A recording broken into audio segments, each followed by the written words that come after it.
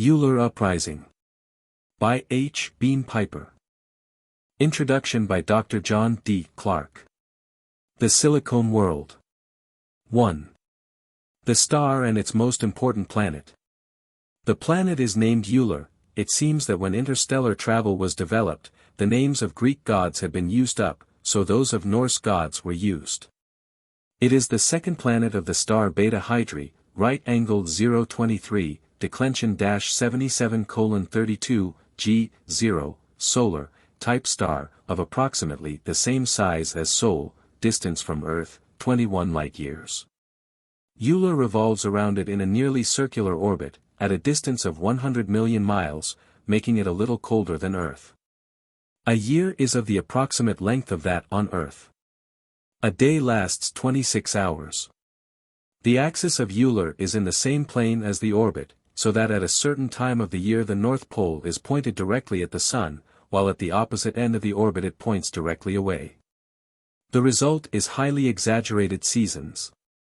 At the poles the temperature runs from 120 degrees Celsius to a low of -80 degrees Celsius. At the equator it remains not far from 10 degrees Celsius all year round. Strong winds blow during the summer and winter, from the hot to the cold pole, few winds during the spring and fall. The appearance of the poles varies during the year from baked deserts to glaciers covered with solid CO2. Free water exists in the equatorial regions all year round. 2. Solar movement as seen from Uller. As seen from the North Pole, no sun is visible on January 1st. On April 1st, it bisects the horizon all day, swinging completely around. April 1st to July 1st, it continues swinging around, gradually rising in the sky, the spiral converging to its center at the zenith, which it reaches July 1st. From July 1st to October 1st the spiral starts again, spreading out from the center until on October 1st it bisects the horizon again. On October 1st night arrives to stay until April 1st. At the equator, the sun is visible bisecting the southern horizon for all 26 hours of the day on January 1st. From January 1st to April 1st, the sun starts to dip below the horizon at night, to rise higher above it during the day. During all this time it rises and sets at the same hours, but rises in the southeast and sets in the southwest. At noon it is higher each day in the southern sky until April 1st, when it rises due east, passes through the zenith and sets due west. From April 1st to July 1st, its noon position drops down to the north, until on July 1st, it is visible all day, bisected by the northern horizon. 3. Chemistry and geology of Uller. Calcium and chlorine are rarer than on Earth, sodium is somewhat commoner. As a result of the shortage of calcium there is a higher ration of silicates to carbonates than exists on Earth. The water is slightly alkaline and resembles a very dilute solution of sodium silicate, water glass. It would have a pH of 8.5 and tastes slightly soapy. Also, when it dries out it leaves a sticky, and then a glassy, crackly film. Rocks look fairly Earth-like, but the absence or scarcity of anything like limestone is noticeable. Practically all the sedimentary rocks are of the sandstone type. All rivers are seasonal, running from the polar regions to the central seas in the spring only, or until the polar cap is completely dried out. 4. Animal life.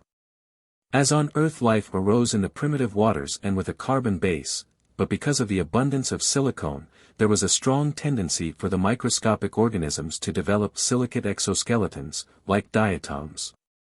The present invertebrate animal life of the planet is of this type and is confined to the equatorial seas. They run from amoeba-like objects to things like crayfish, with silicate skeletons. Later, some species of them started taking silicone into their soft tissues, and eventually their carbon chain compounds were converted to silicone-type chains, with organic radicals on the side links. These organisms were a transitional type, with silicone tissues and water body fluids, resembling the earthly amphibians, and are now practically extinct. There are a few species, something like segmented worms, still to be seen in the backwaters of the central seas. A further development occurred and the silicone chain animals began to get short-chain silicones into their circulatory systems, held in solution by OH or NH2 groups on the ends and branches of the chains. The proportion of these compounds gradually increased until the water was a minor and then a missing constituent. The larger mobile species were, then, practically anhydrous. Their blood consists of short-chain silicones, with quartz reinforcing for the soft parts and their armor, teeth, etc., of pure amorphous quartz, opal. Most of these parts are of the milky variety, variously tinted with metallic impurities, as are the varieties of sapphires. These pure silicone animals, due to their practical indestructibility, annihilated all but the smaller of the carbon animals, and drove the compromised types into odd corners as relics. They developed into a fish-like animal with a very large swimbladder to compensate for the rather higher density of the silicone tissues, and from these fish the land animals developed. Due to their high density and resulting high weight, they tend to be low on the ground, rather reptilian in look. 3 pairs of legs are usual in order to distribute the heavy load. There is no sharp dividing line between the quartz armor and the silicone tissue. One merges into the other. The dominant pure silicone animals only could become mobile and venture far from the temperate equatorial regions of Uller, since they neither froze nor stiffened with cold, nor became incapacitated by heat. Note that all animal life is cold-blooded, with a negligible difference between body and ambient temperatures.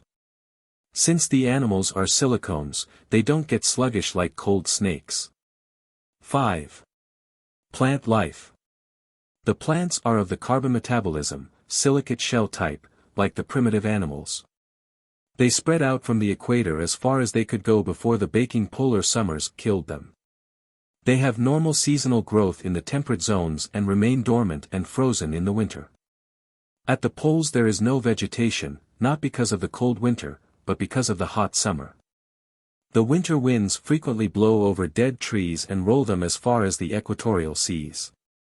Other dead vegetation, because of the highly silicious water, always gets petrified unless it is eaten first. What with the quartz-speckled hides of the living vegetation and the solid quartz of the dead, a forest is spectacular. The silicone animals live on the plants. They chew them up, dehydrate them, and convert their silicious outer bark and carbonaceous interiors into silicones for themselves. When silicone tissue is metabolized, the carbon and hydrogen go to CO2 and H2O, which are breathed out, while the silicone goes into SiO2, which is deposited as more teeth and armor. Compare the terrestrial octopus, which makes armor plating out of calcium urate instead of excreting urea or uric acid. The animals can, of course, eat each other too, or make a meal of the small carbonaceous animals of the equatorial seas. Further note that the animals cannot digest plants when they are cold. They can eat them and store them, but the disposal of the solid water and CO2 is too difficult a problem. When they warm up, the water in the plants melts and can be disposed of, and things are simpler. 2. The fluorine planet. 1. The star and planet. The planet named Niflheim is the 4th planet of New Puppis, right angle 636, declension -43:09, B8 type star, blue-white and hot, 148 light-years distant from Earth, which will require a speed in excess of light to reach it. Niflheim is 462 million miles from its primary, a little less than the distance of Jupiter from our Sun. It thus does not receive too great a total amount of energy, but what it does receive is of high potential, a large fraction of it being in the ultraviolet and higher frequencies. Watch out for really super special sunburn, etc. On unwarned personnel. The gravity of Niflheim is approximately 1 g, the atmospheric pressure approximately 1 atmosphere, and the average ambient temperature about -60 degrees Celsius, -76 degrees Fahrenheit. 2. Atmosphere. The oxidizer in the atmosphere is free fluorine, F2, in a rather low concentration, about 4 or 5%. With it appears a mad collection of gases.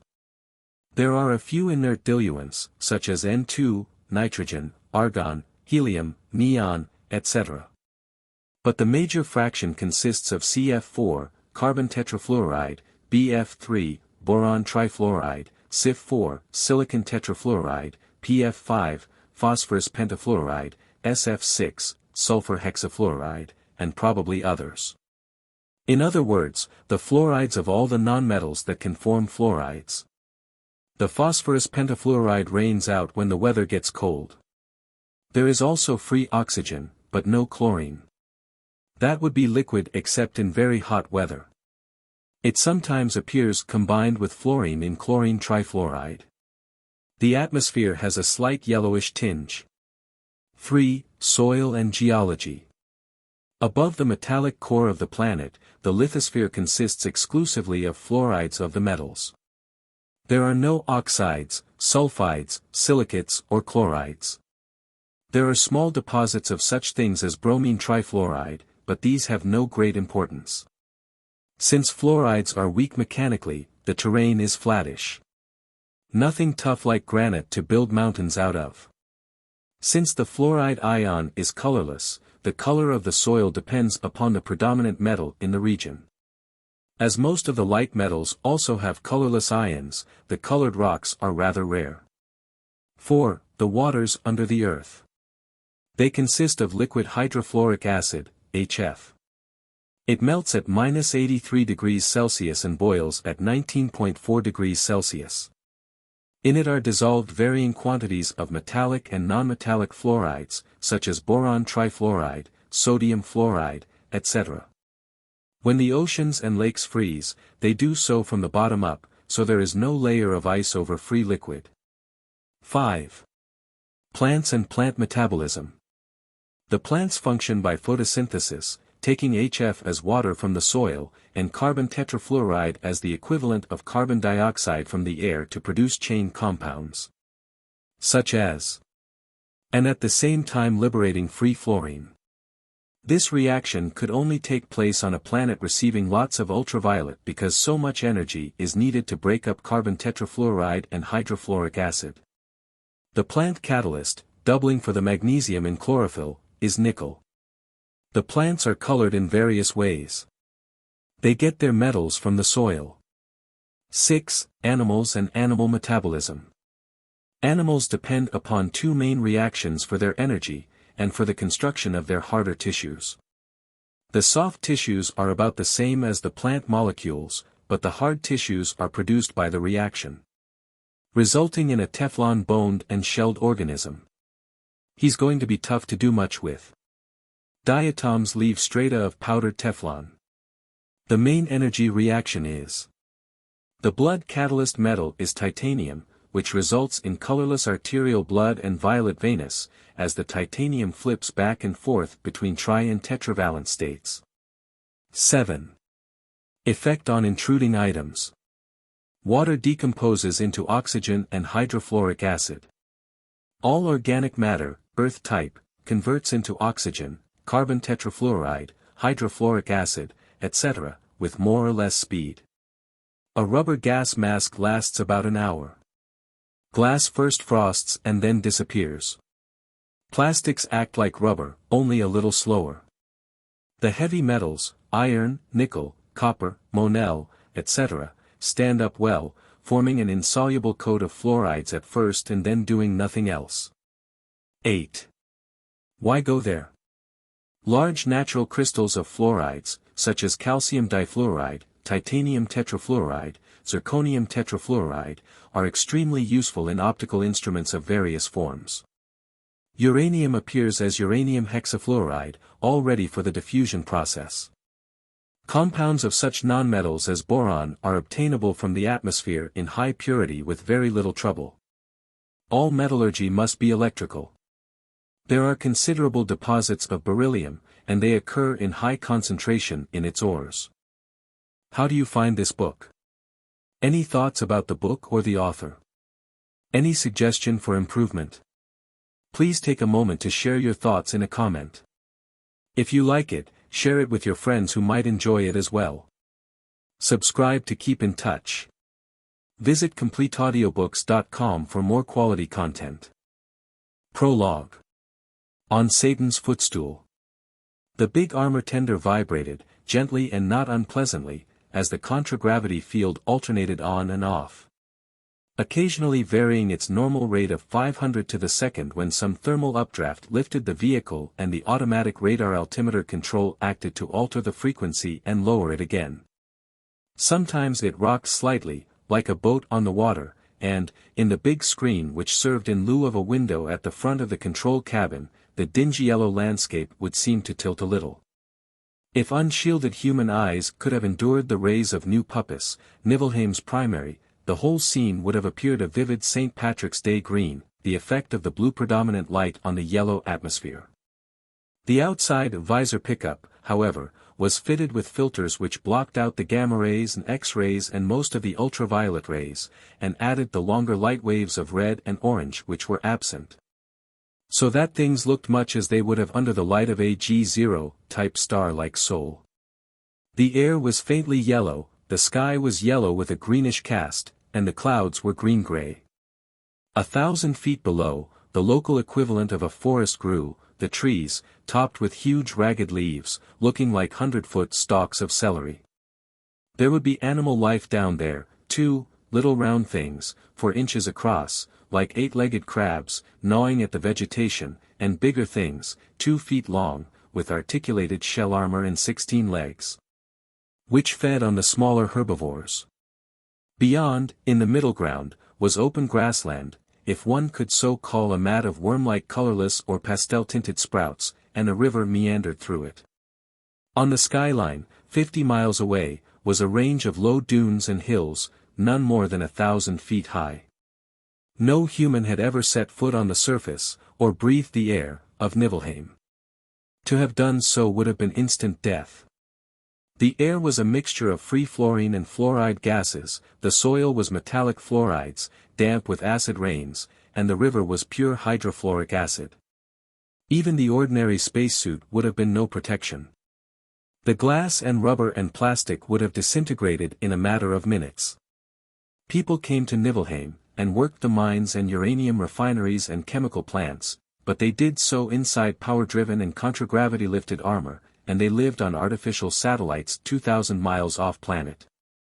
This vehicle, for instance, was built and protected as no spaceship ever had to be, completely insulated and entered only through a triple airlock, an outer lock, which would be evacuated outward after it was closed. A middle lock kept evacuated at all times, and an inner lock, evacuated into the interior of the vehicle before the middle lock could be opened. Niflheim was worse than airless, much worse.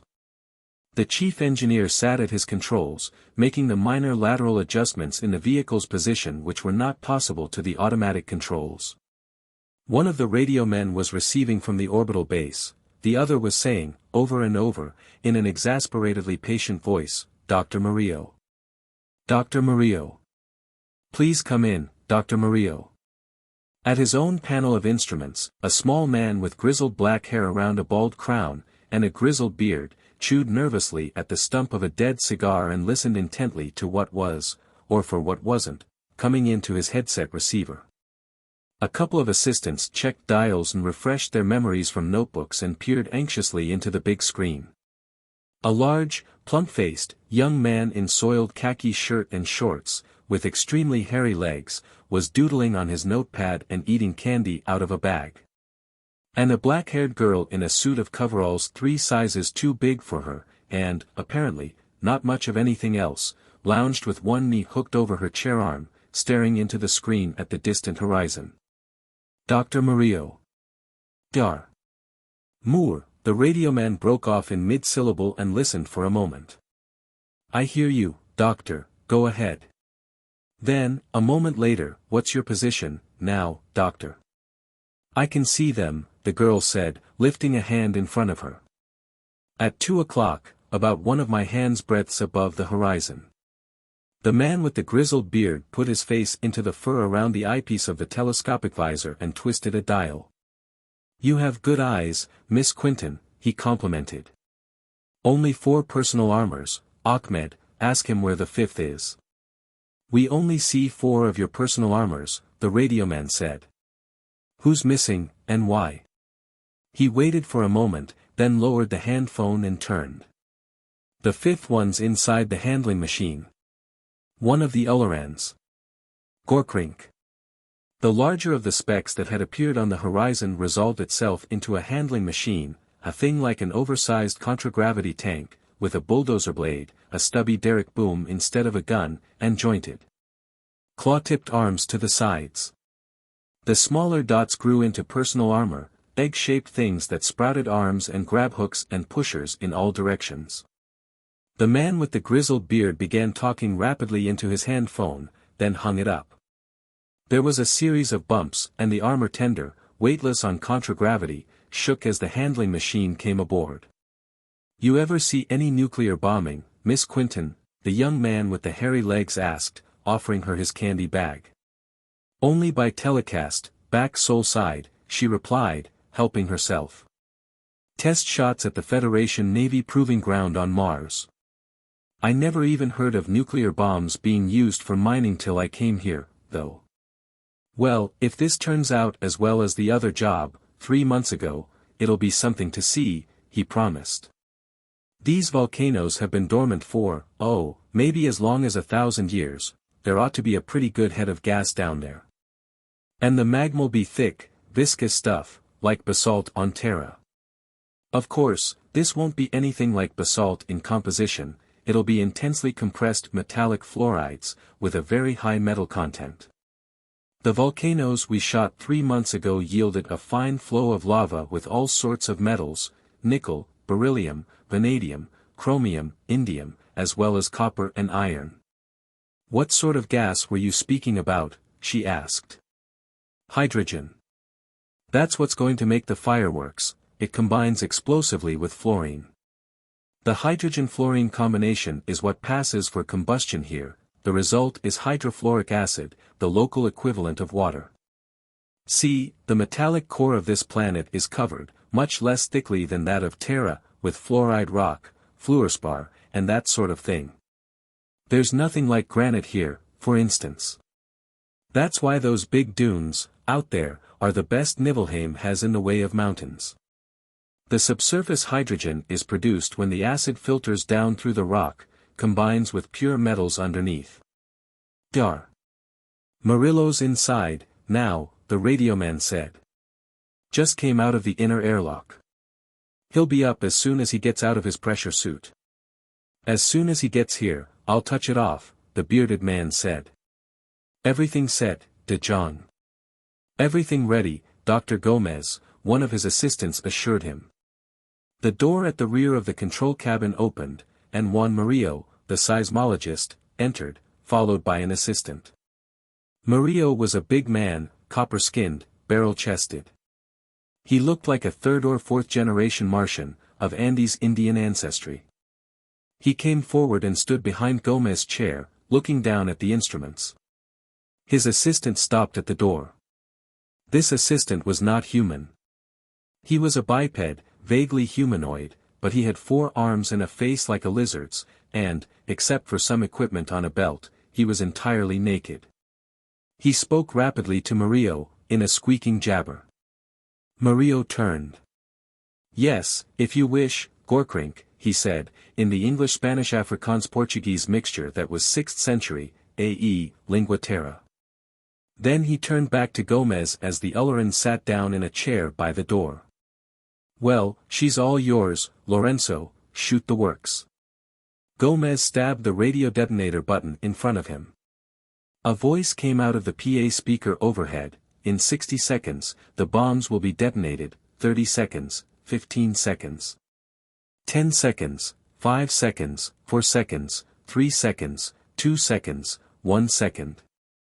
Out on the rolling skyline, 50 miles away, a lance-like ray of blue-white light shot up into the gathering dusk, a clump of 5 rays, really, from 5 deep shafts in an irregular pentagon half a mile across, blended into one by the distance. An instant later, there was a blinding flash, like sheet lightning, and a huge ball of varicolored fire belched upward, leaving a series of smoke rings to float more slowly after it. That fireball flattened, then spread to form the mushroom head of a column of incandescent gas that mounted to overtake it, engorging the smoke rings as it rose, twisting, writhing, changing shape. Turning to dark smoke in one moment and belching flame and crackling with lightning the next. The armor tender began to pitch and roll. It was all the engineer and one of the assistants could do, together, to keep it level. In about half an hour, the large young man told the girl, the real fireworks should be starting. What's coming up now is just small debris from the nuclear blast. When the shock waves get down far enough to crack things open, the gas'll come up, and then steam and ash, and then the magma. This one ought to be twice as good as the one we shot 3 months ago. It ought to be every bit as good as Krakatoa, on Terra, in 59 pre-atomic. Well, even this much was worth staying over for, the girl said, watching the screen. You going on to Uller on the city of Canberra? Lorenzo Gomez asked. I wish I were. I have to stay over and make another shot, in a month or so, and I've had about all of Niflheim I can take, now. The sooner I get onto a planet where they don't ration the air, the better I'll like it. Well, what do you know, the large young man with the hairy legs marveled. He doesn't like our nice planet. Nice planet. Gomez muttered something. They call Terra God's footstool. Well, I'll give you one guess who uses this thing to prop his cloven hoofs on. When are you going to Terra? The girl asked him. Terra? I don't know, a year, 2 years. But I'm going to Uller on the next ship, the city of Pretoria, if we get the next blast off in time. They want me to design some improvements on a couple of power reactors, so I'll probably see you when I get there. Here she comes. The chief engineer called. Watch the base of the column. The pillar of fiery smoke and dust, still boiling up from where the bombs had gone off far underground, was being violently agitated at the bottom. A series of new flashes broke out, lifting and spreading the incandescent radioactive gases, and then a great gush of flame rose. A column of pure hydrogen must have rushed up into the vacuum created by the explosion. The next blast of flame, in a lateral sheet, came at nearly 10,000 feet above the ground, and great rags of fire, changing from red to violet and back through the spectrum to red again, went soaring away to dissipate in the upper atmosphere. Then geysers of hot ash and molten rock spouted upward. Some of the white-hot debris landed almost at the acid river, halfway to the armor tender. We've started a first-class earthquake, too, the Hispano-Indian Martian Murillo said, looking at the instruments. About 6 big cracks opening in the rock structure. You know, when this quiets down and cools off, we'll have more ore on the surface than we can handle in 10 years, and more than we could have mined by ordinary means in 50. About 4 miles from the original blast, another eruption began with a terrific gas explosion. Well, that finishes our work, the large young man said, going to a kit bag in the corner of the cabin and getting out a bottle. Get some of those plastic cups, over there, somebody, this one calls for a drink. That's right, Gomez said. You do something once, it may be an accident, you repeat the performance, and it's a success. He began pushing papers aside on his desk, and the girl in the 2 ample coveralls brought drinking cups. The Ulleran, in the background, rose quickly and squeaked apologetically. Murillo nodded. Yes, of course, Gorkrink. No need for you to stay here. The Ulleran went out, closing the door behind him. That taboo against Ullerans and Terrans watching each other eat and drink, Murillo said. What is that, part of their religion? No, it's their version of modesty, the girl replied. Like some of our sex inhibitions, which they can't even begin to understand. But you were speaking to him in lingua terra, I didn't know any of them understood it. Gorkrink does, Murillo said, uncorking the bottle and pouring into the plastic cups. None of them can speak it, of course, because of the structure of their vocal organs, any more than we can speak their languages without artificial aids. But I can talk to him in lingua terra without having to put one of those damn gags in my mouth, and he can pass my instructions on to the others. He's been a big help, I'll be sorry to lose him. Lose him? Yes, his year's up. He's going back to Uller on the Canberra. You know, it's impossible to keep some trace of fluorine from the air in the handling machines, or even out on the orbiters, and it plays the devil with their lungs. He wanted to stay on another 3 months, to help with the next shot, but the medics wouldn't hear of it. He's from Keeluk, wherever on Uller that is, claims to be a prince, or something. I know all the other geeks kowtow to him. But he's a damn good worker. Very smart, picks things up the first time you tell him. I'll recommend him unqualifiedly for any kind of work with contragravity or mechanized equipment. They all had drinks, now, except the chief engineer, who wanted a rain check on his. Well, here's to us, Mario said. The first A-bomb miners in history. 1. Commander-in-Chief Front and Center. General Carlos von Schlichten threw his cigarette away, flexed his hands in his gloves, and set his monocle more firmly in his eye. Stepping forward as the footsteps on the stairway behind him ceased and the other officers emerged from the squat flint keep, Captain Casabiel, the post CO. Big, chocolate-brown Brigadier General Themistocles Mzangwa, Little Colonel Hideyoshi O'Leary. Far in front of him, to the left, the horizon was lost in the cloud bank over Takat Sea. Directly in front, and to the right, the brown and gray and black Flint Mountains sawed into the sky until they vanished in the distance. Unseen below, the old caravan trail climbed one side of the pass and slid down the other, a sheer 500 feet below the parapet and the two-corner catapult platforms which now mounted 90mm guns. On the little 100-foot square parade ground in front of the keep, his air car was parked, and the soldiers were assembled. 10 or 12 of them were Terrans, a couple of lieutenants, sergeants, gunners, technicians, the sergeant driver and corporal gunner of his own car. The other 50-odd were Ulleran natives. They stood erect on stumpy legs and broad, six-toed feet. They had 4 arms apiece, one pair from true shoulders and the other connected to a pseudo-pelvis midway down the torso. Their skins were slate gray and rubbery, speckled with pinhead-sized bits of quartz that had been formed from perspiration, for their body tissues were silicone instead of carbon-hydrogen. Their narrow heads were unpleasantly saurian. They had small, double-lidded red eyes, and slit-like nostrils, and wide mouths filled with opalescent teeth. Except for their belts and equipment, they were completely naked. The uniform consisted of the emblem of the chartered Uller Company stencil painted on chests and backs. Clothing, to them, was unnecessary either for warmth or modesty. As to the former, they were cold-blooded and could stand a temperature range of from 120 to -100 centigrade.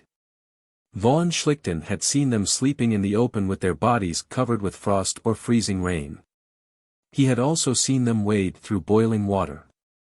As to the second, they had practically no sex inhibitions, they were all of the same gender, true, functional, hermaphrodites. Any individual among them could bear young, or fertilize the ova of any other individual. 15 years ago, when he had come to Uller as a former Terran Federation captain newly commissioned colonel in the army of the Uller Company. It had taken some time before he had become accustomed to the detailing of a non-com and a couple of privates out of each platoon for babysitting duty. At least, though, they didn't have the squat rubble around army posts on Uller that they had on Thor, where he had last been stationed.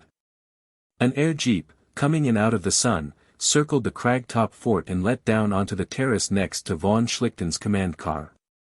It carried a bristle of 15mm machine guns, and 2 of the 8 50mm rocket tubes on either side were empty and freshly smoke-stained. The Duraglass canopy slid back, and the 2-man crew, lieutenant driver and sergeant gunner, jumped out. Von Schlichten knew them both. Lieutenant Kendall, Sergeant Garcia, he greeted. "Good afternoon, gentlemen." Both saluted, in the informal, hell-with-ranqueer-all-human manner of Terran soldiers on extraterrestrial duty, and returned the greeting. "How's the GEAL situation?" he asked, then nodded toward the fired rocket tubes. "I see you had some shooting." "Yes, sir," the lieutenant said. 2 bands of them. We sighted the first coming up the eastern side of the mountain about 2 miles this side of the Blue Springs. We got about half of them with MG fire, and the rest dived into a big rock crevice. We had to use 2 rockets on them, and then had to let down and pot a few of them with our pistols. We caught the second band in that little punchbowl place about a mile this side of Zortok's old fort. There were only 6 of them, they were bunched together, feeding off one of their own gang, I'd say. The way we've been keeping them up in the high rocks, they've been eating inside the family quite a bit, lately. We let them have 2 rockets. No survivors. Not many very big pieces, in fact. We let down at Zortok's for a beer, after that, and Captain Martinelli told us that one of his jeeps caught what he thinks was the same band that was down off the mountain night before last and ate those peasants on Prince Neilding's estate. By God, I'm glad to hear that. There'd been a perfect hell of a flap about that business. Before the Terrans came to Uller, it was a good year when not more than 500 farm folk would be killed and eaten by Geel cannibals. The incident of 2 nights ago had been the first of its kind in almost 6 months, but the nobleman whose serfs had been eaten was practically accusing the company of responsibility for the crime. I'll see that Neilding is informed. The more you do for these damned geeks, the more they expect from you. When you get your vehicle re-ammoed, Lieutenant, suppose you buzz back to where you machine-gunned that first gang. If there are any more around, they'll have moved in for the free meal by now. This breakdown of the Geel's taboo against eating fellow tribesmen was one of the best things he'd heard from the Cannibal Extermination Project for some time. He turned to Themistocles Mzangwa. In about 2 weeks, get a little task force together.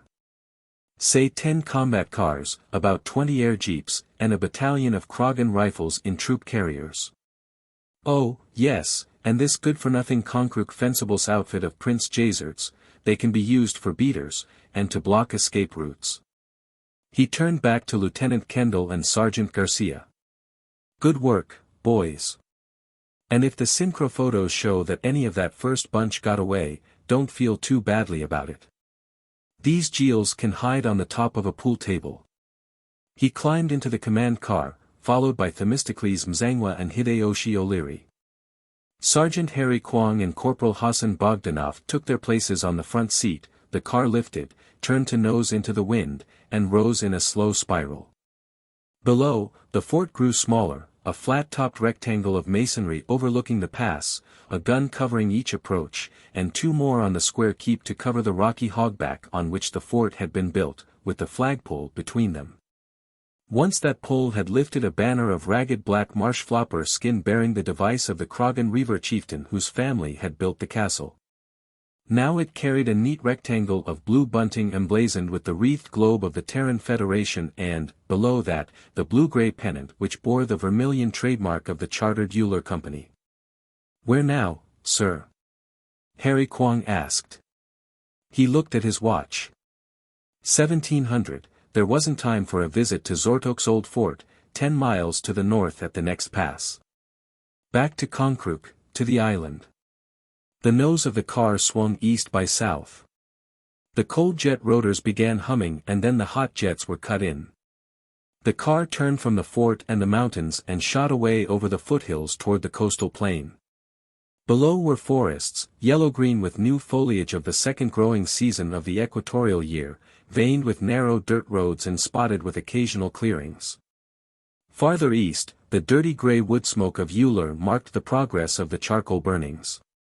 It took 40 years to burn the forests clear back to the flint cliffs. By the time the burners reached the mountains, the new trees at the seaward edge would be ready to cut.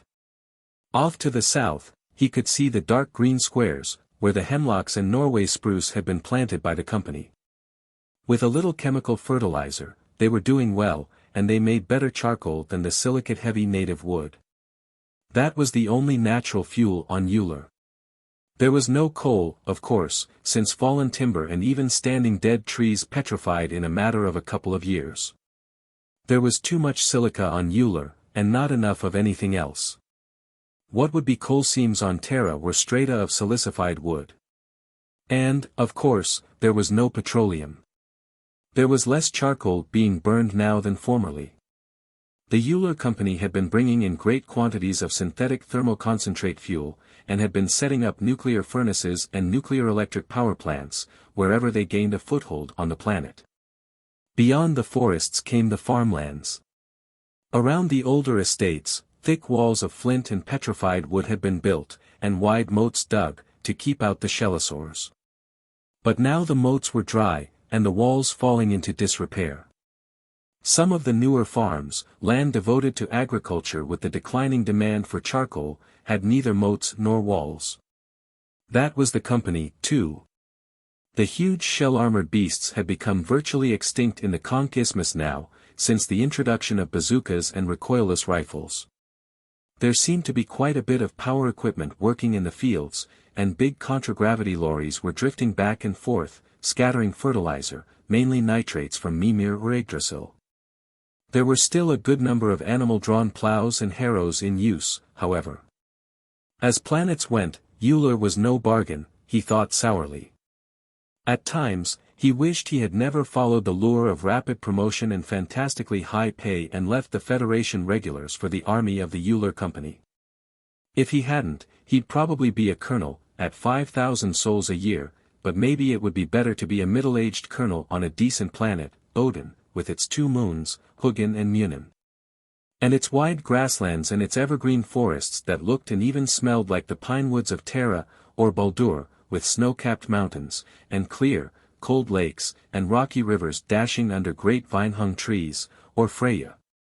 Where the people were human to the last degree and the women were so breathtakingly beautiful, then a company army general at 25,000 on this combination icebox, furnace, wind tunnel and stone pile. Where the water tasted like soapsuds and left a crackly film when it dried.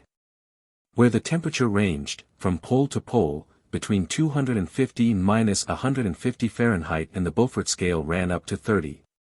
Where nothing that ran or swam or grew was fit for a human to eat, and where the people. Of course, there were worse planets than Uller. There was Nidhogg, cold and foggy, its equatorial zone a gloomy marsh and the rest of the planet locked in eternal ice. There was Bifrost, which always kept the same face turned to its primary. One side blazingly hot and the other close to absolute zero, with a narrow and barely habitable twilight zone between. There was Mimir, swarming with a race of semi-intelligent quasi-rodents, murderous, treacherous, utterly vicious. Or Niflheim. The Uller Company had the franchise for Niflheim, too. They'd had to take that and agree to exploit the planet's resources in order to get the franchise for Uller, which furnished a good quick measure of the comparative merits of the two. Ahead, the city of Konkruk sprawled along the delta of the Konk River and extended itself inland. The river was dry, now. Except in spring, when it was a red-brown torrent, it never ran more than a trickle, and not at all this late in the northern summer. The air car lost altitude, and the hot jet stopped firing. They came gliding in over the suburbs and the yellow-green parks, over the low one-story dwellings and shops, the lofty temples and palaces, the fantastically twisted towers. Following a street that became increasingly mean and squalid as it neared the industrial district along the waterfront. Von Schlichten, on the right, glanced idly down, puffing slowly on his cigarette. Then he stiffened, the muscles around his right eye clamping tighter on the monocle. Leaning forward, he punched Harry Kwong lightly on the shoulder. "Circle back, Sergeant, let's have a look at that street again," he directed. "Something going on, down there, looks like a riot." "Yes, sir, I saw it," the Chinese-Australian driver replied. "Terrans in trouble, being mobbed by geeks." Air car parked right in the bloody middle of it. The car made a twisting, banking loop and came back, more slowly. Colonel Hideyoshi O'Leary was using the binoculars. "That's right," he said. "Terrans being mobbed. 2 of them, backed up against a house. I saw one of them firing a pistol." Von Schlichten had the handset of the car's radio, and was punching out the combination of the company guardhouse on Gongonk Island. He held down the signal button until he got an answer. "Von Schlichten, in car over Konkruk. Riot on 4th Avenue, just off 72nd Street." No Terran could possibly remember the names of Konkruk streets. Even native troops recruited from outside found the numbers easier to learn and remember. Geeks mobbing a couple of Terrans. I'm going down, now, to do what I can to help, send troops in a hurry. Kragan rifles. And stand by. My driver'll give it to you as it happens. The voice of somebody at the guardhouse, bawling orders, came out of the receiver as he tossed the phone forward over Harry Kwong's shoulder. Kwong caught it and began speaking rapidly and urgently into it while he steered with the other hand. Von Schlichten took one of the 5-pound spiked riot maces out of the rack in front of him. Themistocles Mzangwa had already drawn his pistol. He shifted it to his left hand and took a mace in his right. The Nipponese-Irish colonel, looking like a homicidally infuriated pixie, had an automatic in one hand and a long dagger in the other. Harry Kwong and Hassan Bogdanov were old Uller hands, they'd done this sort of work before. Bogdanov rose into the ball turret and swung the twin 15mm around, cutting loose. Kwong brought the car in fast, at about shoulder height on the mob. Between them, they left a swath of mangled, killed, wounded, and stunned natives. Then, spinning the car around, Kwong set it down hard on a clump of rioters as close as possible to the struggling group around the two Terrans. Von Schlichten threw back the canopy and jumped out of the car, O'Leary and Mzangwa behind him. There was another air car, a dark maroon civilian job, at the curb. Its native driver was slumped forward over the controls, a short crossbow bolt sticking out of his neck. Backed against the closed door of a house, a Terran with white hair and a small beard was clubbing futilely with an empty pistol. He was wounded, and blood was streaming over his face. His companion, a young woman in a long fur coat, was laying about her with a native Buello knife. Von Schlichten's mace had a spiked ball head, and a 4-inch spike in front of that. He smashed the ball down on the back of one Ulleran's head, and jabbed another in the rump with the spike. Zack! Zack, he yelled, in Pidgin Ulleran. Jik jik, you lizard-faced creator's blunder.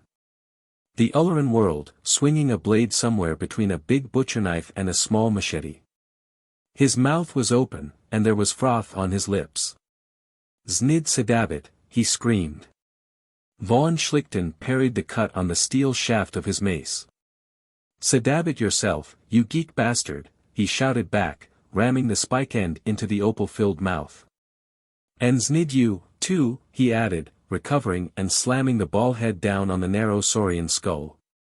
The Ulleran went down, spurting a yellow fluid about the consistency of gun oil. Then, without wasting words, he maced another of the things. Ahead, one of the natives had caught the wounded Terran with both lower hands, and was raising a dagger with his upper right. The girl in the fur coat swung wildly, slashing the knife arm, then chopped down on the creature's neck. To one side, a native somewhat better dressed than the others, to the extent of a couple of belts with gold ornaments, drew a Terran automatic. Von Schlichten hurled his mace and drew his pistol, thumbing off the safety as he swung it up, but before he could fire, Hassan Bogdanov had seen and swung his guns around. The double burst caught the native in the chest and fairly tore him apart. Another of them closed with the girl, grabbing her right arm with all four hands and biting at her. She screamed and kicked her attacker in the groin, where an Ulleran is, if anything, even more vulnerable than a Terran. The native howled hideously, and Von Schlichten, jumping over a couple of corpses, shoved the muzzle of his pistol into the creature's open mouth and pulled the trigger. Blowing its head apart like a rotten pumpkin and splashing both himself and the girl with yellow blood and rancid-looking gray-green brains. Hideyoshi O'Leary, jumping forward after Von Schlichten, stuck his dagger into the neck of a rioter and left it there, then caught the girl around the waist with his free arm. Themistocles Mzangwa dropped his mace and swung the frail-looking man onto his back. Together, they struggled back to the command car, Von Schlichten covering the retreat with his pistol. Another rioter, a Zerk nomad from the north, he guessed, was aiming one of the long-barreled native air rifles, holding the 10-inch globe of the air chamber in both lower hands. Von Schlichten shot him, and the Zerk literally blew to pieces. For an instant, he wondered how the small bursting charge of a 10mm explosive pistol bullet could accomplish such havoc, and assumed that the native had been carrying a bomb in his belt. Then another explosion tossed fragmentary corpses nearby, and another and another. Glancing quickly over his shoulder, he saw 4 combat cars coming in, firing with 40mm autocannon and 15mm machine guns. They swept between the hovels on one side and the warehouses on the other, strafing the mob, darted up to 1,000 feet, looped, and came swooping back, and this time there were 3 long blue-gray troop carriers behind them. These landed in a hastily cleared street and began disgorging native company soldiers, Kragan mercenaries, he noted with satisfaction. They carried a modified version of the regular Terran Federation infantry rifle, stocked and sighted to conform to their physical peculiarities, with long, thorn-like, triangular bayonets. One platoon ran forward, dropped to one knee, and began firing rapidly into what was left of the mob. 4-handed soldiers can deliver a simply astonishing volume of fire, particularly when armed with auto-rifles having 20-shot dropout magazines which can be changed with the lower hands without lowering the weapon. There was a clatter of shod hoofs, and a company of the King of Konkrook's cavalry came trotting up on their 6-legged, lizard-headed, quartz-speckled mounts. Some of these charged into side alleys, joyfully lancing and cutting down fleeing rioters, while others dismounted, 3 tossing their reins to a 4th, and went to work with their crossbows. Von Schlichten, who ordinarily entertained a dim opinion of the King of Konkrook's soldiery, admitted, grudgingly, that it was smart work, for hands were a big help in using a crossbow, too. A Terran captain of native infantry came over, saluting. "Are you and your people all right, General?" he asked. Von Schlichten glanced at the front seat of his car, where Harry Kwong, a pistol in his right hand, was still talking into the radiophone, and Hassan Bogdanov was putting fresh belts into his guns. Then he saw that the Greco-African brigadier and the Irish-Japanese colonel had gotten the wounded man into the car. The girl, having dropped her BOLO, was leaning against the side of the car, one foot heedlessly in what was left of an Ulleran who had gotten smashed under it, weak with nervous reaction. "We seem to be, Captain Pedalski. Very smart work. You must have those vehicles of yours on hyperspace drive." "How is he, Colonel?" "We'd better get him to the hospital, right away," O'Leary replied. "I think he has a concussion." "Harry, call the hospital. Tell them what the score is, and tell them we're bringing the casualty into their top landing stage." "Why, we'll make out very nicely, Captain. You'd better stay around with your Kragans and make sure that these geeks of King Jikarks don't let the riot flare up again and get away from them. And don't let them get the impression that they can maintain order around here without our help. The company would like to see that attitude discouraged." "Yes, sir, I understand." Captain Pedalski opened the pouch on his belt and took out the false palate and tongue clicker without which no Terran could do more than mouth a crude and barely comprehensible Pidgin Ulleran. Stuffing the gadget into his mouth, he turned and began jabbering orders. Von Schlichten helped the girl into the car, placing her on his right. The wounded civilian was propped up in the left corner of the seat, and Colonel O'Leary and Brigadier General Mzangwa took the jump seats. The driver put on the contragravity field, and the car lifted up. "See if there's a flask and a drinking cup in the door pocket next to you," he said. "I think Miss Quinton could use a drink." The girl turned. Even in her present disheveled condition, she was beautiful, a trifle on the petite side, with black hair and black eyes that quirked up oddly at the outer corners. Her nails were black lacquered and spotted with little gold stars, evidently a new feminine fad from Terra. "I certainly could, General. How did you know my name?" "You've been on Uller for the last 3 months. Ever since the city of Canberra got in from Niflheim. On Uller, there aren't enough of us that everybody doesn't know all about everybody else. You're Dr. Paula Quinton. You're an extraterrestrial sociographer, and you're a field agent for the Extraterrestrials' Rights Association, like Mohammed Ferriera, here." He took the cup and flask from Themistocles Mzangwa and poured her a drink. "Take this easy, now. Baldur honey rum, 150 proof." He watched her sip the stuff cautiously, cough over the first mouthful, and then get the rest of it down. More. When she shook her head, he stoppered the flask and relieved her of the cup. What were you doing in that district, anyhow, he wanted to know. I'd have thought Mohammed Ferriera would have had more sense than to take you there, or go there, himself, for that matter. We went to visit a friend of his, a native named Keeluk, who seems to be a sort of combination clergyman and labor leader, she replied. I'm going to observe labor conditions at the North Pole mines in a short while, and Mr. Keeluk was going to give me letters of introduction to friends of his at Skilk. With the aid of his monocle, von Schlichten managed to keep a straight face. Neither Mzangwa nor O'Leary had any such aid. The African rolled his eyes and the Japanese Irishman grimaced. We talked with Mr. Keeluk for a while, the girl said, and when we came out, we found that our driver had been killed and a mob had gathered. Of course, we were carrying pistols. They're part of this survival kit you make everybody carry, along with the emergency rations and a water desilicator. Mr. Ferriera's wasn't loaded, but mine was. When they rushed us, I shot a couple of them, and then picked up that big knife. That's why you're still alive, von Schlichten commented. We wouldn't be if you hadn't come along, she told him.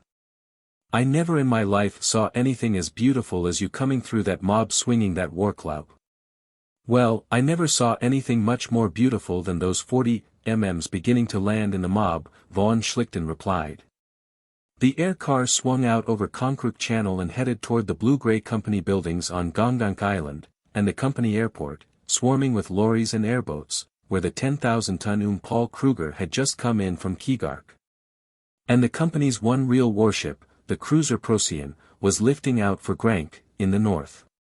Down at the southern tip of the island, the 3,000-foot globe of the spaceship city of Pretoria, from Niflheim, was loading with cargo for Terra. Just what happened, while you and Mr. Ferriera were in Keeluk's house. Miss Quinton? Hideyoshi O'Leary asked, trying not to sound official. Was Keeluk with you all the time? Or did he go out for a while, say 15 or 20 minutes before you left? Why, yes, he did. Paula Quinton looked surprised. How did you guess it? You see, a dog started barking, behind the house, and he excused himself and... A dog, von Schlichten almost shouted. The other officers echoed him, and on the front seat, Harry Kwong said, Kubli me. Why, yes. Paula Quinton's eyes widened. But there are no dogs on Uller, except a few owned by Terrans. And wasn't there something about? Von Schlichten had the radiophone and was calling the command car at the scene of the riot. The sergeant driver answered. Von Schlichten here, my compliments to Captain Pedalski, and tell him he's to make immediate and thorough search of the house in front of which the incident occurred, and adjoining houses. For his information, that's Keeluk's house.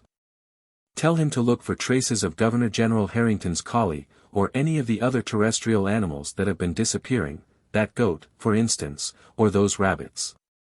And I want Keeluk brought in, alive and in condition to be interrogated. I'll send more troops, or constabulary, to help you. He handed the phone to Mzangwa. You take care of that end of it, them, you know who can be spared. But, what? The girl began. That's why you were attacked, he told her. Keeluk was afraid to let you get away from there alive to report hearing that dog, so he went out and had a gang of thugs rounded up to kill you. But he was only gone 5 minutes. In 5 minutes, I can put all the troops in Konkrook into action. Keeluk doesn't have radio or TV, we hope, but he has his forces concentrated, and he has a pretty good staff. But Mr. Keeluk's a friend of ours. He knows what our association is trying to do for his people. So he shows his appreciation by setting that mob on you. Look, he has a lot of influence in that section. When you were attacked, why wasn't he out trying to quiet the mob? When they jumped you, you tried to get back into the house, Mzangwa put in. And you found the door barred against you. Yes, but... The girl looked troubled, Mzangwa had guessed right. But what's all the excitement about the dog? What is it, the sacred totem animal of the Uller Company. It's just a big brown collie, named Stalin, like half the dogs on Terra. Somebody stole it, and Keeluk was keeping it, and we want to know why. We don't like geek mysteries. Not when they lead to murderous attacks on Terrans, at least. The air car let down on the hospital landing stage. A stretcher was waiting, with a Terran intern and 2 Ulleran orderlies. They got the still unconscious Mohammed Ferriera out of the car. You'd better go with them, yourself, Miss Quinton, von Schlichten advised. You have a couple of nasty-looking bruises and bumps. A couple of abrasions, too, where those geeks grabbed you, they have hides like sandpaper. And better have that coat cleaned, before that goo on it hardens, or it'll be ruined. Yes. You have a lot of it on your uniform, too. He glanced down at the blue-gray jacket. So I have. And another thing. Those letters Keeluk was going to give you, the ones to his friends in Skilk. Did you get them? She felt in the pocket of her coat. Yes. I still have them. I wish you'd let Colonel O'Leary have a look at them. There may be more to them than you think. Hid, will you go with Miss Quinton? 2. Rakkeed, Stalin, and the Reverend Keeluk. Von Schlichten, in a fresh uniform, sat at the end of the table in Sidney Harrington's office. Harrington and Eric Blunt, the lieutenant governor, faced each other across it, over the 3-foot disc of an Ulleran chessboard. Harrington had the white, or center, position. Blunt, sandy-haired and considerably younger, was playing black, and his pieces were closing in relentlessly from the outer rim. Well, then what? Harrington asked. Von Schlichten dropped ash from his cigarette into the tray that served all 3 of them. Nothing much, he replied. Keeluk bugged out as soon as he saw my car let down. We picked up a few of his ragtag and bobtail, and they're being questioned now, but I doubt if they'll tell us anything we don't know already. The dog had been kept in a lean-to back of the house. It had been removed, probably as soon as Keeluk called in his goon gang. At least one of the rabbits had been kept on the premises, too, some time ago. No trace of the goat. He watched Blunt move one of his pieces and nodded approvingly. The riot's been put down, he continued, but we're keeping 2 companies of Kragans in the city, and about a dozen air jeeps patrolling the section from 80th down to 64th, and from the waterfront back to 8th Avenue. There is also the equivalent of a regiment of King Jaikark's infantry, spearmen, crossbowmen, and a few riflemen, and 2 of those outsize cavalry companies of his, helping hold the lid down. They're making mass arrests, indiscriminately. More slaves for Jaikark's court favorite, of course. Or else Gurgurk wants them to use for patronage, Blunt added. He's been building quite a political organization, lately. Getting ready to shove Jaikark off the throne, I'd say. Harrington pushed one of his pieces out along a radial line toward the rim. Blunt promptly took a pawn, which, under Ulleran rules, entitled him to a second move. He shifted another piece, a sort of combination knight and bishop, to threaten the piece Harrington had moved. Oh, Gurgurk wouldn't dare try anything like that, the Governor-General said. He knows we wouldn't let him get away with it. We have too much of an investment in King Jaikark. Then why's Gurgurk been supporting this damned Rakkeed? Blunt wanted to know, hastily interposing a piece. Gurgurk can follow one of 2 lines of policy. He can undertake to heave Jaikark off the throne and seize power, or he has to support Jaikark on the throne. We're subsidizing Jaikark. Rakkeed has been preaching this crusade against the Terrans, and against Jaikark, whom we control. Gurgurk has been subsidizing Rakkeed. You haven't any proof of that, Harrington protested. My intelligence section has, von Schlichten put in. We can give sums of money, and dates, and the names of the intermediaries through whom they were paid to Rakkeed. Eric is absolutely correct in making that statement.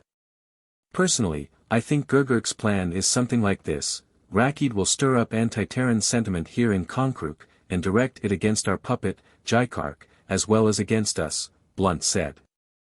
When the outbreak comes, Jaikark will be killed, and then Gurgurk will step in, seize the palace, and use the royal army to put down the revolt that he's incited in the first place.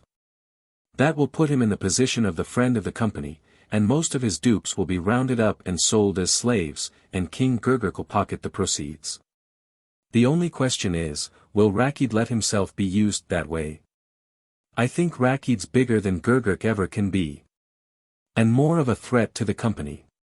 Everywhere we turn, Rakkeed's at the bottom of whatever happens to be wrong. This business, for instance, Keeluk's one of Rakkeed's followers. Eric, you have Rakkeed on the brain. Harrington exclaimed impatiently, then moved the threatened piece counterclockwise on the circle where he had placed it. He's just a barbarian caravan driver. Eric Blunt moved the piece that had taken Harrington's pawn. Your king's in danger, he warned. And Hitler was just a paper hanger. Rakkeed has no following, except among the rabble. Harrington puffed furiously at his pipe, trying to figure the best protection for his king. You just think he hasn't, Blunt retorted. Here in Konkrook, he's always entertained by one or another of the big ship-owning nobles. They probably deprecate his table manners, but they just love his politics. And the same thing at Keegark, and at the free cities along the eastern shore. The last time Rakkeed was in Konkrook, he was the guest of the Keegarkan ambassador, von Schlichten stated. Intelligence got that from a spy we planted among the embassy servants. You sure this spy wasn't just romancing?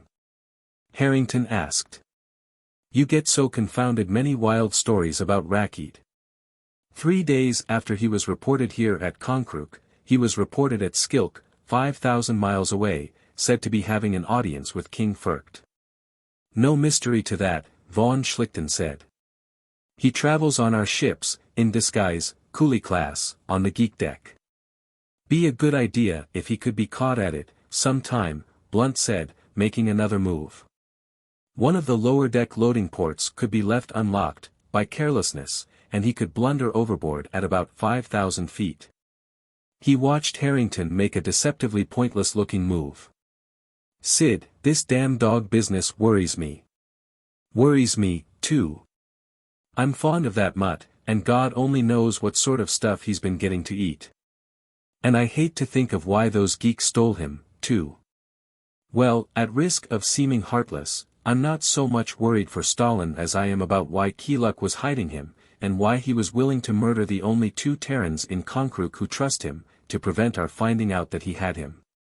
A Mr. Keeluk, a clergyman, von Schlichten quoted. He chain-lit another cigarette and stubbed out the old one. Maybe the Reverend Keeluk wanted Stalin for sacramental purposes. Blunt looked up sharply. Ritual killing, he asked. Or sympathetic magic? Von Schlichten shrugged.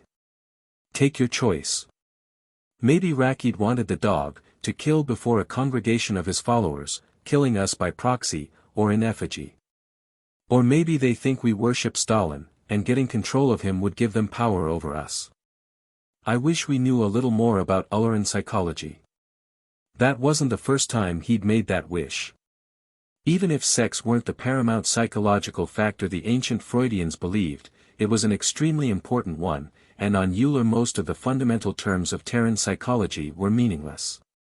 At the same time, the average Ulleran probably had complexes and neuroses that would have had Freud talking to himself, and they certainly indulged in practices that would have even stood Krafft Ebing's hair on end.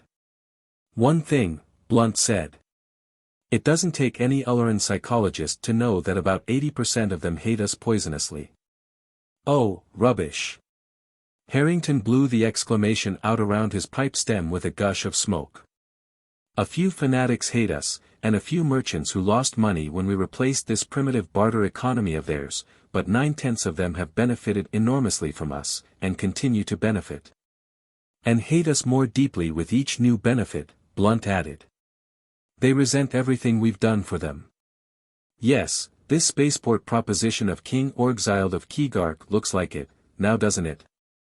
Harrington retorted. He hates and resents us so much that he's offered us a spaceport at his city. What's it going to cost him? Blunt asked. He furnishes the land, sequestered from the estate of some noble he executed for treason, and the labor, all forced. We furnish the structural steel, the machine equipment, the engineering. We get a spaceport we don't really need, and he gets all the business it'll bring to Keeluk. Considering the fact that Rakkeed is a welcome guest at his embassy here, and at the royal palace at Keeluk, I'm beginning to wonder if he isn't fomenting trouble for us here at Conquest to make us willing to move our main base to his city. He made a move.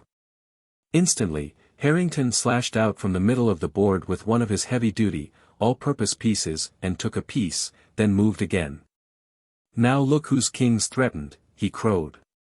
Yes, I see. Blunt brought a piece clockwise around the board and took the threatening piece, then moved again. I hope you see whose king's threatened, now.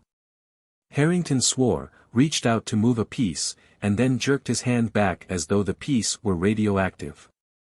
For a while, he sat puffing his pipe and staring at the board.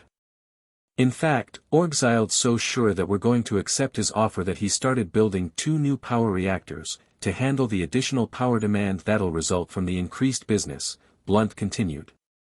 Where's he getting the plutonium? Von Schlichten asked. Where can he get it? Harrington replied.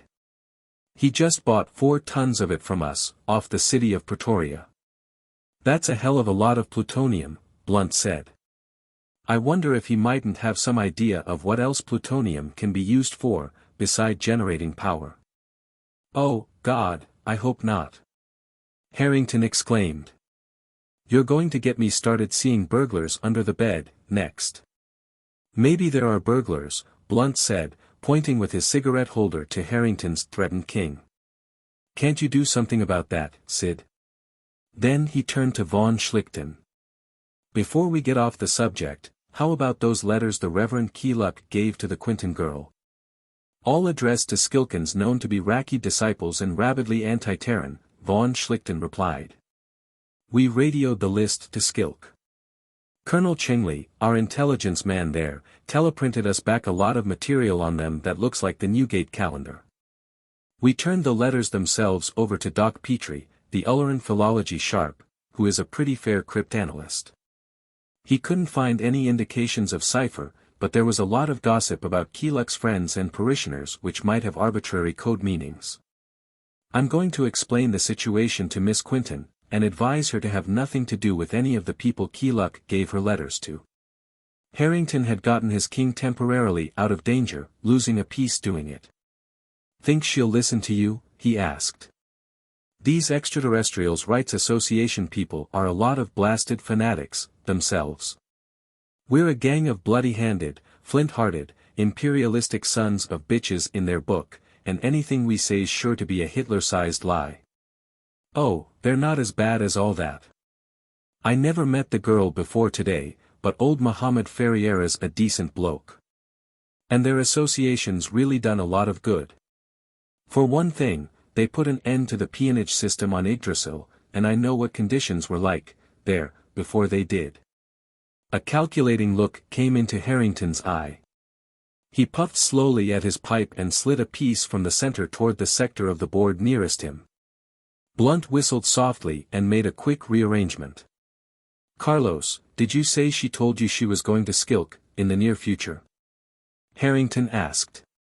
Well, look here, you're going up that way, yourself, with that battalion of Kragans, on the Aldebaran. Why don't you invite her to make the trip with you? You can be quite attractive to young ladies, when you try, and she'll be grateful for that rescue this afternoon, which is always a good foundation. Maybe you can plant a couple of ideas where they'll do the most good. She's only been here for 3 months, since the Canberra got in from Niflheim. You know and I know and we all know that there are a lot of things up there at the polar mines that would look like hell to anybody who didn't understand local conditions. Well, Miss Quinton's company won't be any particularly heavy cross for me to bear, von Schlichten replied. I won't guarantee anything, of course. The intercom speaker on the table whistled several times. Harrington swore, laid down his pipe, and got up, brushing ashes from the front of his coat. He flipped a switch and spoke into the box. "Governor," a voice replied out of it, "there's a geek procession just landed from a water barge in front, and is coming up the roadway to Company House. A platoon of Jaikark's household guards, with rifles, the spear of state, a royal litter.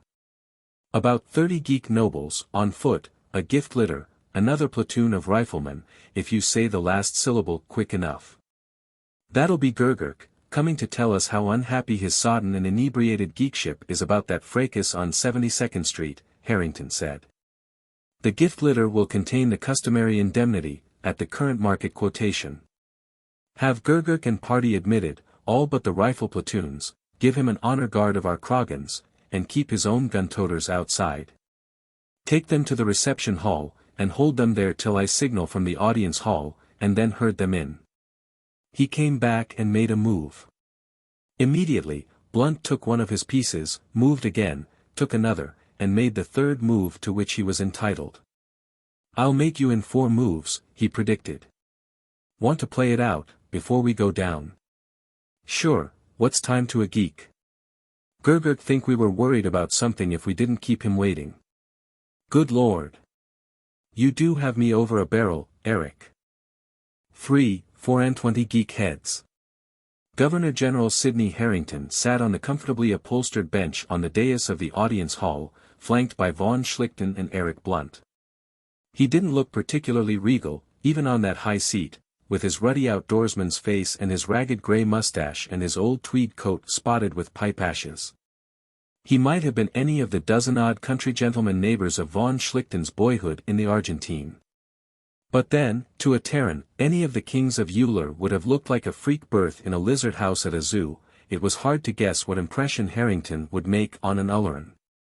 He took the false palate and tongue clicker, officially designated as an enunciator, Ulleran, and, colloquially, as a geek speaker, out of his coat pocket and shoved it into his mouth.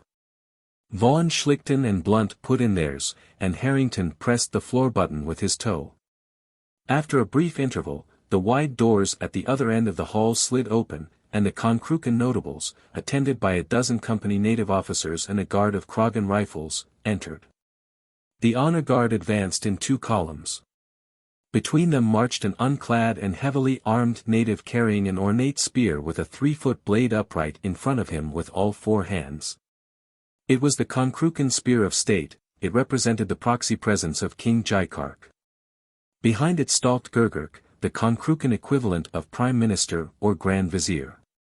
He wore a gold helmet and a thing like a string vest made of gold wire, and carried a long sword with a 2-hand grip, a pair of Terran automatics built for a hand with 6 4-knuckled fingers, and a pair of matched daggers. He was considerably past the Ulleran prime of life, 70 or 80, to judge from the worn appearance of his opal teeth, the color of his skin, and the predominantly reddish tint of his quartz speckles. An immature Ulleran would be a very light gray, white under the arms, and his quartz specks would run from white to pale yellow.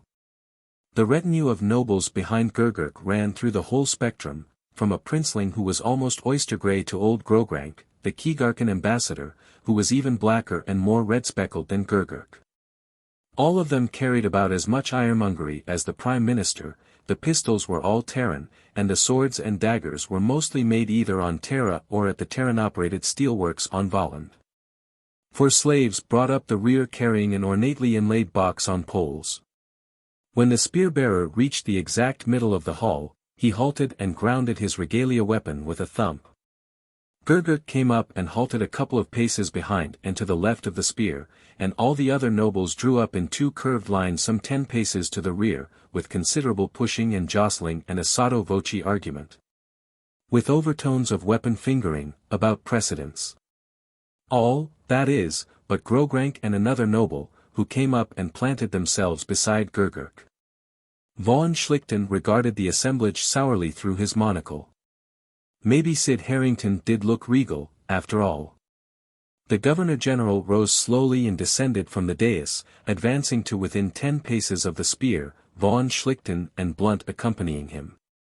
Out of the corner of his eye, Von Schlichten watched a couple of Kragan mercenaries with 50-shot machine rifles move unobtrusively to positions from whence they could, if necessary, spray the visitors with bullets without endangering the Terrans.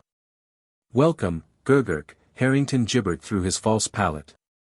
The company is honored by this visit. I come in the name of my royal master, his sublime and ineffable majesty, Geek the 17th, king of Konkruk and of all the lands of the Conquest. Gurgurk squeaked and clicked. I have the honor to bring with me the Lord Grogrank, ambassador of King Orgzild of Keeluk to the court of my royal master. And I, Grogrank said, after being suitably welcomed, am honored to be accompanied by Prince Gorkrink, special envoy from my master, his royal and imperial majesty King Orgzild. Who is in your city to receive the shipment of power metal my royal master has been honored to be permitted to purchase from the company. More protocol about welcoming Gorkrink. Then Gurgurk cleared his throat with a series of barking sounds. My royal master, his sublime and ineffable majesty, is prostrated with grief, he stated solemnly. Were his sorrow not so overwhelming, he would have come in his own sacred person to express the pain and shame which he feels that people of the company should be set upon and endangered in the streets of the royal city. If he weren't doped to the ears, von Schlichten substituted mentally. There was a native drug which had, on its users, the combined effects of hashish, heroin and yohimbine. Geek and all his court circle were addicts. He probably hadn't even heard of the riot. The soldiers of his sublime and ineffable majesty came most promptly to the aid of the troops of the company, did they not, General von Schlichten? Harrington asked.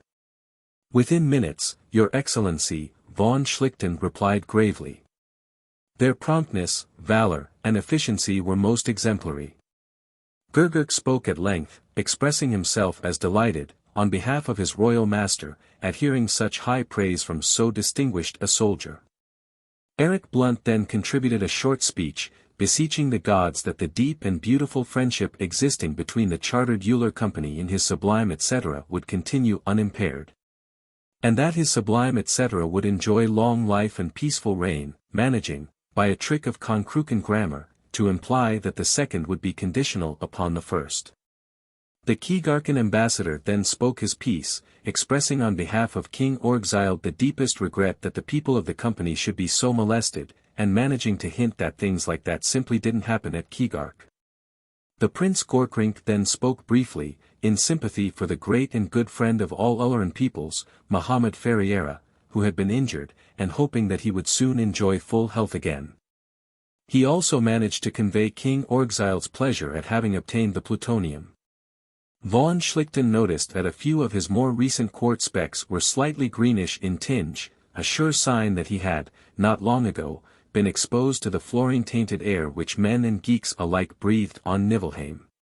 When a geek prince hired out as a laborer for a year on Niflheim, he did so for only one purpose, to learn Terran technologies. Gurgurk then announced that so enormous a crime against the friends of his sublime etc. had not been allowed to go unpunished, signaling behind him with one of his lower hands for the box to be brought forward.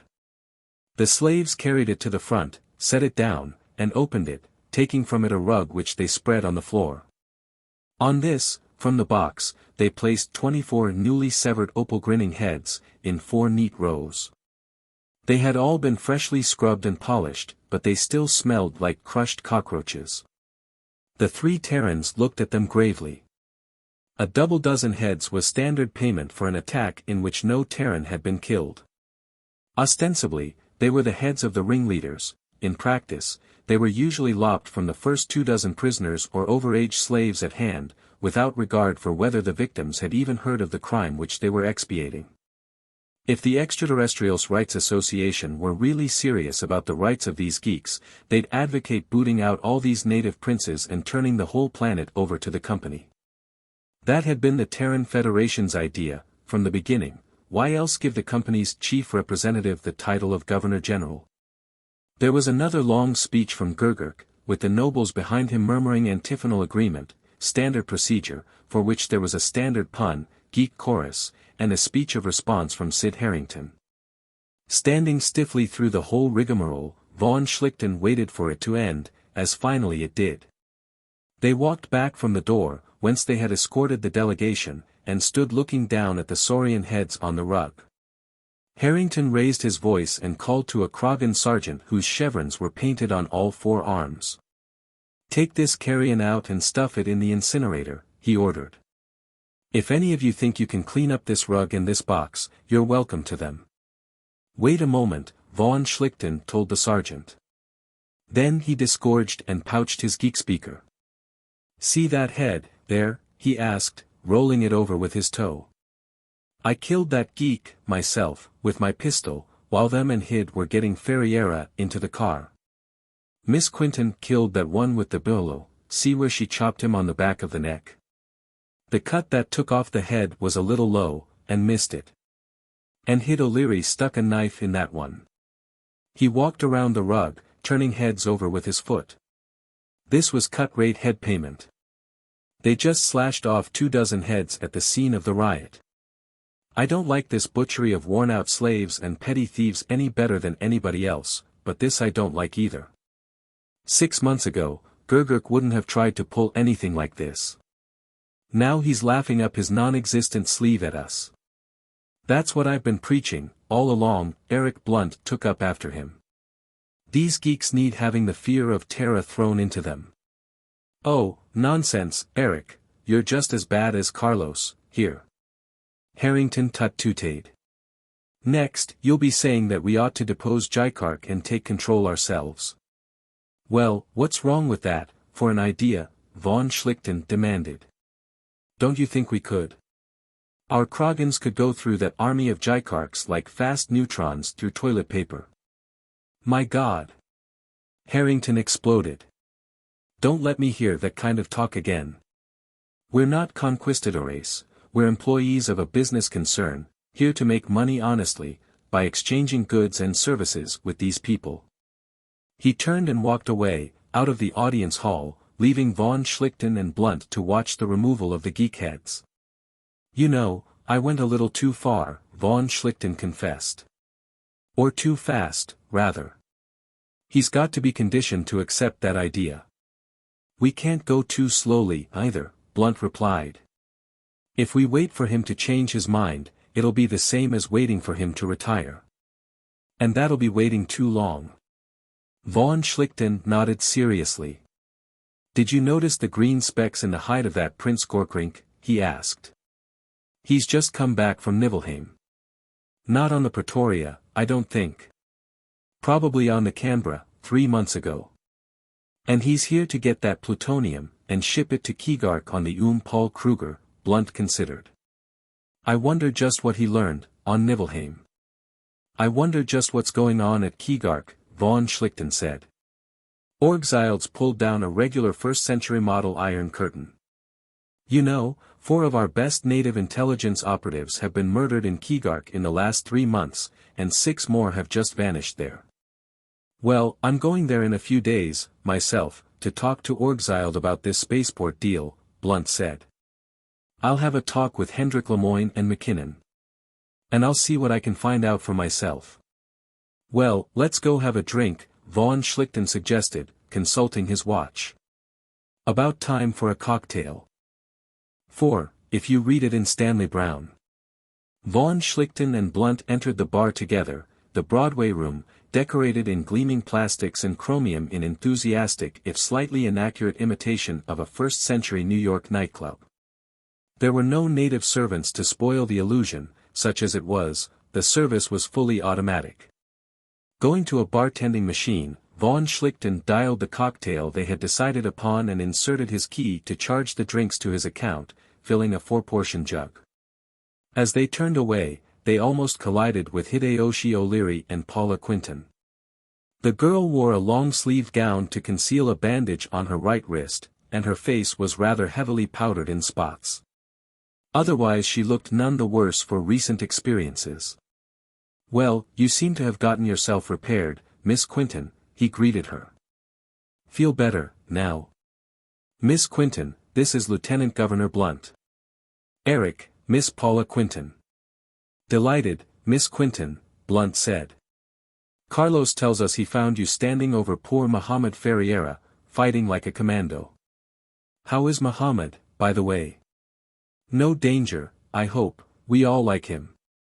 Mohammed Ferriera was still unconscious, the girl reported, he had a minor concussion, but the medics were not greatly disturbed, and expected him to be fully recovered in a few weeks. Von Schlichten invited her and her escort to join him and Blunt. Colonel O'Leary was carrying a cocktail jug and a couple of glasses. Finding a table out of the worst of the noise, they all sat down together. "I suppose you think it's a joke, our being nearly murdered by the people we came to help," Paula began, a trifle defensively. "Not a very funny joke," von Schlichten told her.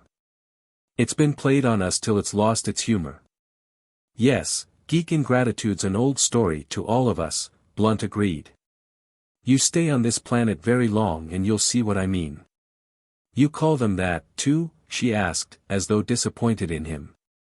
"Maybe if you stopped calling them geeks, they wouldn't resent you the way they do. You know, that's a nasty name. In the 1st century pre-atomic, it designated a degraded person who performed some sort of revolting public exhibition. Biting off live chickens' heads, in a sideshow wildman act, Hideyoshi O'Leary supplied. When you get up north, watch how the peasants kill these little things like 6-legged iguanas that they raise for food. That isn't the reason, though, von Schlichten said. As we use it, the word's pure onomatopoeia. You've learned some of the languages, you know what they sound like. Geek geek geek. As far as that goes, you know what the geek name for a Terran is? Blunt asked. Sedabit. She looked puzzled for a moment, then slipped in her enunciator. Even in the absence of any native, she used her handkerchief to mask the act. Sedabit, she said, distinctly. Sudda-a-bit. Taking out the geek speaker, she put it away. Why, that's exactly how they'd pronounce it. And don't tell me you haven't heard it before, O'Leary said. The geeks were screaming it at you, over on 72nd Street, this afternoon. Znid Sedabit, kill the Terrans. That's Rakkeed the Prophet's whole gospel. So you see, Eric Blunt rammed home the moral, this is just another case of nobody with any right to call anybody else's kettle black. Cigarette? Thank you. She leaned toward the lighter flame O'Leary had snapped into being. I suspect that of being a principle you'd like me to bear in mind at the polar mines, when I see, let's say, some labor being beaten by a couple of overseers with 3-foot lengths of 3/4-inch steel cable. Well, you could also remember that a native's skin is about half an inch thick, and a good deal tougher than a human's, von Schlichten told her. And it wouldn't hurt any if you found out how these laborers are treated at home. Mostly they're serfs hired from the big landowners. It's a fact you can easily verify that permission to join the labor companies at the polar mines is regarded as a privilege, granted as a reward or denied as a punishment. And most of the geek landowners are bitterly critical of the way we treat our labor at the mines. They claim we make them dissatisfied with the treatment they get at home. Of course, they're always glad to have the peasants taken off their hands during a slack agricultural season, Blunt added, and we train workers to handle contragravity power equipment. I won't deny that there's a lot of unnecessary brutality on the part of the native foremen and overseers, which we're trying, gradually, to eliminate. You'll have to remember, though, that we're dealing with a naturally brutal race. Of course, mistreatment of native labor is always blamed on other natives, never on the gentle and kindly Terrans, she replied. That's been SOP on every planet our associations had any experience with. Now look. You just came here from Niflheim, von Schlichten objected. The company employs quite a few geeks there. How much brutality did you run into there? Well, I must admit, the Ullerians who work there are very well treated. Except that I don't think it's right to employ any people with silicone body tissues where they're going to breathe fluorine-tainted air. Nobody ought to be employed on that planet. Hideyoshi O'Leary declared. I did a 2-year hitch there, when I was first commissioned in the company service. I put in 2 years there, too, Blunt supported him. And I might add that that's a year longer than any Ullerian native is ever allowed to spend on Niflheim. You know what the setup is, there, don't you? The Terran Federation Space Navy discovered and explored both Uller and Niflheim, which made both planets public domain. The company was originally formed to exploit Uller alone, but the Federation insisted that both planets would have to be franchised to the same company. They wanted Niflheim exploited, mainly because of the uranium deposits there. As it turned out, the company's making as much money out of Niflheim as we are out of Uller. What you miss is this, von Schlichten pointed out. On Niflheim, there are about 1,000 Terrans, and not more than 500 geeks, all employed on construction work and in the mines, on the planet itself, working directly under Terran supervision. We use them because they have 4 hands, and in the power-driven contragravity armor that's necessary there, they can manipulate more controls and do more things at once than we can. Here on Uller, at the polar mines, there are about 10,000 geeks working under 500 Terrans, and most of the latter are engineers or technicians who don't do supervisory work. So we have to use native foremen, and they're guilty of what mistreatment the workers suffer. And remember, too, O'Leary added, work at the polar mines can only go on for about 2 months out of the year, mid-September to mid-November at the Arctic, and mid-March to mid-May at the Antarctic. Naturally, things have to be done in a hurry and under pressure. Well, why do you work mines at the poles? Aren't there mineral deposits in places where you can work all year round? Not as rich, or as accessible, Blunt said. You know what the seasons are like, at the poles of this planet. The temperature will range from about 250 Fahrenheit in midsummer to 150 below in winter. There's the most intense sort of thermal erosion you can imagine. The ice cap melts in the spring to a sea, which boils away completely by the middle of the summer. There will be violent circular storms of hot wind, blowing away the light sand and dust and leaving the heavier particles of metallic ores and metals behind. Then, when the winds fall, we move in for a couple of months. It isn't really mining, or even quarrying, we just scoop up ore from the surface, load it onto ore boats, and fly it down to Skilk and Krink and Grank, where it's smelted through the winter. The natives run the smelters. Use the heat to thaw frozen food for themselves and their livestock while they're melting the ore. In the north, metallurgy and food preparation have always been combined that way. Yes, if you think the natives who work at the mines feel themselves ill-treated, you might propose closing them down entirely and see what the native reaction would be, von Schlichten told her. Independently hired free workers can make themselves rich, by native standards, in a couple of seasons. Many of the serfs pick up enough money from us in incentive pay to buy their freedom after 1 season. Well, if the company's doing so much good on this planet, how is it that this native, Rakkeed, the one you call the mad prophet, is able to find such a following? Paula demanded. There must be something wrong somewhere. That's a fair question, Blunt replied, inverting a cocktail jug over his glass to extract the last few drops. When we came to Uller, we found a culture roughly like that of Europe during the 7th century pre-atomic, or, more closely, like that of Japan before the beginning of the 1st century P.A. We initiated a technological and economic revolution here, and such revolutions have their casualties, too. A number of classes and groups got squeezed pretty badly, like the horse breeders and harness manufacturers on Terra by the invention of the automobile. Or the coal and hydroelectric interests when direct conversion of nuclear energy to electric current was developed, or the railroads and steamship lines at the time of the discovery of the contragravity field.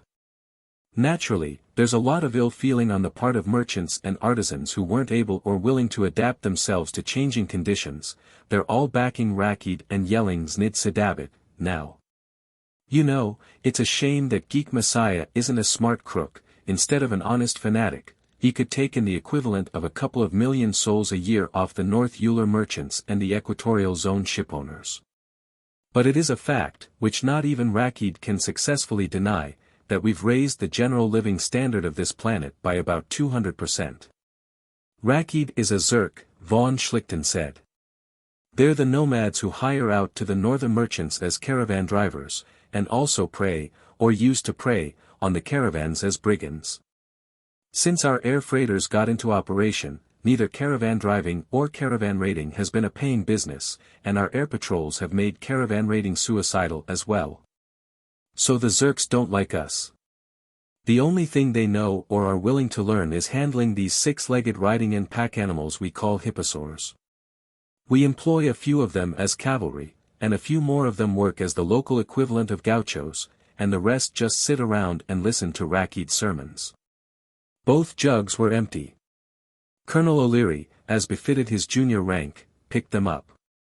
After a good-natured wrangle with von Schlichten, Blunt handed the colonel his credit key. The merchants in the north don't like us.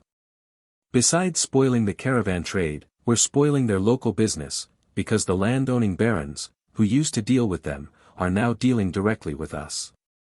At Skilk, King Ferk's afraid his feudal nobility is going to try to force a Runnymede on him, so he's been currying favor with the urban merchants, that makes him as pro-Rakkeed and as anti-Terran as they are. At Krink, King Jonkvank has the support of his barons, but he's afraid of his urban bourgeoisie, and we pay him a handsome subsidy, so he's pro-Terran and anti-Rakkeed. At Skilk, Rakkeed comes and goes openly, at Krink he has a price on his head. Jonkvank is not one of the assets we boast about too loudly, Hideyoshi O'Leary said, pausing on his way from the table. He's as bloody-minded an old murderer as you'd care not to meet in a dark alley anywhere. We can turn our backs on him and not expect a knife between our shoulders, anyhow, von Schlichten said. And we can believe, up to 80% of what he tells us, and that's 60% better than any of the other native princes, except King Kankad, of course. The Kragans are the only real friends we have on this planet. He thought for a moment. Miss Quinton, are you doing sociographic research work here, in addition to your X-Rights work? He asked. Well, let me advise you to pay some attention to the Kragans.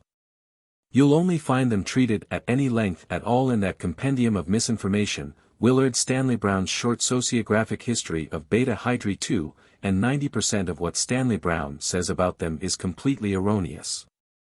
Oh, but they're just a parasite race on the Terrans, Dr. Paula Quinton objected. You find races like that all through the explored galaxy, pathetic cultural mongrels. Both men laughed heartily. Colonel O'Leary, returning with the jugs, wanted to know what he'd missed. Blunt told him. Ha! She's been reading that thing of Stanley-Browne's, he said. What's the matter with Stanley-Browne? Paula demanded. Stanley-Browne is one author you can depend on, O'Leary assured her. If you read it in Stanley-Browne, it's wrong. You know, I don't think she's run into many Kragans. We ought to take her over and introduce her to King Kankad. Von Schlichten allowed himself to be smitten by an idea. By Allah, so we had, he exclaimed. Look, you're going to Skilk, in the next week, aren't you? Well, do you think you could get all your end jobs cleared up here and be ready to leave by 0800 Tuesday? That's 4 days from today. I'm sure I could. Why? Well, I'm going to Skilk, myself, with the armed troopship Aldebaran. We're stopping at King Kankad's town to pick up a battalion of Kragan rifles for duty at the polar mines, where you're going. Suppose we leave here in my command car, go to Kankad's town, and wait there till the Aldebaran gets in. That would give us about 2 to 3 hours. If you think the Kragans are pathetic cultural mongrels, what you'll see there will open your eyes. And I might add that the nearest Stanley-Browne ever came to seeing Kankad's town was from the air, once, at a distance of 4 miles. Well, they live entirely by serving as mercenary soldiers for the Uller Company, don't they? More or less. You see, when we came to Uller, they were barbarian brigands, had a string of forts along caravan roads and at fords and mountain passes, and levied tolls. They raided into Konkruk and Keeluk territory, too. Well, we had to break that up. We fought a little war with them, beat them rather badly in a couple of skirmishes, and then made a deal with them. That was before my time, when old Jerry Kirk was Governor-General. He negotiated a treaty with their king, bought their reavers' forts outright, and paid them a subsidy to compensate for loss of tolls and raid spoil, and agreed to employ the whole tribe as soldiers. We've taught them a lot, you'll see how much when you visit their town, but they aren't cultural mongrels. You'll like them.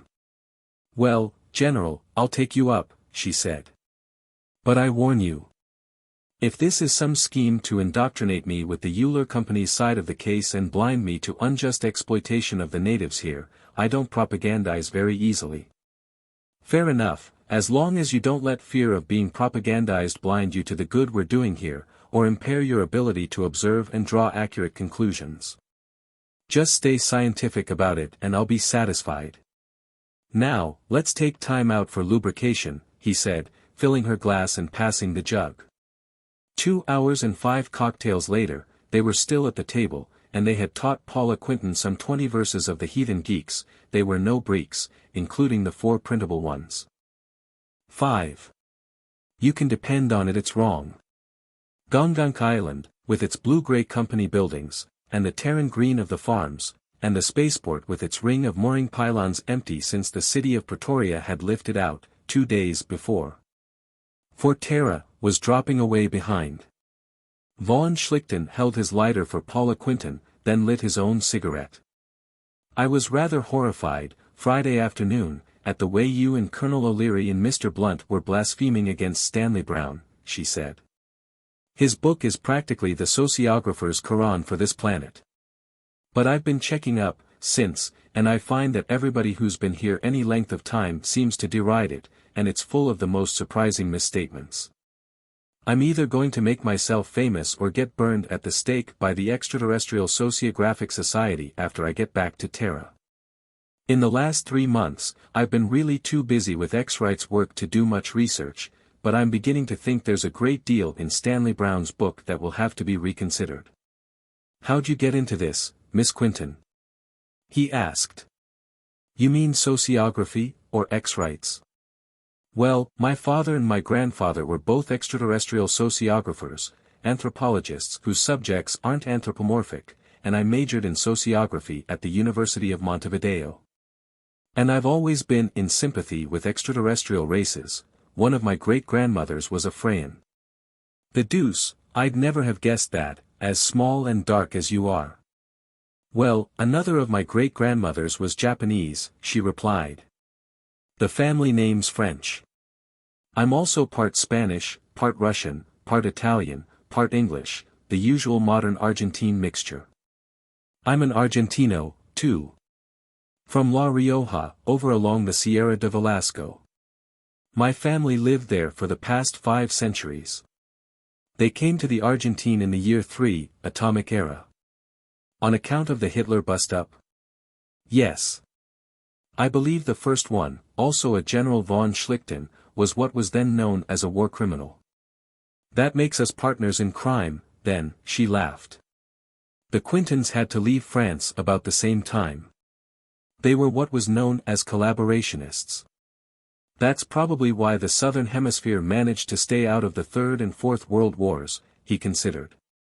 It was full of the descendants of people who'd gotten the short end of the second. Do you speak the Kragan language, General? She asked. I understand it's entirely different from the other equatorial Ulleran languages. Yes. That's what gives the Kragans an entirely different semantic orientation. For instance, they have nothing like a subject-predicate sentence structure. That's why, Stanley-Browne to the contrary notwithstanding, they are entirely non-religious. Their language hasn't instilled in them a predisposition to think of everything as the result of an action performed by an agent. And they have no definite parts of speech, any word can be used as any part of speech, depending on context. Tense is applied to words used as nouns, not words used as verbs. There are 4 tenses, spatial temporal present, things here and now, spatial present and temporal remote, things which were here at some other time. Spatial remote and temporal present, things existing now somewhere else, and spatial temporal remote, things somewhere else some other time. Why, it's a wonder they haven't developed a theory of relativity. They have. It resembles ours about the way the Wright brothers' airplane resembles this air car, but I was explaining the King-Gonzalez-Dillingham theory and the older Einstein theory to King Kankad once, and it was beautiful to watch how he picked it up. Half the time, he was a jump ahead of me. The air car began losing altitude and speed as they came in over Kragork Swamp. The treetops below blended into a level plain of yellow-green, pierced by glints of stagnant water underneath and broken by an occasional low hillock, sometimes topped by a stockade village. Those are the swamp savages' homes, he told her. Most of what you find in Stanley-Browne about them is fairly accurate. He spent a lot of time among them. He never seems to have realized, though, that they are living now as they have ever since the first appearance of intelligent life on this planet. You mean, they're the real aboriginal people of Uller? They and the Geel cannibals, whom we are doing our best to exterminate, he replied. You see, at one time, the dominant type of mobile land life was the thing we call a shellosaur, a big thing, running from 5 to 15 tons, plated all over with silicate shell, till it looked like a 6-legged pine cone. Some were herbivores and some were carnivores. There are a few left, in remote places, quite a few in the southern hemisphere, which we haven't explored very much. They were a satisfied life form. Outside of a volcano or an earthquake or an avalanche, nothing could hurt a shellosaur but a bigger shellosaur. Finally, of course, they grew beyond their sustenance limit, but in the meantime, some of them began specializing on mobility instead of armor and began excreting waste matter instead of turning it to shell. Some of these new species got rid of their shell entirely. Parahomo sapiens ulleris is descended from one of these. The shellosaurs were still a serious menace, though. The ancestors of the present Ulleran, the proto-geeks, when they were at about the Java ape-man stage of development, took two divergent courses to escape the shellosaurs.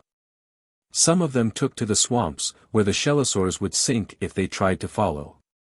Those savages, down there, are still living in the same manner, they never progressed. Others encountered problems of survival which had to be overcome by invention. They progressed to barbarism, like the people of the fishing villages, and some of them progressed to civilization, like the Konkrukans and the Keegarkans. Then, there were others who took to the high rocks, where the shellosaurs couldn't climb. The Geels are the primitive, original example of that. Most of the North Uller civilizations developed from mountaineer savages, and so did the Zerks and the other northern plains nomads. Well, how about the Kragans? Paula asked. Which were they? Von Schlichten was scanning the horizon ahead. He pulled over a pair of 50-power binoculars on a swinging arm and put them where she could use them. Right ahead, there, just a little to the left. See that brown-gray spot on the landward edge of the swamp? That's King Kankad's town. It's been there for thousands of years, and it's always been Kankad's town. You might say, even the same Kankad. The Kragan kings have always provided their own heirs, by self-fertilization. That's a complicated process, involving simultaneous male and female masturbation, but the offspring is an exact duplicate of the single parent. The present Kankad speaks of his heir as little me, which is a fairly accurate way of putting it. He knew what she was seeing through the glasses, a massive butte of flint, jutting out into the swamp on the end of a sharp ridge, with a city on top of it. All the buildings were multi-storied, some piling upward from the top and some clinging to the sides. The high watchtower at the front now carried a telecast director, aimed at an automatic relay station on an unmanned orbiter 2,000 miles off-planet. They're either swamp people who moved up onto that rock, or they're mountaineers who came out that far along the ridge and stopped, she said. Which? Nobody's ever tried to find out. Maybe if you stay on Uller long enough, you can. That ought to be good for about 8 to 10 honorary doctorates. And maybe 100 souls a year in book royalties. Maybe I'll just do that, General. What's that, on the little island over there? She asked, shifting the glasses. A clump of flat-roofed buildings. Under a red and yellow danger flag. That's Dynamite Island, the Kragans have an explosives plant there. They make nitroglycerin, like all the thalassic peoples. They also make TNT and catastrophite, and propellants. Learn that from us, of course. They also manufacture most of their own firearms, some of them pretty extreme, up to 25 mm for shoulder rifles. Don't ever fire one. It'd break every bone in your body. Are they that much stronger than us? He shook his head. Just denser, heavier. They're about equal to us in weightlifting. They can't run, or jump, as well as we can. We often come out here for games with the Kragans, where the geeks can't watch us. And that reminds me, you're right about that being a term of derogation, because I don't believe I've ever knowingly spoken of a Kragan as a geek, and in fact they've picked up the word from us and apply it to all non-Kragans. But as I was saying, our baseball team has to give theirs a handicap, but their football team can beat the daylights out of ours. In a tug-of-war, we have to put 2 men on our end for every one of theirs. But they don't even try to play tennis with us. Don't the other natives make their own firearms? No, and we're not going to teach them how. The thalassic peoples here in the equatorial zone are fairly good empirical, teaspoon measure, chemists. Well, no, alchemists. They found out how to make nitroglycerin, and use it for blasting and for bombs and mines, and they screw little capsules of it on the ends of their arrows. Most of their chemistry, such as it is, was learned in trying to prevent organic materials, like wood, from petrifying. Up in the north, where it gets cold, they learned a lot about metallurgy and ceramics, and about forced draft pneumatics, from having to keep fires going all winter to thaw frozen food. They make air rifles, to shoot metal darts. The air car came in, circling slowly over the town on the big rock, and let down on the roof of the castle-like building from which the watchtower rose. There were a dozen or so individuals waiting for them, the 5 Terrans, 3 men and 2 women, from the telecast station, and the rest Kragans. One of these, dark-skinned but with speckles no darker than light amber, armed only with a heavy dagger, came over and clapped von Schlichten on the shoulder, grinning opalescently. "Greetings, Vaughn." He squawked in Kragan, then, seeing Paula, switched over to the customary language of the Takkad Sea country. "It makes happiness to see you. How long will you stay with us?" "Till the Aldebaran gets in from Konkrook, to pick up the rifles," von Schlichten replied, in lingua terra. He looked at his watch. 2 hours and a half. "Kankad, this is Paula Quinton, Paula, King Kankad." He took out his geek speaker and crammed it into his mouth. Before any other race on Uller, that would have been the most shocking sort of bad manners, without the token concealment of the handkerchief. Kankad took it as a matter of course. At some length, von Schlichten explained the nature of Paula's sociographic work, her connection with the Extraterrestrials' Rights Association, and her intention of going to the Arctic mines. Kankad nodded. "You were right," he said. "I wouldn't have understood all that in your language. If I had read it, maybe, but not if I heard it." He put his upper right hand on Paula's shoulder and uttered a clicking approximation of her name. "I make you one of us," he told her. "You must come back, after the work stops at the mines. If you want to learn about my people, I'll show you what you want to see, and tell you what you want to know. But why not stay here? Why bother about those geeks at the mines? The company treats them much better than they deserve. Stay here with us, we will make you happy to be with us." Paula replied slowly, "I thank Kankad, but I must go. Those on Terra who sent me here want me to learn for myself how the workers at the mines are treated. But I will come back, in 150 days." Kankad's opal-jeweled grin widened. "Good. We'll be waiting for you." He turned and introduced another Kragan, about his own age, who wore the equipment and insignia of a company native major and was freshly painted with the company emblem. "This is Cormork. He and I have born young to each other. Cormork, you watch over Paula Quinton." He managed, on the second try, to make it more or less recognizable. "Bring her back safe. Or else find yourself a good place to hide." Kankad introduced the rest of his people, and von Schlichten introduced the Terrans from the telecast station. Then Kankad looked at the watch he was wearing on his lower left wrist. "We will have plenty of time, before the ship comes, to show Paula the town," he suggested. "Vaughn, you know better than I do what she would like to see." He led the way past a pair of long 90mm guns to a stone stairway. Von Schlichten explained, as they went down, that the guns of King Kankad's town were the only artillery above 75mm on Uller in non-Terran hands. They climbed into an open machine gun carrier and strapped themselves to their seats, and for 2 hours King Kankad showed her the sights of the town. They visited the school, where young Kragans were being taught to read lingua terra and studied from textbooks printed in Johannesburg and Sydney and Buenos Aires. Kankad showed her the repair shops, where 20 descendants of Kragan Reaver chieftains were working on contragravity equipment, under the supervision of a Scottish Afrikaner and his Malay-Portuguese wife. The small arms factory, where very respectable copies of Terran rifles and pistols and auto-weapons were being turned out, the machine shop, the physics and chemistry labs, the hospital, the ammunition loading plant. The battery of 155mm long toms, built in Kankad's own shops, which covered the road up the sloping rock spine behind the city, the printing shop and bookbindery. The observatory, with a big telescope and an ingenious orrery of the Beta Hydri system, the nuclear power plant, part of the original price for giving up brigandage. Half an hour before the ship from Konkrook was due, they had arrived at the airport, where a gang of Kragans were clearing a berth for the Aldebaran. From somewhere, Kankad produced 2 cold bottles of Cape Town beer for Paula and Von Schlichten, and a bowl of some boiling hot black liquid for himself. Von Schlichten and Paula lit cigarettes.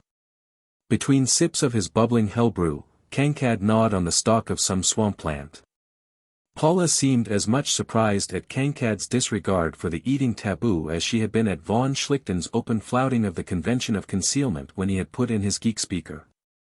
"This is the only place on Uller where this happens," Von Schlichten told her. "Here, or in the field when Terran and Kragan soldiers are together. There aren't any taboos between us and the Kragans." "No," Kankad said.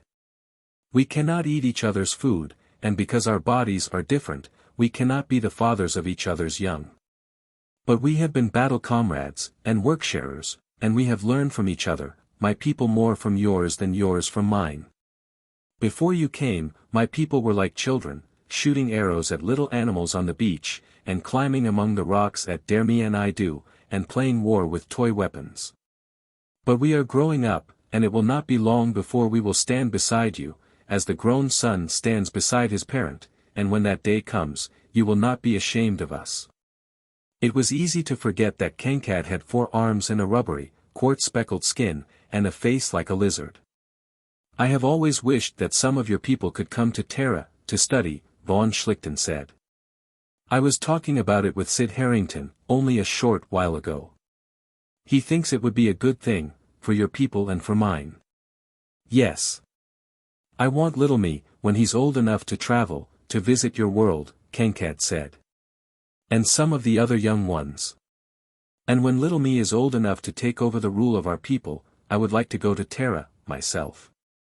Some day, I am going to return to Terra. I would like to have you make the trip with me," Von Schlichten said. "That would be wonderful, Von," Kankad exclaimed. "I want to see your world, before I die. It must be a wonderful place. A world is what its people make it, and your people must be able to make anything of your world that you would want.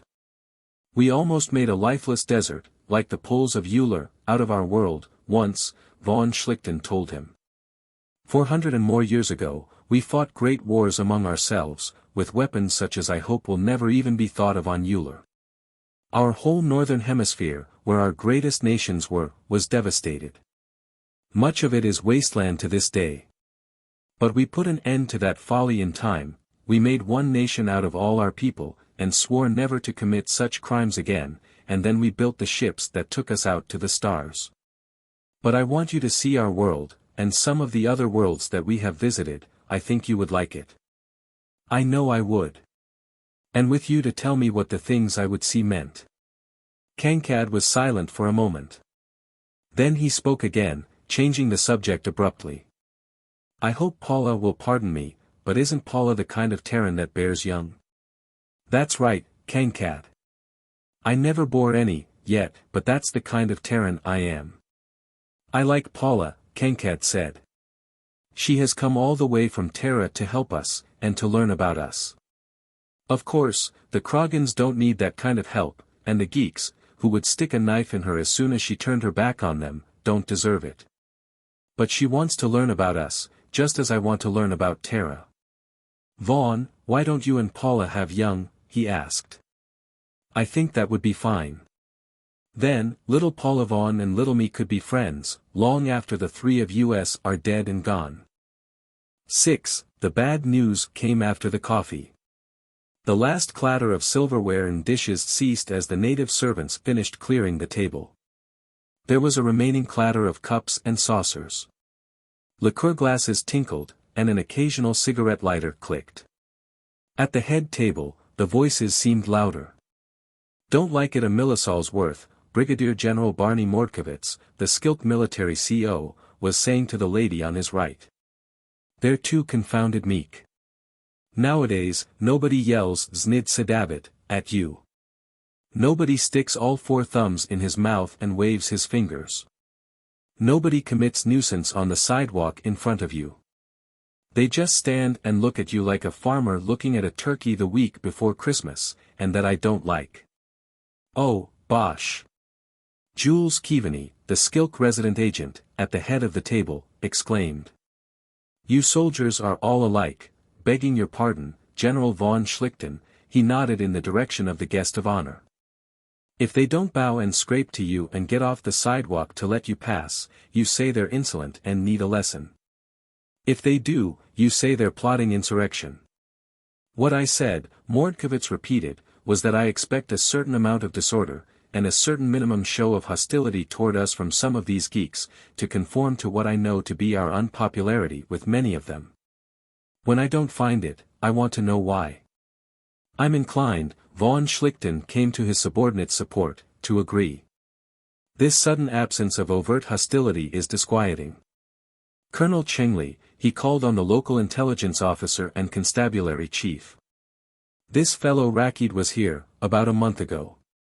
Was there any noticeable disorder at that time? Anti-Terran demonstrations, attacks on company property or personnel, shooting at air cars, that sort of thing? No more than usual, General. In fact, it was when Rakkeed came here that the condition General Mordkovitz was speaking of began to become conspicuous. We did catch some of Rakkeed's disciples trying to get in among the enlisted men of the 10th NUNI. And the 5th Zerk Cavalry and promote disaffection. That was reported at the time, sir. And acted upon, as far as the civil administration would permit, von Schlichten replied. And I might say that Lieutenant Governor Blunt has reported from Keeluk, where he is now, that the same unnatural absence of hostility exists there. Well, of course, General, Keaveney said patronizingly. King Orgzild has things under pretty tight control at Keeluk. He'd not allow a few fanatics to do anything to prejudice these spaceport negotiations. I wonder if the idea back of that spaceport proposition isn't to get us concentrated at Keeluk, where Orgzild could wipe us all out in one surprise blow, somebody down the table suggested. Oh, Orgzild wouldn't be crazy enough to try anything like that, Commander Dirk Prinsloo, of the Aldebaran, declared. He'd get away with it for just 12 months, the time it would take to get the news to Terra and for a Federation Space Navy task force to get here. And then, there'd be little bits of radioactive geek floating around this system as far out as the orbit of Beta Hydri 7. That's quite true, von Schlichten agreed. The point is, does Orgzild know it? I doubt if he even believes there is a Terra. Then where in space does he think we come from? Keaveney demanded. I believe he thinks Niflheim is our home world, von Schlichten replied. Or, rather, the string of orbiters and artificial satellites around Niflheim. Where he thinks Niflheim is, I wouldn't even try to guess. Well, it takes 6 months for a ship to go between here and Nif, Prinsloo considered. Because of the hyperdrive effects, the experience time of the voyage, inside the ship, is of the order of 3 weeks. Taking that as the figure, he'd estimate the distance at about 250,000 miles, assuming the velocity as being the speed of one of our contragravity ships here on Uller. I'm assuming he doesn't even know there is a hyperdrive. Yes. After he'd wiped us out, he might even consider the idea of an invasion of Niflheim with captured contragravity ships, Hideyoshi O'Leary chuckled. That would be a big laugh, if any of us were alive, then, to do any laughing. You don't really believe that, General? Keaveney asked. His tone was still derisive, but under the derision was uncertainty. After all, von Schlichten had been on Uller for 15 years, to his two. Any question of geek psychology is wide open as far as I'm concerned. The longer I stay here, the less I understand it. Von Schlichten finished his brandy and got out cigarette case and lighter. I have an idea of the sort of garbled reports these spies of his who spend a year on Niflheim as laborers bring back. You know the line Rakkeed's been taking, of course, Colonel Chingley put in. He as much as says that Niflheim's our home, and that the farms where we raise food here. And those evergreen plantings on Conquest and between here and Grank are the beginning of an attempt to drive all native life from this planet and make it over for ourselves. And that savage didn't think an idea like that up for himself, he got it from somebody like Orgzild, the black-bearded brigadier general added. You know, the main base off Niflheim is practically self-supporting, with hydroponic gardens and animal tissue culture vats. And it's enough bigger than one of the city ships to pass for a little world. Yes, somebody like Orgzild, or King Ferktir, could easily pick up the idea that that's our home planet. But King Kankad was talking about. Paula Quinton began. We were speaking of geeks, not Kragans. Von Schlichten lit his cigarette and held his lighter for hers. You saw that big Beta Hydri orrery at Kankad's observatory. Well, there's quite a little story about that. You know, it's generally realized by the natives here that Uller is a globe.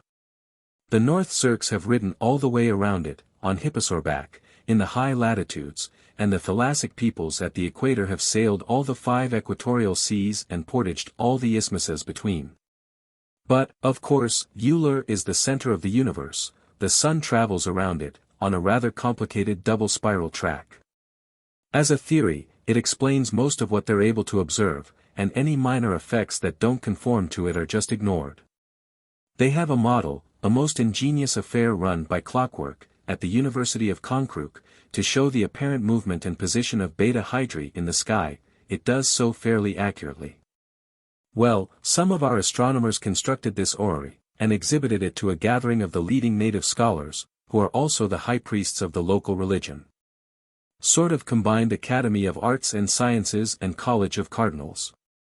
They almost were massacred. As soon as the assembled pundits saw this thing and grasped its meaning, they began geeking and squeaking and yorking and squawking and brandishing knives.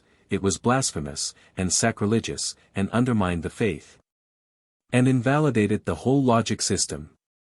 I was Brigadier General, in command of Konkrook Military District, then, the post that Mzangwa has now. When I got a riot call from the university, I hustled around with a company of Kragans, and we cleared the hall with the bayonet and ran the reverend professors out onto the campus, and after we got things in hand. The Kragans crowded around the orrery, trying to set it up to show the existing position of the planet relative to the primary and figure out the theory back of it. They were very much interested, some of them must have sent word home about it, because Kankad came in on the next ship, wanting to see it. He was so much taken with it that Sid Harrington gave it to him. It's one of his most cherished possessions, but the Konkrook pundits bite all 4 thumbs and wave their fingers every time they think of it. He warmed his coffee from a controlled temperature pot. You can't use Kragan thinking on any subject as a criterion of what somebody like Orgzild's opinions will be. I never could understand the admiration some of you military people have for those cutthroats, Keaveney declared. Oh, yes, I can. You like them because they do your dirty work for you. He reads Stanley-Browne, too, I'll bet, Hideyoshi O'Leary said. Miss Quinton, how did you like your visit to Kankad's town? Still think the Kragans are cultural mongrels? Why, they're wonderful. I never expected anything like it. They just seem to have picked up everything they could from us, and then gone on from there to develop a culture of their own with our techniques. For instance, those big guns, the ones they call the Ridge Battery, that they built for themselves. They aren't copies of Terran guns. They don't look like our work, or give you the feel our work would. And that telescope at the observatory, she continued. Did they build that, too? Yes, all we furnished was a couple of textbooks on lens grinding and telescope design, and a book on optics. You see, when we made that deal with them, they realized that we weren't any better fighters than they were, we just had better weapons. To have the same kind of weapons, they'd have to learn to make them, and once they began studying technology, they found that they had to study science. Weapon making was the entering wedge. After that, they found that they could use the same skills to make anything else they wanted. Give them another century or so and they'll be one of the great races of the galaxy. Yes, and it's a good thing they're our friends, too, Mordkovitz added. I'm only sorry there are so few of them, and so many of the geeks. Yes, the company ought to let us stockpile nuclear weapons here, just to be on the safe side, another officer, farther down the table, said. Well, I'm not exactly in favor of that, von Schlichten replied. It's the same principle as not allowing guards who have to go in among the convicts to carry firearms. If somebody like Orgzild got hold of a nuclear bomb, even a little old first-century H-bomb, he could use it for a model and construct 100 like it, with all the plutonium we've been handing out for power reactors. And there are too few of us, and we're concentrated in too few places, to last long if that happened. What this planet needs, though, is a visit by a 50-odd ship task force of the Space Navy, just to show the geeks what we have back of us. After a show like that, there'd be a lot less snid-sadabit around here. General, I deplore that sort of talk, Keeluk said. I hear too much of this mailed fist and rattling saber stuff from some of the junior officers here, without your giving countenance and encouragement to it. We're here to earn dividends for the stockholders of the Uller Company, and we can only do that by gaining the friendship, respect and confidence of the natives. Mr. Keeluk, Paula Quinton spoke up. I doubt if even you would seriously accuse the Extraterrestrials' Rights Association of favoring what you call a mailed fist and rattling saber policy. We've done everything in our power to help these people, and if anybody should have their friendship, we should. Well, only 5 days ago, in Konkrook, Mr. Mohammed Ferreira and I were attacked by a mob, our native air car driver was murdered, and if it hadn't been for General von Schlichten and his soldiers, we'd have lost our own lives. Mr. Ferreira is still hospitalized as a result of injuries he received. It seems that General von Schlichten and his Kragans aren't trying to get friendship and confidence. They're willing to settle for respect, in the only way they can get it, by hitting harder and quicker than the geeks can. Somebody down the table, one of the military, of course, said, Here, here. Von Schlichten came as close as a man wearing a monocle can to winking at Paula. Good girl, he thought, she started playing on the army team. Well, of course. Keeluk began. Then he stopped, as a Terran sergeant came up to the table and bent over Barney Mordkovitz's shoulder, whispering urgently. The black-bearded brigadier rose immediately, taking his belt from the back of his chair and putting it on. Motioning the sergeant to accompany him, he spoke briefly to Keeluk and then came around the table to where von Schlichten sat, the resident agent accompanying him. Message just came in from Konkrook, General, he said softly. Sid Harrington's dead. It took von Schlichten all of a second to grasp what had been said. Good God! When? How? Here's all we know, sir, the sergeant said, giving him a radio print slip. Came in 10 minutes ago. It was an all-station priority telecast. Governor General Harrington had died suddenly, in his room, at 2210, there were no details. He glanced at his watch, it was 2243. Konkrook and Skilk were in the same time zone, that was fast work. He handed the slip to Mordkovitz, who gave it to Keeluk. You from the telecast station, Sergeant? He asked. All right, let's go. Wait a minute, General. Keeluk put out a hand to detain him as he took his belt and put it on. How about this? He gestured nervously with the radio print slip. Get up and make an announcement, now, von Schlichten told him, fastening the buckle and hitching his pistol and survival kit into place. It'll be out all over the planet in half an hour. Never hold news out unnecessarily. He stubbed out his cigarette. Come on, Sergeant. As he hurried from the banquet room, he could hear Keaveney tapping on his wineglass. Everybody, please.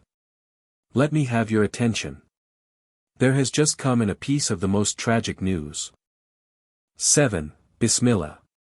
How dumb can we get? The lights had come on inside the semicircular and now open storm porch of Company House, but it was still daylight outside.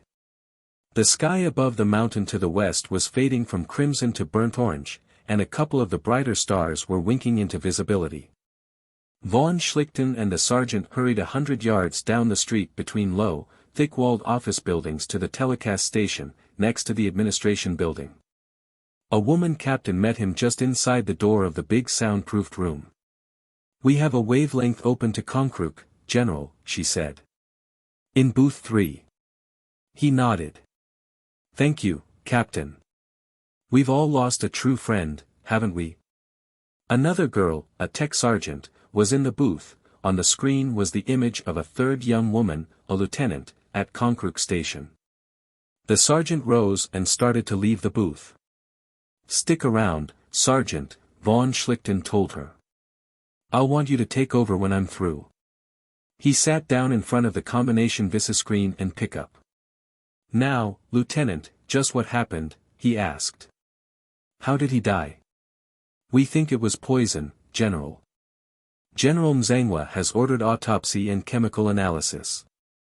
If you can wait about 10 minutes, he'll be able to talk to you, himself. Call him. In the meantime, give me everything you know. Well, the governor decided to go to bed early. He was going hunting in the morning. I suppose you know his usual routine. Von Schlichten nodded. Harrington would have taken a shower, put on his dressing gown, and then sat down at his desk, lighted his pipe, poured a drink of Terran bourbon, and begun to write his diary. Well, at 22:10, give or take a couple of minutes, the Kragan guard sergeant on that floor heard 10 pistol shots, as fast as they could be fired semi-auto, in the governor's room. The door was locked, but he shot it off with his own pistol and went in. He found Governor Harrington on the floor, wearing only his gown, holding an empty pistol. He was in convulsions, frothing at the mouth, in horrible pain. Evidently he'd fired his pistol, which he kept on his desk, to call help. All the bullets had gone into the ceiling. The sergeant punched the emergency button, beside the bed, and reported, then tried to help the governor, but it was too late. One of the medics got there in 5 minutes, just as he was dying. He'd written his diary up to noon of today, and broken off in the middle of a word. There was a bottle and an overturned glass on his desk.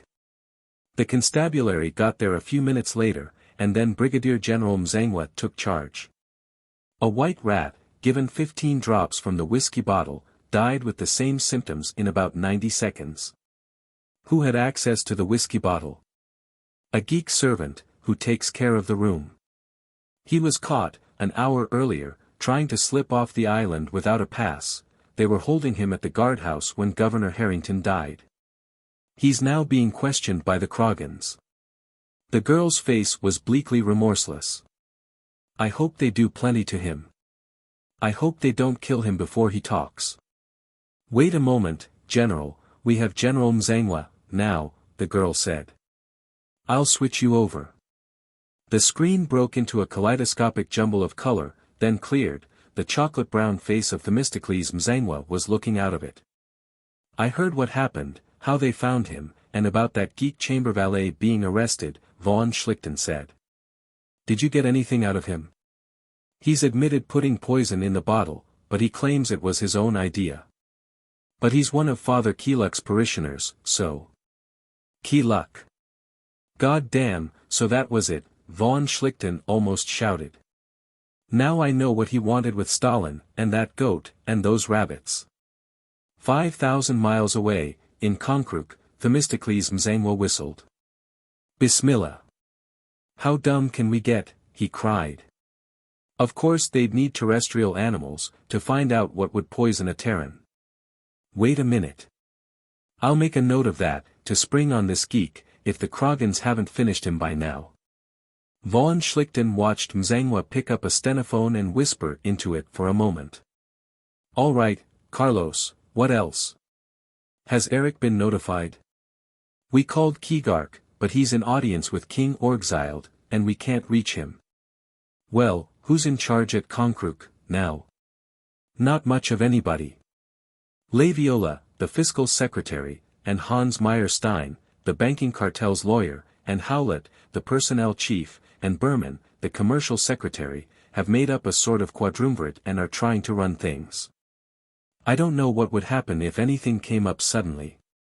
A blue-gray uniformed arm, with a major's cuff braid, came into the screen, handing a slip of paper to Mzangwa. He took it, glanced at it, and swore. Von Schlichten waited until he had read it through. Well, something has, all right, the African said. We just got a call from Jaikark's palace. A revolt's broken out, presumably headed by Gurgurk. Household guards either mutinied or wiped out by the mutineers, all but those 20 Kragan rifles we loaned Jaikark. They, and about a dozen of Jaikark's courtiers and their personal retainers, are holding the approaches to the king's apartments. The native lieutenant in charge of the Kragans just radioed in, says the situation is desperate. When a Kragan says that, he means damn near hopeless. Is this being recorded? When Mzangwa nodded, he continued, all right. Use the recording for your authority and take charge. I'm declaring martial rule at Konkruk, as of now, 2253. Tell Eric Blunt what's happened, and what you've done, as soon as you can get in touch with him. I'm leaving for Konkruk at once. I ought to get in by 0800. Now, as to the trouble at the palace. Don't commit more than 1 company of Kragans and 10 air jeeps and 4 combat cars, and tell them to evacuate Jaikark and his followers and our Kragans to Gongonk Island. And alert your whole force. These Geek Palace revolutions are always synchronized with street rioting, and this thing seems to have been synchronized with Sid Harrington's death, too. Get our Kragans out if you can't save anybody else from the palace, but sacrificing 30 or 40 men to save 20 is no kind of business. And keep sending reports, I can pick them up on my car radio as I come down. He turned to the girl sergeant. Keep on this, there'll be more coming in. He rose and left the booth. If we can pull Jaikark's bacon off the fire, he was thinking, the company can dictate its own terms to him afterward. If Jaikark's killed, we'll have Gurgurk's head off for it, and then take over Konkruk. In either case, it'll be a long step toward getting rid of all these geek despots. And with Eric Blunt as Governor General. The girl captain in charge of the station met him as he came out. Poison, he told her. A geek servant did the job, on orders from Gurgurk and possibly Rakkeed. Gurgurk started a putsch against King Jaikark. I'm going to Konkruk at once. Call the military airport and have my command car brought to company house. Harry Kwong and Hassan Bogdanov had been at the banquet, too. On a world of lizard-faced silicate eaters, the social difference between a human general and a human aircar driver was almost infinitesimal. He'd have to talk to Barney Mordkovitz, too. When word of events at Konkruk got out among the local geeks, as it probably had already. The inner door of the soundproof telecast room burst open, 3 men hurried inside, and it slammed shut behind them. In the brief interval, there had been firing audible from outside. One of the men had a pistol in his right hand, and with his left arm he supported a companion, whose shoulder was mangled and dripped blood. The third man had a burp gun in his hands. All were in civilian dress shorts and light jackets. The man with the pistol holstered it and helped his injured companion into a chair. The burp gunner advanced into the room, looked around, saw von Schlichten, and addressed him. General. The geeks turned on us, he cried. The 10th North Ullers mutinied, they're running wild all over the place. They've taken their barracks and supply buildings, and the lorry hangars and the maintenance yard, they're headed this way in a mob.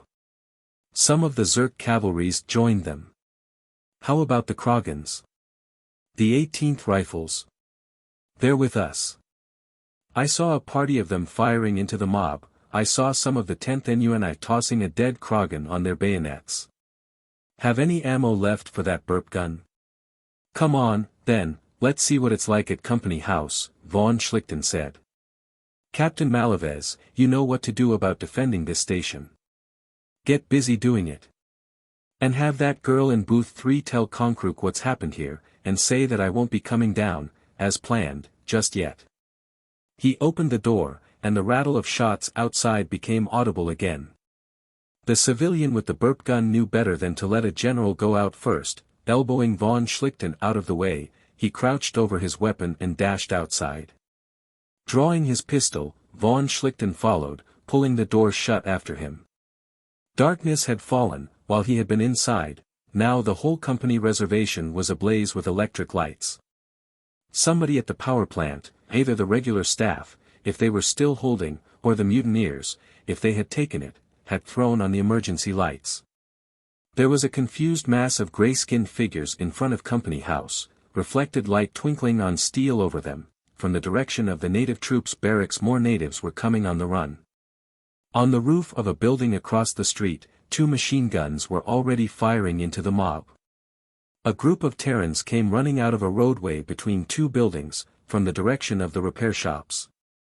Several of them paused to fire behind them with pistols. They started toward Company House, saw what was going on there, and veered, darting into the door of the building from which the auto weapons were firing. From up the street, 100-odd saurian-faced native soldiers were coming at the double, bayonets fixed and rifles at high port. With them ran several Terrans. Motioning his companion to follow, von Schlichten ran to meet them, falling in beside a Terran captain who ran in front. "What's the score, Captain?" he asked. 10th North Uller and the 5th Cavalry have mutinied. So have these ragtag auxiliaries. That mob down there's part of them. He was puffing under the double effort of running and talking. Whole thing blew up in seconds, no chance to communicate with anybody. A Terran woman, in black slacks and an orange sweater, ran across the street in front of them, pursued by a group of enlisted men of the 10th North Uller Native Infantry, all shrieking, "Znid Sadabit." The fugitive ran into a doorway across the street. Before her pursuers were aware of their danger, the Kragans had swept over them. There was no shooting, the slim, cruel-bladed bayonets did the work.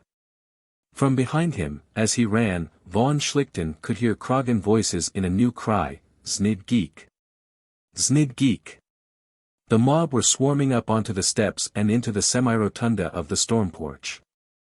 There was shooting, which told him that some of the humans who had been at the banquet were still alive. He wondered, half sick, how many, and whether they could hold out till he could clear the doorway, and, most of all, he found himself thinking of Paula Quinton. Skidding to a stop within 50 yards of the mob, he flung out his arms crucifix-wise to halt the Kragans. Behind, he could hear the Terrans and native officers shouting commands to form front. "Give them 1 clip, reload, and then give them the bayonet," he ordered. "Shove them off the steps and then clear the porch. 1 clip, fire, and reload, at will." Somebody passed it on in Kragan. The 100 rifles let go all at once, and for 5 seconds they poured a deafening 2,000 rounds into the mutineers. There was some fire in reply. A Zerk corporal narrowly missed him with a pistol. He saw the captain's head fly apart when an explosive rifle bullet hit him, and half a dozen Kragans went down. "Reload! Set your safeties," von Schlichten bellowed. "Charge!" Under human officers, the North Uller Native Infantry would have stood firm. Even under their native officers and sergeants, they should not have broken as they did, but the best of these had paid for their loyalty to the company with their lives. And the rest had destroyed their authority by revolting against the source from which it was derived. At that, the Skilkan peasantry who made up the 10th Infantry and a Zerk cavalryman tried briefly to fight as individuals, shrieking, "Znid Sadabit," until the Kragans were upon them, stabbing and shooting. They drove the rioters from the steps or killed them there. They wiped out those who had gotten into the semicircle of the storm porch. The inside doors, von Schlichten saw, were open, but beyond them were Terrans and a dozen or so Kragans. Hideyoshi O'Leary and Barney Mordkovitz seemed to be in command of these. We had about 30 seconds warning, Mordkovitz reported, and the Kragans in the hall bought us another 60 seconds.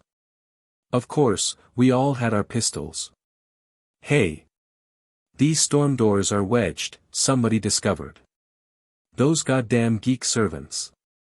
Yeah, kill any of them you catch, somebody else advised.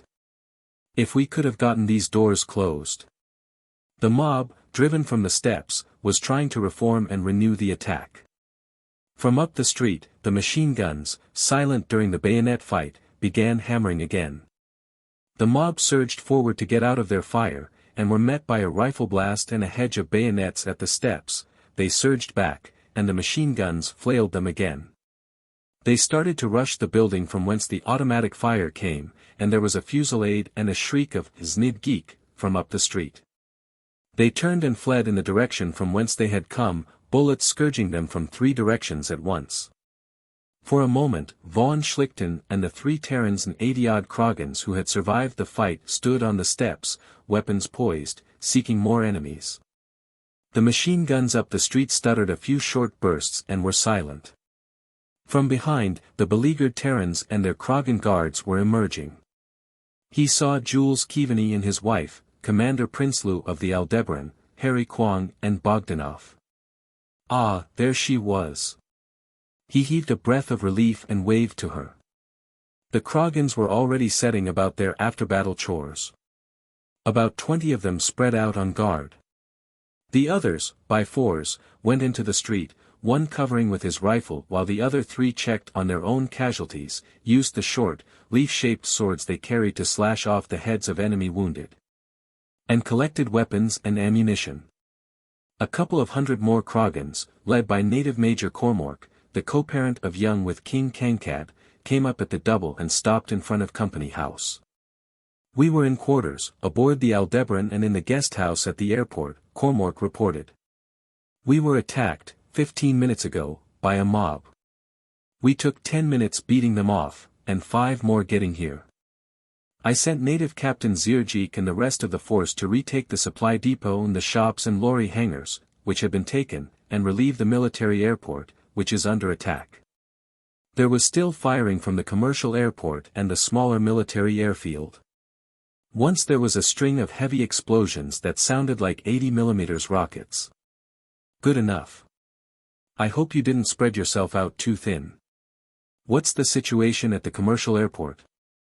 The 2 ships, the Aldebaran and the freighter Northern Star, are both safe, Cormork replied. I saw them go on contragravity and rise to about 100 feet. Whose crowd is that you have? He asked the Terran lieutenant who had taken over command of the first force of Kragans. Company 6, 18th Rifles, sir. We were on duty at the guardhouse. Fighting broke out in the direction of the native barracks. A couple of runners from Captain Retief of Company 4 came in with word that he was being attacked by mutineers from the 10th NUNI but that he was holding them back. So Captain Charbonneau, who was killed a few minutes ago, left a Terran lieutenant and a Kragan native lieutenant and a couple of native sergeants and 30 Kragans to hold the guardhouse, and brought the rest of us here. Von Schlichten nodded. You'd pass the military airport and the power plant, wouldn't you? He asked. Yes, sir. The military airport's holding out, and I saw the red and yellow danger lights on the fence around the power plant. That meant the power plant was, for the time, safe. Somebody'd turned 20,000 volts into the fence. All right. I'm setting up my command post at the telecast station, where the communication equipment is. He turned to the crowd that had come out onto the porch from inside. Where's Colonel Chengli?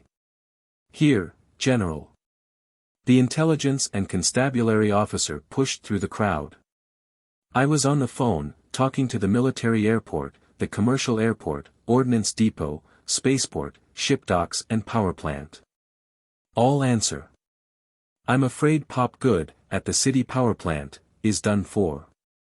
Nobody answers there, but the TV pickup is still on in the load dispatcher's room, and the place is full of geeks. Colonel Jarman's coming here with a lorry to get combat car crews, he's short-handed. Port Captain Levitt has all the native labor at the airport and spaceport herded into a repair dock. He's keeping them covered with the forward 90mm gun of the Northern Star. Lorry hangars, repair shops and maintenance yards don't answer. That's what I was going to ask you. Good enough. Harry Kwong, Hassan Bogdanov. His command car crew front and centered. I want you to take Colonel O'Leary up, as soon as my car's brought here. Hid, you go up and see what's going on. Drop flares where there isn't any light. And take a look at the native labor camp and the equipment park, south of the reservation. Cormork, you take all your gang, and half these soldiers from the 18th, here, and help clear the native troops barracks. And don't bother taking any prisoners, we can't spare personnel to guard them. Cormork grinned. The taking of prisoners had always been one of those irrational Terran customs which no Ulleran regarded with favor, or even comprehension. 8. Authority of Governor-General von Schlichten. There was fresh intelligence from Konkruk, by the time he returned to the telecast station. Mutiny had broken out there among the laborers and native troops, who outnumbered the Terrans and their Kragan mercenaries on Gongonk Island by 5,000 to 500 and 1,500 respectively. The attempt to relieve Jaikark's palace had been called off before the relief force could be sent. There was heavy and confused fighting all over the island, and most of the combat contragravity and about half the Kragan rifles had to be committed to defend the company farms across the channel, on the mainland, south of the city. There had also been an urgent call for help from Colonel Rodolfo McKinnon, in command of company troops at the Keeluk residency, and another from the residency at Quirk, one of the free cities on the eastern shore of Takkad Sea. He called Keeluk, a girl, apparently one of the civilian telecast technicians, answered. We must have help, General von Schlichten, she told him.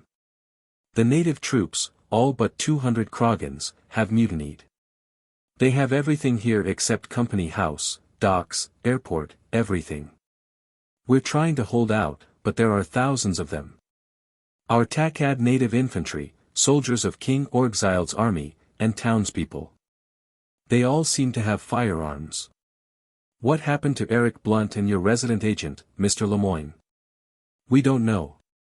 They were at the palace, talking to King Orgzild.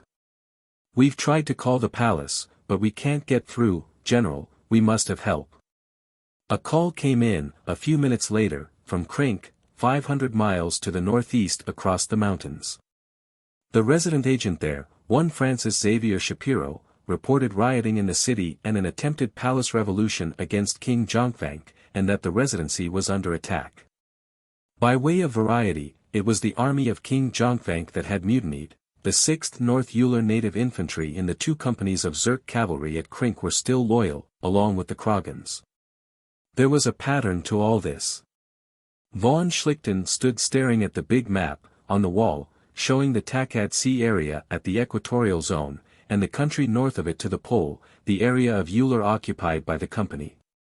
He was almost beginning to discern the underlying logic of the past half-hour's events when Kivani, the Skilk resident, blundered into him in a half-daze. Sorry, General, didn't see you. His face was ashen, and his jowls sagged. Von Schlichten wondered if there could be another spectacle so woebegone as a backslapping extrovert with the bottom knocked out of him. My God, it's happening all over Uller. Not just here at Skilk. Everywhere where we have a residency or a trading station. Why, it's the end of all of us. It's not quite that bad, Mr. Kivani. He looked at his watch. It was now nearly an hour since the native troops here at Skilk had mutinied. Insurrections like this usually succeeded or failed in the first hour. It was a little early to be certain, but he was beginning to suspect that this one hadn't succeeded. If we all do our part, we'll come out of it all right, he told Kivani, more cheerfully than he felt, then turned to ask Brigadier General Mordkovitz how the fighting was going at the native troops barracks. Not badly, General. Colonel Jarman's got some contragravity up and working. They blew out all 4 of the 10th NUNI's barracks, the 10th and the Zerks are trying to defend the cavalry barracks. Some of our Kragans managed to slip around behind the cavalry stables. They're leading out hipposaurs, and sniping at the rear of the cavalry barracks. That'll give us some cavalry of our own. A lot of these Kragans are good riders. How about the repair shops and maintenance yard and lorry hangars? I don't want these geeks getting hold of that equipment and using it against us. Cormork's outfit are trying to take back the lorry hangars. Jarman's got a couple of air jeeps and a combat car helping them. Won't be one of us left by this time tomorrow, Keaveny was wailing, to Paula Quinton and another woman. And the company is finished. We'd better get him a drink, or a cup of coffee, General, Mordkovitz suggested. With a knockout drop in it. Colonel Chingley, the intelligence officer, seemed to have somewhat the same idea. He approached Keaveny and tried to quiet him. At the same time, a woman in black slacks and an orange sweater, the one whose pursuers had been overrun by the Kragans at the beginning of the fighting, approached von Schlichten. General, King Kankad's calling, she said. He's on the screen in booth 4. Right. To avoid any possibility of misunderstanding, he slipped his geek speaker into his mouth before entering the booth. Kankad's face was looking out of the screen at him, with Phil Yamazaki, the telecast operator at Kankad's town, standing behind him. Vaughn. The Kragan spoke almost as though in physical pain. What can I do to help?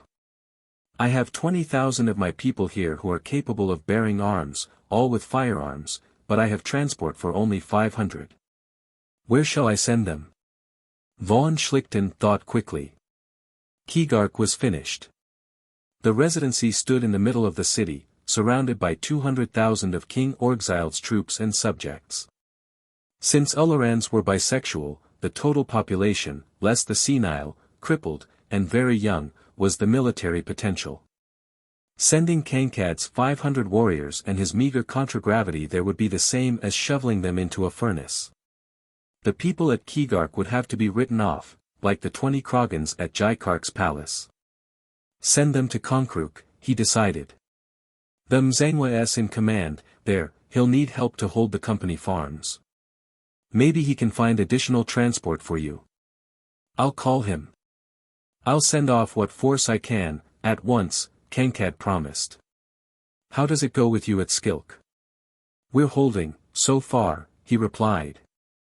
Paula is with me, here, she sends her friendship. Captain Inez Malavez, the woman officer in charge of the station, put her head into the booth. General. Immediate urgency message from Colonel O'Leary, she said. Native laborers from the mine labor camp are pouring into the mine equipment park. Colonel O'Leary's used all his rockets and MG ammunition trying to stop them. Call you back, later, von Schlichten told Kankad. I'll see what the Mzangwa can do about transport, get what force you can start it for Konkruk at once. He left the booth, removing his geek speaker. Barney, he called. General Mordkovitz. Who's the ranking officer in direct contact with the 18th Rifles? Major Falkenberg. That's right. Well, tell him to get as many of his Kragans as he can spare down to the equipment park. He turned to Inez Malavez.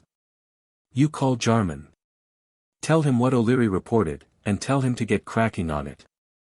Tell him not to let those geeks get any of that equipment onto contragravity, knock it down as fast as they try to lift out with it. And tell him to see what he can do in the way of troop carriers or lorries, to get Falkenberg's rifles to the equipment park. How's business at the lorry hangars and maintenance yard? Cormork's still working on that, the girl captain told him. Nothing definite, yet. In one corner of the big room, somebody had thumbtacked a 10-foot square map of the company area to the floor. Paula Quinton and Mrs.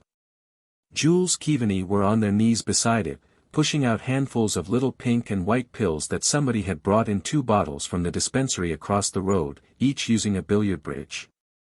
The girl in the orange sweater had a handful of scribbled notes, and was telling them where to push the pills. There were other objects on the map, too, pistol cartridges, and cigarettes, and foil-wrapped food concentrate wafers. Paula, seeing him, straightened. The pink are ours, General, she said. The white are the geeks. Von Schlichten suppressed a grin, that was the second time he'd heard her use that word, this evening. The cigarettes are air jeeps, the cartridges are combat cars, and the wafers are lorries or troop carriers. Not exactly regulation map markers, but I've seen stranger things used. Captain Malavez. Yes, sir. The girl captain, rushing past, her hands full of teleprint sheets, stopped in mid-stride. What we need, he told her, is a big TV screen, and a pickup mounted on some sort of a contragravity vehicle at about 2,000 to 5,000 feet directly overhead, to give us an image of the whole area. Can do. Can try, sir. We have an 8-foot circular screen that ought to do all right for 2,000 feet. I'll implement that at once. Going into a temporarily idle telecast booth, he called Konkruk. First he spoke to a civilian who chewed a dead cigar, and then he got Themistocles Mzengwa on the screen. How is it, now, he asked. Getting a little better, the Greco-African replied. Half an hour ago, we were shooting geeks out the windows, here, now we have them contained between the spaceport and the native troops and labor barracks, and down the east side of the island to the farms. We have the wire around the farms on the island electrified, and we're using almost all our combat contragravity to keep the farms on the mainland clear. He hesitated for a moment. Did you hear about Eric and Lemoyne? Von Schlichten shook his head. We just got a call from Rodolfo McKinnon. He took a couple of prisoners and made them talk. The whole party that were at Orgzild's palace were massacred. Some of them were lucky enough to get killed fighting. The geeks took Eric and Hendrik alive, rolled them in a puddle of thermoconcentrate fuel and set fire to them. When we can spare the contragravity, we're going to drop something on the Key Geek embassy, over in town. Well, that was what I wanted to call you about, contragravity. He told Mzengwa about King Kenkad's offer. His crowd ought to be coming in a couple of hours. What can you scrape up to send to Kenkad's town to airlift Kragan's in? Well, we have 350-foot gun cutters, 190mm gun apiece. The El Moran, the Gaucho, and the Bushranger. But they're not much as transports, and we need them here pretty badly. Then, we have 5 fertilizer and charcoal scows, and a lot of heavy transport lorries, and 2 180-foot pickup boats. How about the Piet Joubert? Von Schlichten asked. She was due in Konkruk from the east about 1300 today, wasn't she? Mzengwa swore. She got in, all right. But the geeks boarded her at the dock, within 20 minutes after things started. They tried to lift out with her, and the Channel battery shot her down into Konkruk Channel, off the 56th Street docks. Well, you couldn't let the geeks have her, to use against us. What do you hear from the other ships? Procyans at Grank, we haven't had any reports of any kind from there, which doesn't look so good. The Northern Lights is at Grank, too. The Paul Kruger should have been at work, in the east, when the gun went off. And the Jan Smuts and the Christian de Wet were both at Keeluk. We can assume Orgzild has both of them. All right. I'm sending Aldebaran to Kenkad's, to pick up more reinforcements for you. We can use them. And with Aldebaran, we ought to be able to take the offensive against the city by this time tomorrow. Anything else? Not at the moment. I'll see about getting Aldebaran sent off, now. Leaving the booth, he heard, above the clatter of communications machines and hubbub of voices, Jules Keaveney arguing contentiously. Evidently Colonel Chingley's efforts to drag the resident out of his despondency had been an excessive success. But it's crazy. Not just here, everywhere on Uller. Keaveney was saying. How did they do it? They have no telecast equipment. You have me stopped, Jules, Mordkovitz was replying. I know a lot of rich geeks have receiving sets, but no sending sets. The pattern that had been tantalizing von Schlichten took visible shape in his mind. For a moment, he shelved the matter of the Aldebaran. They didn't need sending equipment, Barney, he said. They used ours. What do you mean? Keaveney challenged. Look what happened. Sid Harrington was poisoned in Konkruk. The news, of course, was sent out at once, as the geeks knew it would be, to every residency and trading station on Uller, and that was the signal they'd agreed upon, probably months in advance. All they had to do was have that geek servant put poison in Harrington's whiskey, and we did the rest. Well, what was our intelligence doing, sleeping? Keaveney demanded angrily. No, they were writing reports for your civil administration blokes to stuff in the wastebasket, and being called mailed fist and rattling saber alarmists for their pains. He turned away from Keaveney. Barney, where's Dirk Prinsloo? Aboard his ship. He hitched a ride to the airport with Jarman, when he was here picking up air crews. Call him. Tell him to take the Aldebaran to Kankad's town, at once. As soon as he arrives there, which ought to be about 1100, he's to pick up all the Kragans he can pack aboard and take them to Konkrook. From then on, he'll be under the Mzangwa's orders. To Konkrook? Keaveney fairly howled. Are you nuts? Don't you think we need reinforcements here, too? Yes, I do. I'm going to try to get them, von Schlichten told him. Now pipe down and get out of people's way. He crossed the room, to where two Kragans, a male sergeant, and the ubiquitous girl in the orange sweater were struggling to get a big circular TV screen up, then turned to look at the situation map. A girl tech sergeant was keeping Paula Quinton and Mrs. Jules Keaveney informed. Start pushing geeks out of the 5th Zerk Cavalry Barracks, the sergeant was saying. The one at the north end, and the one next to it, they're both on fire, now. She tossed a slip into the wastebasket beside her and glanced at the next slip. And more pink pills back of the barracks and stables, and move them a little to the northwest. Kragans as skirmishers, to intercept geeks trying to slip away from the cavalry barracks. Though why we want to do that, I don't know, Mrs. Keaveney said, pushing out a handful of pink pills with her billiard bridge. Let them go, and good riddance. I never did like this bridge of silver for a fleeing enemy idea, Paula Quinton said, evicting token mutineers from the 2 northern barracks. There's usually two-way traffic on bridges. Kill them here and we won't have to worry about keeping them out. Of course, it was easy to be bloodthirsty about pink pills and white pills. Once, on a 3-month reaction drive voyage from Yggdrasil to Loki, he had taught a couple of professors of extraterrestrial zoology to play Kriegspiel, and before the end of the trip, he was being horrified by the callous disregard they showed for casualties. But little Paula had the right idea, dead enemies don't hit back. A young Kragan with his lower left arm in a sling and a daub of antiseptic plaster over the back of his head came up and gave him a radio print slip. Guido Karamessinis, the resident agent at Grank, had reported, at last. The city, he said, was quiet, but King Yorkirk's troops had seized the company airport and docks, taken the Procyon and the Northern Lights and put guards aboard them, and were surrounding the residency. He wanted to know what to do. Von Schlichten managed to get him on the screen, after a while. It looks as though Yorkirk's trying to play both sides at once, he told the Grank resident. If the rebellion's put down, he'll come forward as your friend and protector.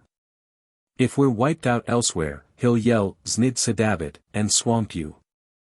Don't antagonize him, we can't afford to fight this war on any more fronts than we are now. We'll try to do something to get you unfrozen, before long. He called Krink again. A girl with red gold hair and a dusting of freckles across her nose answered. How are you making out? He asked. So far, fine, General. We're in complete control of the company area, and all our native troops, not just the Kragans, are with us. Jonkvanks pushed the mutineers out of his palace, and we're keeping open a couple of streets between there and here. We airlifted all our Kragans and half the 6th NUNI to the palace, and we have the Zerks patrolling the streets on Sorbak. Now, we have our lorries and troop carriers out picking up elements of Jonkvank's loyal troops outside town. Who's doing the rioting, then? She named 3 of Jonkvank's regiments. And the city hoodlums, and priests from the temples of one sect that followed Rakkeed, and Skilken 5th columnists. Mr. Shapiro can give you the details. Shall I call him? Never mind. He's probably busy, he's not as easy on the eyes as you are, and you're doing all right. How long do you think it'd take, with the equipment you have, to airlift all of Zhongfang's loyal troops into the city? Not before this time tomorrow. All right. Are you in radio communication with Zhongfang now? Full telecast, audio-visual, the girl replied. Just a minute, General. He put in his Geek speaker. The screen exploded into multicolored light, then cleared. Within a few minutes, a saurian Ulleran face was looking out of it at him, a harsh-lined, elderly face, with an old scar, quartz-crusted, along one side. Your Majesty, von Schlichten greeted him. Zhongfang pronounced something intended to correspond to von Schlichten's name. We have image met under sad circumstances, General, he said. Sad for both of us, King Zhongfang. We must help one another. I am told that your soldiers in Krink have risen against you, and that your loyal troops are far from the city. Yes. That was the work of my war minister, Herkirk, who was in the pay of King Firkt of Skilk. May Giels devour him alive. I have Herkirk's head here somewhere, if you want to see it, but that will not bring my loyal soldiers to Krink any sooner. Dead traitors' heads do not interest me, King Zhongfang, von Schlichten replied, in what he estimated that the Krinkan king would interpret as a tone of cold-blooded cruelty.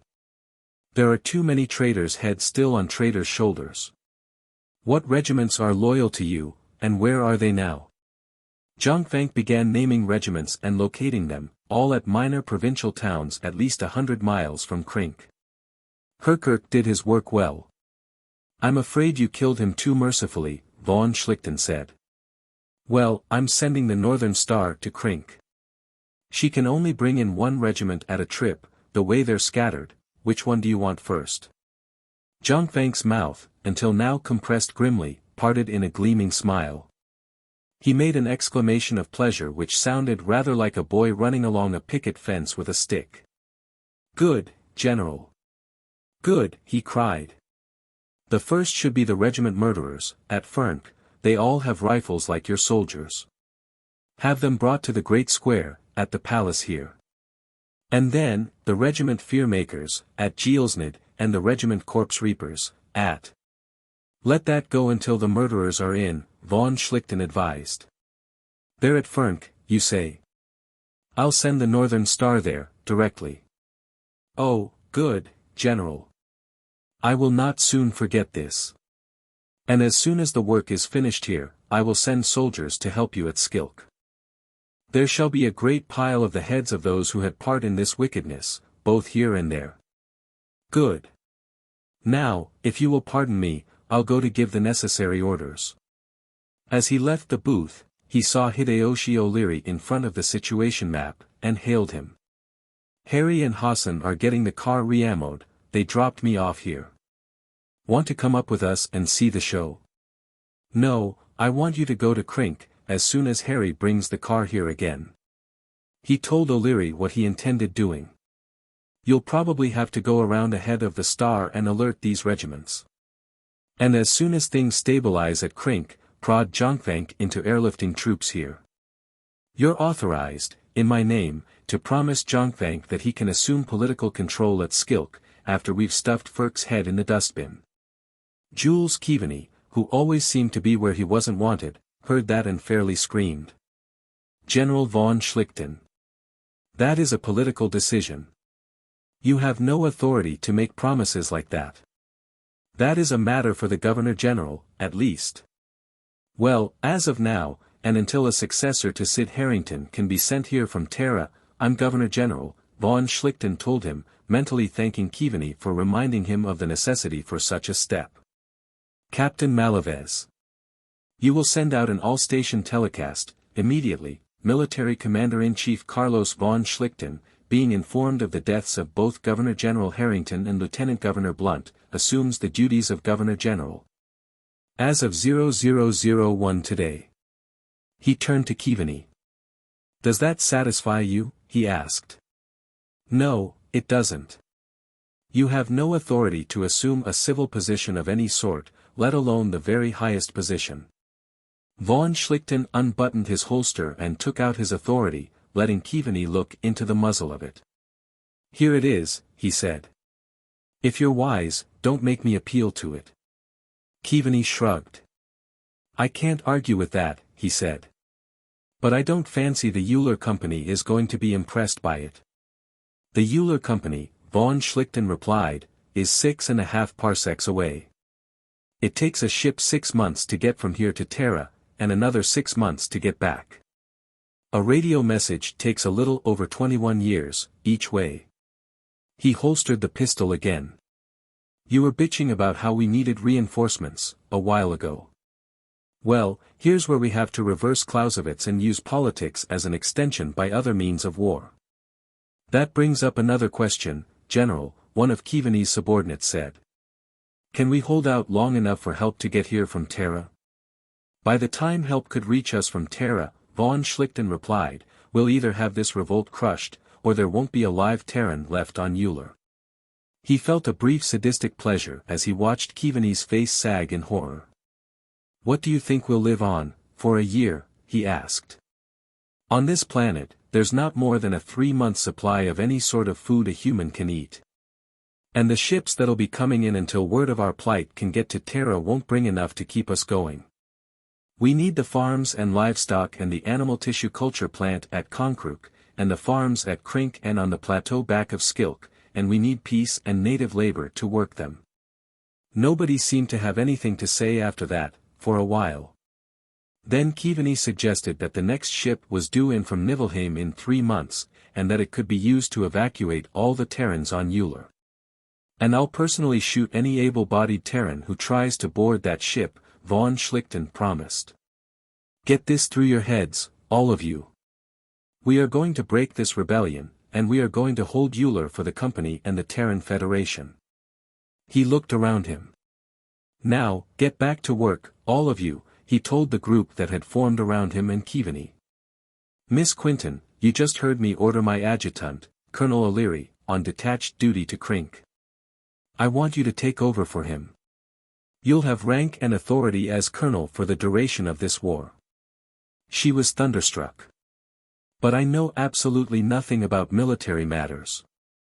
There must be 100 people here who are better qualified than I am." "There are, and they all have jobs, and I'd have to find replacements for them, and replacements for the replacements. You won't leave any vacancy to be filled. And you'll learn, fast enough." He went over to the situation map again, and looked at the arrangement of pink and white pills. "First of all, I want you to call Jarman, at the military airport, and have an air jeep and driver sent around here for me. I'm going up and have a look around. Barney, keep the show going while I'm out, and tell Colonel Quinton what it's all about. 9. Don't push them anywhere, put them back in the bottle." He looked at his watch, and stood for a moment, pumping the stale air and tobacco smoke of the telecast station out of his lungs, as the light air jeep let down into the street. 01:15, 2 hours and a half since the mutiny at the native troops barracks had broken out. The company reservation was still ablaze with lights, and over the roof of the hospital and dispensary and test lab he could see the glare of the burning barracks. There was more fire glare to the south, in the direction of the mine equipment park and the mine labor camp, and from that direction the bulk of the firing was to be heard. The driver, a young lieutenant who seemed to be of predominantly Malayan and Polynesian blood, slid back the duraglass canopy for him to climb in, then snapped it into place when he had strapped himself into his seat. "Can you handle the armament, sir?" he asked. Von Schlichten nodded approvingly. Not a very flattering question, but the boy was right to make sure, before they started out. "I've done it, once or twice," he understated. "Let's go. I want a look at what's going on down at the equipment park and the labor camp, first." They lifted up, the driver turning the nose of the air jeep in the direction of the flames and explosions and magnesium lights to the south and tapping his booster button gently. The vehicle shot forward and came floating in over the scene of the fighting. The situation map at the improvised headquarters had shown a mixture of pink and white pills in the mine equipment park. Something was going to have to be done about the lag in correcting it, for the area was entirely in the hands of loyal company troops. And the mob of laborers and mutinous soldiers had been pushed back into the temporary camp where the workers had been gathered to await transportation to the Arctic. As he feared, the rioting workers, many of whom were trained to handle contragravity equipment, had managed to lift up a number of dump trucks and power shovels and bulldozers, intending to use them as improvised air tanks. But Jarman's combat cars had gotten on the job promptly, and all of these had been shot down and were lying in wreckage, mostly among the rows of parked mining equipment. From the labor camp, a surprising volume of fire was being directed against the attack which had already started from the retaken equipment park. This was just another evidence of the failure of intelligence and the constabulary, and consequently of himself, to anticipate the brewing storm. There was, of course, practically no chance of keeping Ullerans from having native weapons, swords, knives, even bows and air rifles, and a certain number of Volland-made trade-quality automatic pistols could be expected. But most of the fire was coming from military rifles, and now and then he could see the furnace-like backflash of a recoilless rifle or a bazooka, or the steady flicker of a machine gun. Even if a few of these weapons had been brought from the barracks by retreating 10th Infantry or 5th Cavalry mutineers, there were still too many. Hovering above the fighting, aloof from it, he saw 6 long troop carriers land and disgorge Kragan rifles who had been released by the liquidation of resistance at the native troops' barracks. A little later, 2 air tanks floated in, and then 2 more, going off contragravity in lumbering on treads to fire their 90mm rifles. At the same time, combat cars swooped in, banging away with their lighter autocannon and launching rockets. The titanium prefab huts, set up to house the laborers and intended to be taken north with them for their stay on the polar desert, were simply wiped away. Among the wreckage, resistance was being blown out like the lights of a candelabrum. Push the white pills out, girls, he thought. Don't push them anywhere, put them back in the bottle. This year, there wouldn't be any mining done at the North Pole. Next year, the stockholders will be bitching about their dividend checks. And a lot of new machine operators are going to have to be trained for next year's mining. If there is any mining, next year. He took up the hand phone and called HQ. Von Schlichten, what's the wavelength of the officer in command at the equipment park? A voice at the telecast station furnished it. He punched it out. Von Schlichten, right overhead. That you, Major Falkenberg? Nice going, Major, how are your casualties? Not too bad. 20 or 30 Kragans and loyal Skilkans, and 8 Terrans killed, about as many wounded. Pretty good, considering what you're running into. Get many of your Kragans mounted on those hipposaurs? About 100, a lot of saurs got shot, while we were leading them out from the stables. Well, I can see Geek streaming away from the labor camp, out the south end, going in the direction of the river. Use what cavalry you have on them, and what contragravity you can spare. I'll drop a few flares to show their position and direction. Anticipating him, the driver turned the air jeep and started toward the Dry Hork River. Von Schlichten nodded approval and told him to release flares when over the fugitives. Right, Falkenberg replied. I'll get on it at once, General. And start moving that mine equipment up into the company area. Some of it we can put into the air, the rest we can use to build barricades. None of it do we want the geeks getting hold of, and the equipment parks outside our practical perimeter. I'll send people to help you move it. No need to do that, sir. I have about 150 loyal North Ullerans, foremen, technicians, overseers, who can handle it. All right. Use your own judgment. Put the stuff back of the native troops' barracks, and between the power plant and the company office buildings, and anywhere else you can.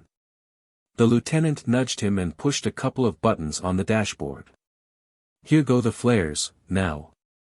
Immediately, a couple of air jeeps pounced in, to strafe the fleeing enemy. Somebody must have already been issuing orders on another wavelength. A number of Kragans, riding hipposaurs, were galloping into the light of the flares. Now, let's have a look at the native barracks and the maintenance yards, he said. And then, we'll make a circuit around the reservation, about 2 or 3 miles out. I'm not happy about where Ferk's army is. The driver looked at him. I've been worrying about that, too, sir, he said. I can't understand why he hasn't jumped us, already. I know it takes time to get one of these geek armies on the road, but he's hoping our native troops and the mine laborers will be able to wipe us out, themselves, von Schlichten said. For the timidity and stupidity of our enemies, Allah make us truly thankful, Amen. It's something no commander should depend on, but be glad when it happens. If Fürkt had had a couple of regiments on hand outside the reservation to jump us as soon as the 10th and the Zerks mutinied, he could have swamped us in 20 minutes and we'll all have had our throats cut by now. There was nothing going on in the area between the native barracks and the mountains except some sporadic firing as small patrols of Kragans clashed with clumps of fleeing mutineers. All the barracks, even those of the rifles, were burning. The red and yellow danger lights around the power plant and the waterworks and the explosives magazines were still on. Most of the floodlights were still on, and there was still some fighting around the maintenance yard. It looked as though the survivors of the 10th NUNI were in a few small pockets which were being squeezed out. There was nothing at all going on north of the reservation. The countryside, by day a checkerboard of walled fields and small villages, was dark, except for a dim light, here and there, where the occupants of some farmhouse had been awakened by the noise of battle. The air jeep dropped lower, and the driver slid open the window beside him. Von Schlichten could hear the grunts and snorts and squawks of farm animals, similarly aroused. Then, 2 miles east of the reservation, he caught a new sound, the flowing, river-like, murmur of something vast on the move. "Hear that, Lieutenant?" he asked. "Head for it, at about 1,000 feet. When we're directly above it, let go some flares." "Yes, sir." The younger man had lowered his voice to a whisper. "That's Geek, headed for the reservation. Maybe Fürkt's army," von Schlichten thought aloud. "Or maybe a city mob. Not quite noisy enough for a mob, is it, sir?" "A tired mob," von Schlichten told him. "They'd start out on a run, yelling Znid Sedabit. By the time they got across the bridges to this side of the river, they'd be winded. They'd stop for a blow, and then they'd settle down to steady slogging to save their wind. Sometimes a mob like that's worse than a fresh mob. They get stubborn, they act more deliberately." The noises were growing clearer, louder. He picked up the phone and punched the wavelength of the military airport. "Von Schlichten, my compliments to Colonel Jarman. Tell him there's a geek mob, or possibly Fürkt's regulars, on the main highway from Skilk, 2 miles east of the reservation. Get some combat contragravity over here, at once. We'll light them up for you. And tell Colonel Jarman to start flying patrols up and down along the Hork River. This may not be the only gang that's coming out to see us." The sounds were directly below, now, the scuffing of horny-soled feet on the dirt road, the clink and rattle of slung weapons, the clicking and squeaking of Ulleran voices. The lieutenant said, "Here go the flares, sir." Von Schlichten shut his eyes, then opened them slowly. The driver, upon releasing the flares, had nosed up, banked, turned, and was coming in again, down the road toward the advancing column. Von Schlichten peered into his all-armament sight, his foot on the machine gun pedal and his fingers on the rocket buttons. The highway below was jammed with geeks, and they were all stopped dead and staring upward, as though hypnotized by the lights. A second later, they had recovered and were shooting, not at the air jeep, but at the 4 globes of blazing magnesium. Then he had the close-packed mass of non-humanity in his sights. He tramped the pedal and began punching buttons. He still had 4 rockets left by the time the mob was behind him. "All right, let's take another pass at them. Same direction." The driver put the air jeep into a quick loop and came out of it in front of the mob, who now had their backs turned and were staring in the direction in which they had last seen the vehicle. Again, von Schlichten plowed them with rockets and harrowed them with his guns. Some of the Skilkans were trying to get over the high fences on either side of the road, really stockades of petrified tree trunks. Others were firing, and this time they were shooting at the air jeep. It took one hit from a heavy Shellosaur rifle, and, immediately, the driver banked and turned away from the road. "Damn it, why did you do that? Von Schlichten demanded, lifting his foot from the gun pedal. Are you afraid of the kind of popguns those geeks are using? I am not afraid to risk my vehicle, or myself, sir, the lieutenant replied, with the extreme formality of a very junior officer chewing out a very senior one.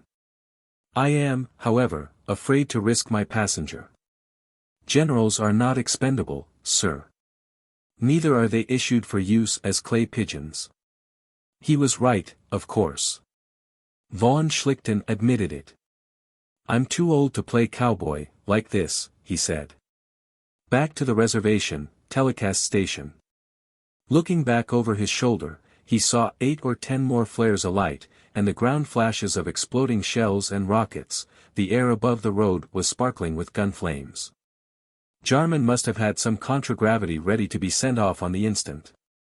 While he had been out, somebody had gotten a TV pickup mounted on a contragravity lifter and run up to 2,000 feet, on the end of a steel-tough tensile and mooring line.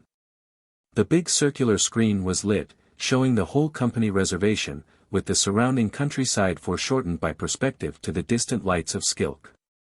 The map had been taken up from the floor, and a big terrain board had been brought in from the chief engineer's office and set up in its place. In front of the screen, Paula Quinton, Barney Mordkovitz, Colonel Chingley, and, conspicuously silent, Jules Keaveney sat drinking coffee and munching sandwiches. Half a dozen Terrans, of both sexes, were working furiously to get the markers which replaced the pink and white pills placed on the board, and one of Captain Inez Malavez's non-coms, with a headset, was getting combat reports directly from the switchboard. Everything was clicking like well-oiled machinery. On the TV screen, the residency area was ablaze with light, and so were the ship docks, the airport and spaceport, the shops, and the maintenance yard. On the terrain board, the latter was now marked as completely in company hands. The ruins of the native troops' barracks were still burning, and there was a twinkle of orange-red here and there among the ruins of the labor camp. Much of the equipment for the polar mines had already been shifted into defensible ground. The rest of the circle was dark, except for the distant lights of Skilk, where the nuclear power plant was apparently still functioning in native hands. Then, without warning, a spot of white light blazed into being southeast of the company area and southwest of Skilk, followed by another and another. Instantly, Von Schlichten glanced up at the row of smaller screens, and on one of them saw the view as picked up by a patrolling air jeep. The army of King Firkt of Skilk had finally put in its appearance, coming in 2 columns, one southward from Skilk and the other northward along the west bank of the dry river. The former had crossed over and joined the latter, about 3 miles south of the reservation. The scene in the screen was similar to the one he had, himself, witnessed through his armament sight. The Skilkan regulars had been marching in formation, some on the road and some along parallel lanes and paths. They had the look of trained and disciplined troops, but they had made the same mistake as the rabble that had been shot up on the north side of the reservation. Unused to attack from the air, they had all halted in place and were gaping open-mouthed, their opal teeth gleaming in the white flare light. However, before the air car had passed over them, the lead company of 1 regiment, armed with Terran rifles, had begun firing. In the big screen, it could be seen that Colonel Jarman had thrown most of his available contragravity at them, including the combat cars, that had already started to form the second wave of the attack on the mob to the north. Other flares bloomed in the darkness, and the fiery trails of rockets curved downward to end in yellow flashes on the ground. The air jeep with the pickup circled back, the troops on the road and in the adjoining fields had broken. The former were caught between the fences which made Ulleran roads such death traps when under air attack. The latter had dispersed, and were running away, individually and by squads. At first, it looked like a panic, but he could see officers signaling to the larger groups of fugitives to open out, apparently directing the flight. By this time, there were 10 or 12 combat cars and about 20 air jeeps at work. In the moving view from the pickup jeep, he saw what looked like a 90mm rocket land in the middle of a company that was still trying to defend itself with small arms fire on the road, wiping out about half of them. "Make the most of it, boys," Barney Mordkovitz, his mouth full of sandwich, was saying. Heave it to them, you won't get another chance like that at those buggers. Why not? Colonel Paula Quinton wanted to know. Her military education was progressing, but it still had a few gaps to fill in. The next time they're airstruck, they won't stay bunched, Mordkovitz replied. A lot of them didn't stay bunched this time, if you noticed. And they'll keep out from between the fences. In the large screen, a quick succession of gun flashes leaped up from the direction of the Hork River and shells began bursting over the scene of the attack. The screen tuned to the pickup on the air jeep went dead. In the big screen, there was a twinkling of falling fire. Almost at once, 30 or 40 rocket trails converged on the gun position, and, for a moment, explosions burned like a bonfire. They had a 75 mm at the rear of the column, somebody called from the big switchboard. Lieutenant Kalinang's jeep was hit, Lieutenant Vermas is cutting in his pickup on the same wavelength. The small screen lighted again.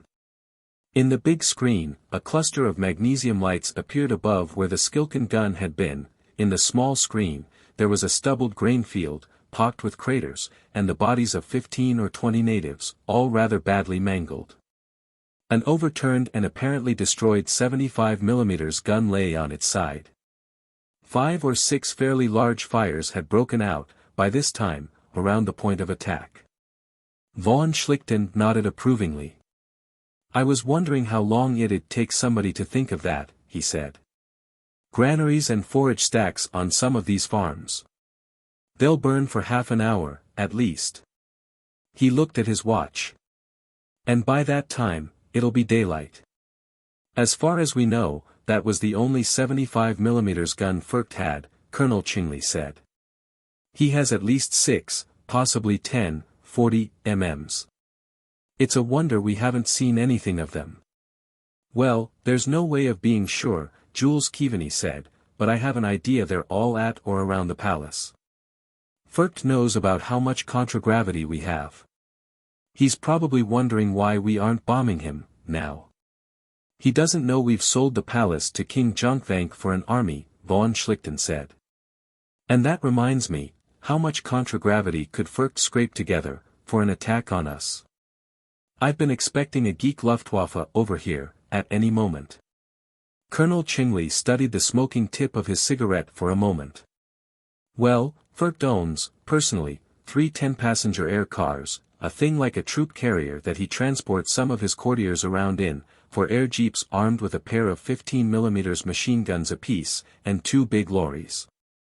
There are possibly 200 vehicles of all types in Skilk and the country around, but some of them are in the hands of natives friendly to us and or hostile to Furcht. I can get the exact figures from the constabulary office at Company House. That's close enough, von Schlichten told him. And there'll be oodles of thermoconcentrate fuel, and blasting explosives. Colonel Quinton, suppose you call Ed Wallingsby, the chief engineer, right away, have him commissioned colonel. Tell him to get to work making this place secure against air attack. Tell him to consult with Colonel Jarman. Tell him to get those geeks Levitt has penned in the repair dock at the airport and use them to dig slit trenches and fill sandbags and so on. He can use Kragan limited duty wounded to guard them. Mr. Keaveney, you'll begin setting up something in the way of an ARP organization.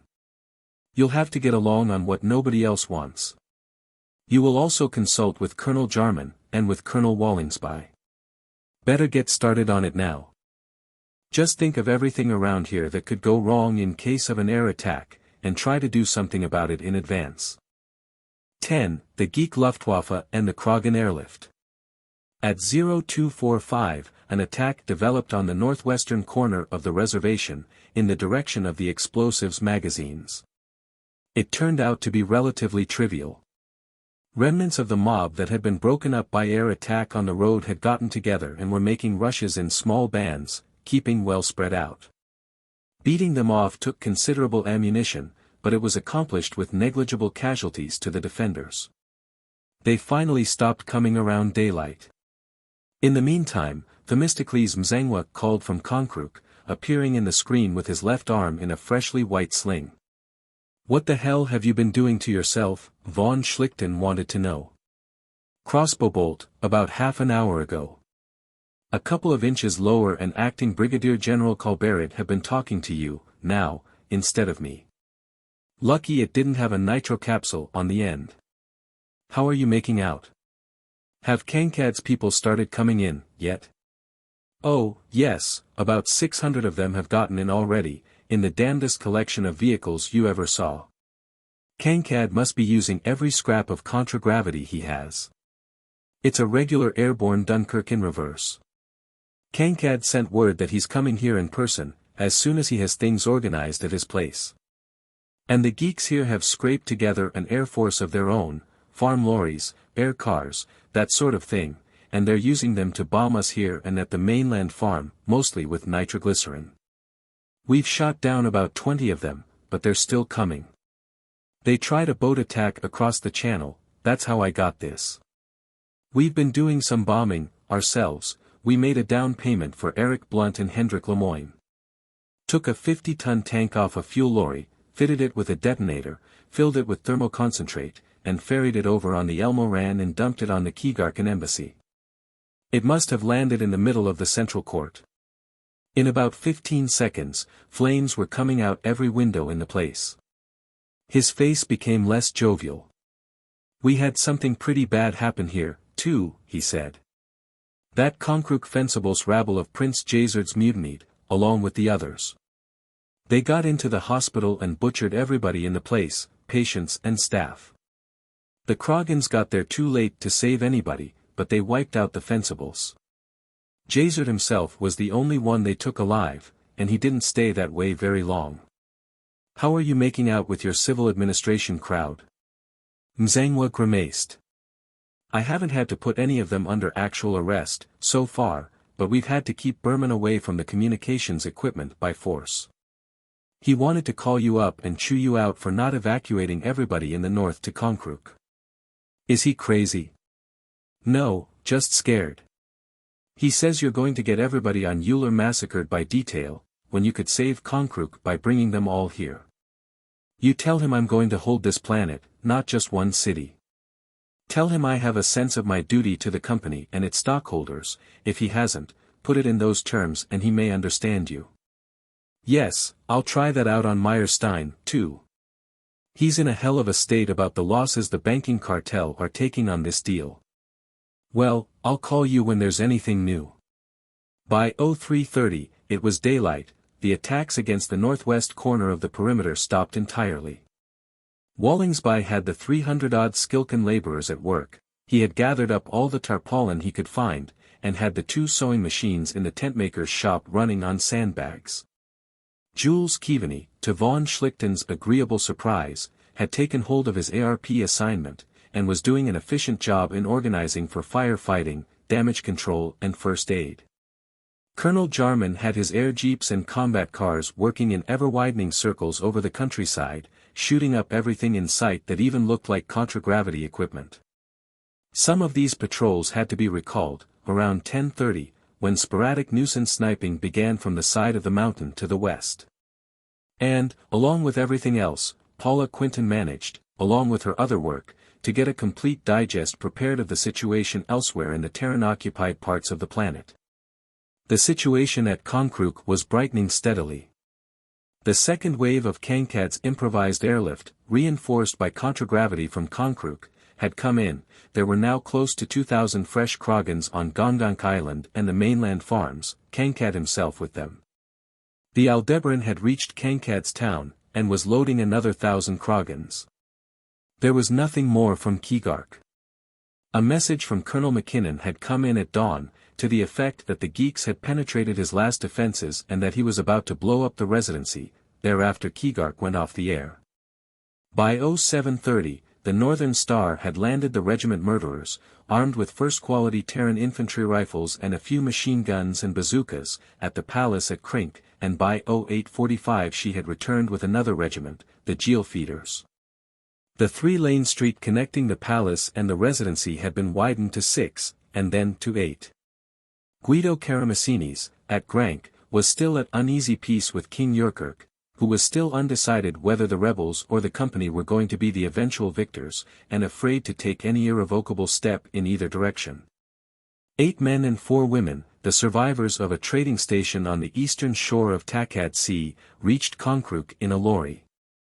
Another trading station, on the south shore, reported by telecast that the natives there had refused to rise against them, and had crucified 5 of Rakkeed's disciples who had come among them preaching Znid Sadabit. At 1100, Paula Quinton and Barney Mordkovitz virtually ordered him to get some sleep. He went to his quarters at Company House, downed a spaceship captain's size drink of honey rum, and slept until 1600. As he dressed and shaved, he could hear, through the open window, the slow sputter of small arms fire, punctuated by the occasional whump-whump-whump of 40mm autocannon or the hammering of a machine gun. Returning to his command post at the telecast station, the terrain board showed that the perimeter of defense had been pushed out in a bulge at the northwest corner. The TV screen pictured a crude breastwork of petrified tree trunks, sandbags, mining machinery, packing cases and odds and ends, upon which Wallingsby's native laborers were working under guard while a skirmish line of Kragans had been thrown out another 400 or 500 yards and were exchanging pot shots with Schlichtens on the gullied hillside. "Where's Colonel Quinton?" he asked. "She ought to be taking a turn in the sack, now." "She's taking one," Major Falkenberg, who had commanded the action at the native troops barracks and the labor camp, the night before, told him. "General Mordkovitz chased her off to bed a couple of hours ago, called me in to take her place, and then went out to replace me. Colonel Guilliford's in the hospital, got hit about 1300. They're afraid he's going to lose a leg. That's a bloody shame." He pointed to the northwest corner of the perimeter on the screen. "Whose idea was that?" he asked. "It's a good one, I ought to have thought of it, myself." "Your new adjutant," Falkenberg grinned. "She asked somebody what those big domes, up there, were. When they told her there were 10,000 tons of thermoconcentrate, 5,000 tons of blasting explosives, and 5 tons of plutonium, under them, she damned near fainted, and then she ordered that, right away." More reports came in. The entire garrison of the small residency at Quirk, the most northern of the Eastern Shore Free Cities, had arrived at Kankad's town in 200-foot contragravity scows and 5 air cars. 2 of the air cars arrived half an hour behind the rest of the refugee flotilla, having turned off at Keeluk to pay their respects to King Orgzild. They reported the Keeluk residency in ruins, its central buildings vanished in a huge crater. The Jan Smuts and the Christian de Wet were still in the company docks, both apparently damaged by the blast which had destroyed the residency. One of the air cars had rocketed and machine-gunned some Keelukans who appeared to be trying to repair them, the other blew up King Orgzild's nitroglycerin plant. Von Schlichten called Konkruk and ordered a bombing mission against Keeluk organized, to make sure the 2 ships stayed out of service. The Northern Star was still bringing loyal troops into Krink. King Jonkvank, whom von Schlichten called, was highly elated. "We are killing traitors wherever we find them," he exulted. "The city is yellow with their blood, their heads are piled everywhere. How is it with you at Skilk?" "We have killed many, also," von Schlichten boasted. "And tonight, we will kill more. We are preparing bombs of great destruction, which we will rain down upon Skilk until there is not one stone left upon another, or one infant of a day's age left alive." Jonkvank reacted as he was intended to. "Oh, no, General, don't do all that," he exclaimed. "You promised me that I should have Skilk, on the word of a Terran. Are you going to give me a city of ruins and corpses? Ruins are no good to anybody, and I am not a Jeel, to eat corpses." Von Schlichten shrugged. "When you are strong, you can flog your enemies with a whip, when you are weak, all you can do is kill them. If I had 5,000 more troops, here." "Oh, I will send troops, as soon as I can," Jonkvank hastened to promise.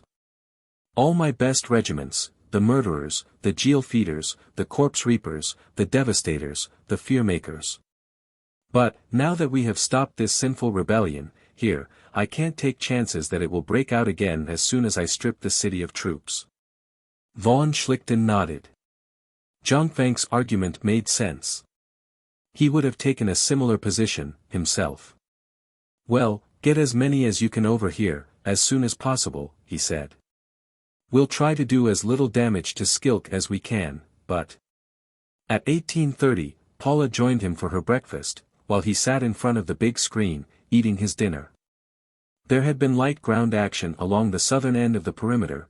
King Ferk's regulars, reinforced by Zerk tribesmen and levies of townspeople, all of whom seemed to have firearms, were filtering in through the ruins of the labor camp and the wreckage of the equipment park, and there was renewed sniping from the mountainside. The long afternoon of the northern autumn dragged on. Finally, at 2200, the sun set, and it was not fully dark for another hour. For some time, there was an ominous quiet, and then, at 0030, the enemy began attacking in force, driving herds of livestock, lumbering six-legged brutes bred by the North Ullerans for food, to test the defenses for electrified wire and landmines.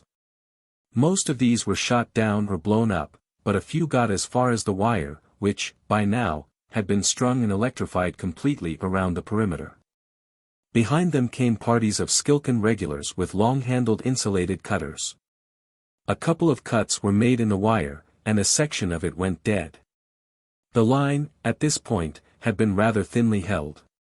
The defenders immediately called for air support, and Jarman ordered 15 of his remaining 20 air jeeps and 5 combat cars into the fight. No sooner were they committed than the radar on the commercial airport control tower picked up air vehicles approaching from the north, and the air raid sirens began howling and the searchlights went on. As a protection from the sudden fury of the summer and winter gales, the buildings were all low, thick-walled, and provided with steel doors and window shutters which were electrically operated and centrally controlled. These slammed shut in every occupied building. The contragravity which had been sent to support the ground defense at the south side of the reservation turned to meet this new threat, and everything else available, including the 4 heavy air tanks, lifted up. Meanwhile, guns began firing from the ground and from rooftops.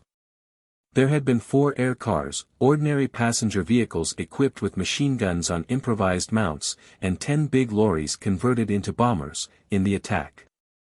All the lorries, and all but one of the makeshift fighter escort, were shot down, but not before explosive and thermoconcentrate bombs were dumped all over the place. One lorry emptied its load of thermoconcentrate bombs on the control building at the airport, starting a raging fire and putting the radar out of commission. A repair shop at the ordnance depot was set on fire, and a quantity of small arms and machine gun ammunition piled outside for transportation to the outer defenses blew up. An explosive bomb landed on the roof of the building between Company House and the telecast station, blowing a hole in the roof and demolishing the upper floor. And another load of thermoconcentrate, missing the power plant, set fire to the dry grass between it and the ruins of the native troops' barracks. Before the air attack had been broken up, the soldiers of King Ferk and their irregular supporters were swarming through the dead section of wire. They had 4 or 5 big farm tractors, nuclear-powered but unequipped with contragravity generators, which they were using like ground tanks of the 1st century. This attack penetrated to the middle of the reservation before it was stopped and the attackers either killed or driven out. For the first time since daybreak, the red and yellow lights came on around the power plant. As soon as the combined air and ground attack was beaten off, von Schlichten ordered all his available contragravity up, flying patrols around the reservation and retaliatory bombing missions against Skilk, and began bombarding the city with his 90mm guns. A number of fires broke out, and at about 0200 a huge expanding globe of orange-red flame soared up from the city. "There goes Ferk's thermoconcentrate stock," he said to Paula, who was standing beside him in front of the screen. Half an hour later, he discovered that he had been overly optimistic. Much of the enemy's supply of Terran thermoconcentrate had been destroyed, but enough remained to pelt the reservation and the company buildings with incendiaries, when a second and more severe air attack developed. Consisting of 40 or 50 makeshift lorry bombers and 15 air cars. The previous attack von Schlichten had viewed in the screen at the telecast station. It was his questionable good fortune to observe the second one directly, having been out inspecting the defenses around the ordnance depot at the time. Like the first, the second air attack was beaten off, or, more exactly, down.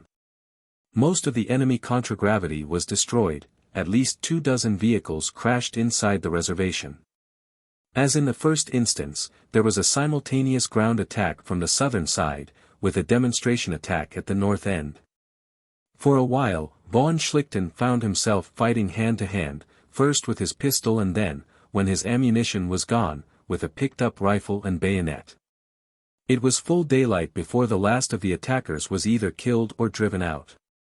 5 minutes later, while he was reloading his pistol clips with salvaged cartridges, the Northern Star came bulking over the mountains from the west.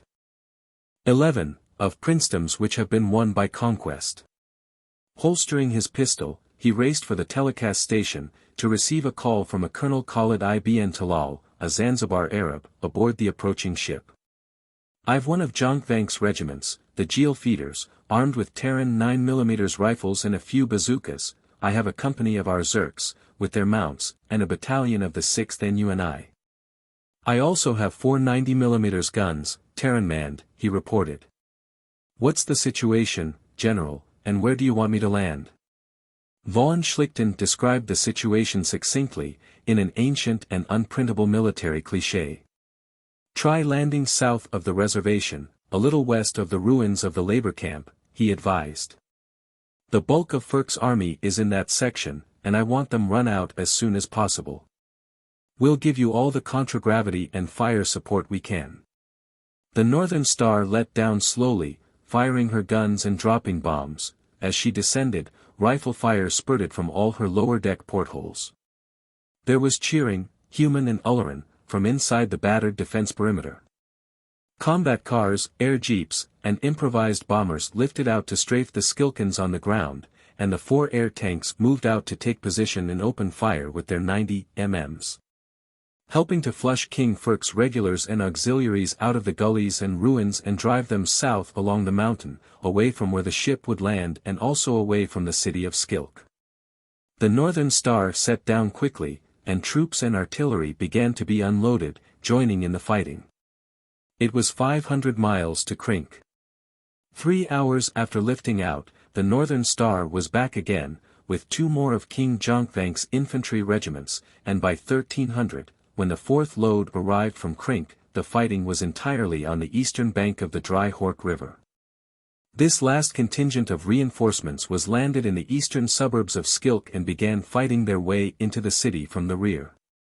It was evident, however, that the pacification of Skilk would not be accomplished as rapidly as von Schlichten wished. Street fighting, against a determined enemy, is notoriously slow work, and he decided to risk the Northern Star in an attack against the palace itself, and, over the objections of Paula Quinton, Jules Keaveney, and Barney Mordkovitz, to lead the attack in person.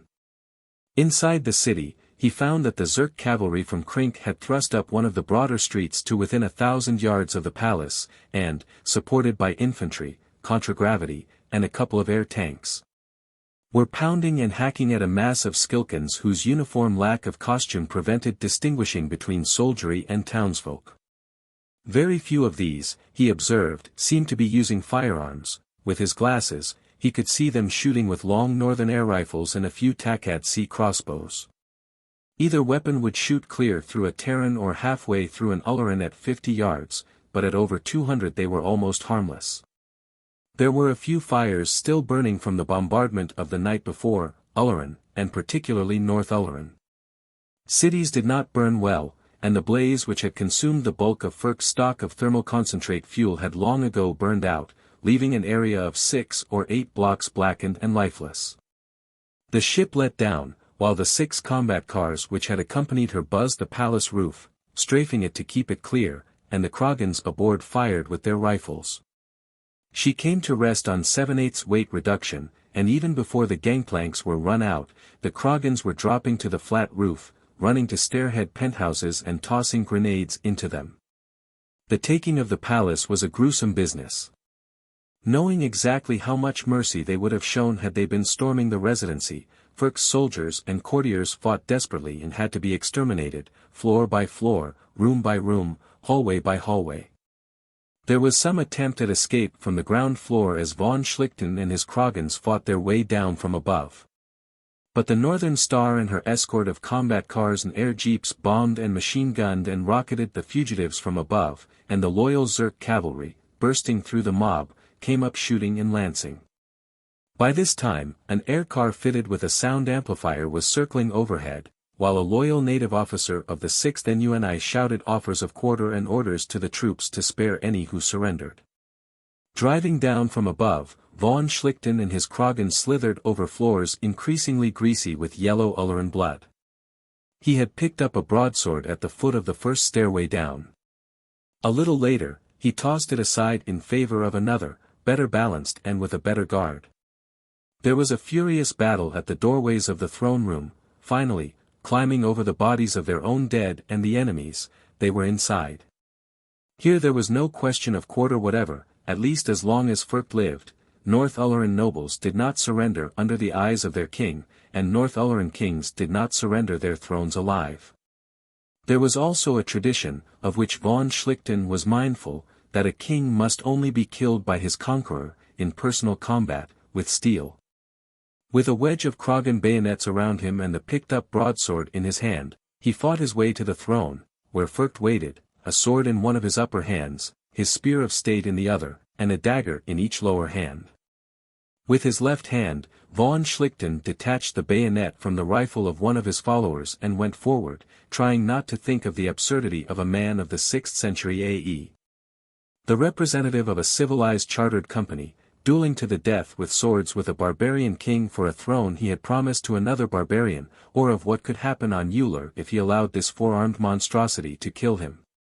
It was not as bad as it looked, however. The ornate spear of state, in spite of its long, cruel-looking blade, was not an especially good combat weapon, at least for one hand, and Fürkt seemed confused by the very abundance of his armament.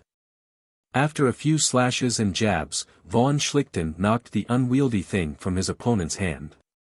This raised a fearful ululation from the Schlichten nobility, who had stopped fighting to watch the duel. Evidently it was the very worst sort of a bad omen. Fürkt, seemingly relieved to be disencumbered of the thing, caught his sword in both hands and aimed a roundhouse swing at von Schlichten's head. Von Schlichten dodged, crippled one of Fürkt's lower hands with a quick slash, and lunged at the royal belly. Fürkt used his remaining dagger to parry, backed a step closer to his throne, and took another swing with his sword, which von Schlichten parried on the bayonet in his left hand. Then, backing, he slashed at the inside of Fürkt's leg with the 1,000-year-old coup de jarnac. Fürkt, unable to support the weight of his dense-tissued body on one leg, stumbled. Von Schlichten ran him neatly through the breast with his sword and through the throat with the bayonet. There was silence in the throne room for an instant, and then, with a horrible collective shriek, the Schlichtens threw down their weapons. One of von Schlichten's Kragans slung his rifle and picked up the spear of state with all four hands, taking his post ceremoniously behind the victor. A couple of others dragged the body of Fürkt to the edge of the dais, and one of them drew his leaf-shaped short-sword and beheaded it. At mid-afternoon, von Schlichten was on the roof of the palace, holding the spear of state, with Fürkt's head impaled on the point, while a Terran technician aimed an audiovisual recorder. "This," he said, with the Geek speaker in his mouth, "is King Fürkt's spear of state, and here, upon it, is King Fürkt's head. 2 days ago, Fürkt was at peace with the company, and Fürkt was king in Skilk. If he had not dared raise his feeble hand against the might of the Uller company, he would still be alive, and his spear would still be borne behind him. So must all those who rise against the company perish." Cut. The camera stopped. A Kragan came forward and took the spear of state, with its grisly burden, carrying it to a nearby wall and leaning it up, like a piece of stage property no longer required for this scene but needed for the next. Von Schlichten took out his Geek speaker, wiped and pouched it, and took his cigarette case from his pocket. "Well, this is the limit." Paula Quinton, who had come up during the filming of the scene, exploded. "I thought you had to kill him yourself in order to encourage your soldiers. I didn't think you wanted to make a movie of it to show your friends. I'm through, you can find yourself a new adjutant." Von Schlichten tapped the cigarette on the gold and platinum case and stared at her through his monocle. You can't resign, he told her. Resignations of officers are not being accepted until the end of hostilities. In any case, I shouldn't care to have you go, you're the best adjutant, Hideyoshi O'Leary not accepted, I ever had. Sit down, Colonel. He lit the cigarette. Your politico-military education still needs a little filling in. At Grank, we have 2 ships. One is the Northern Lights, sister ship of the Northern Star.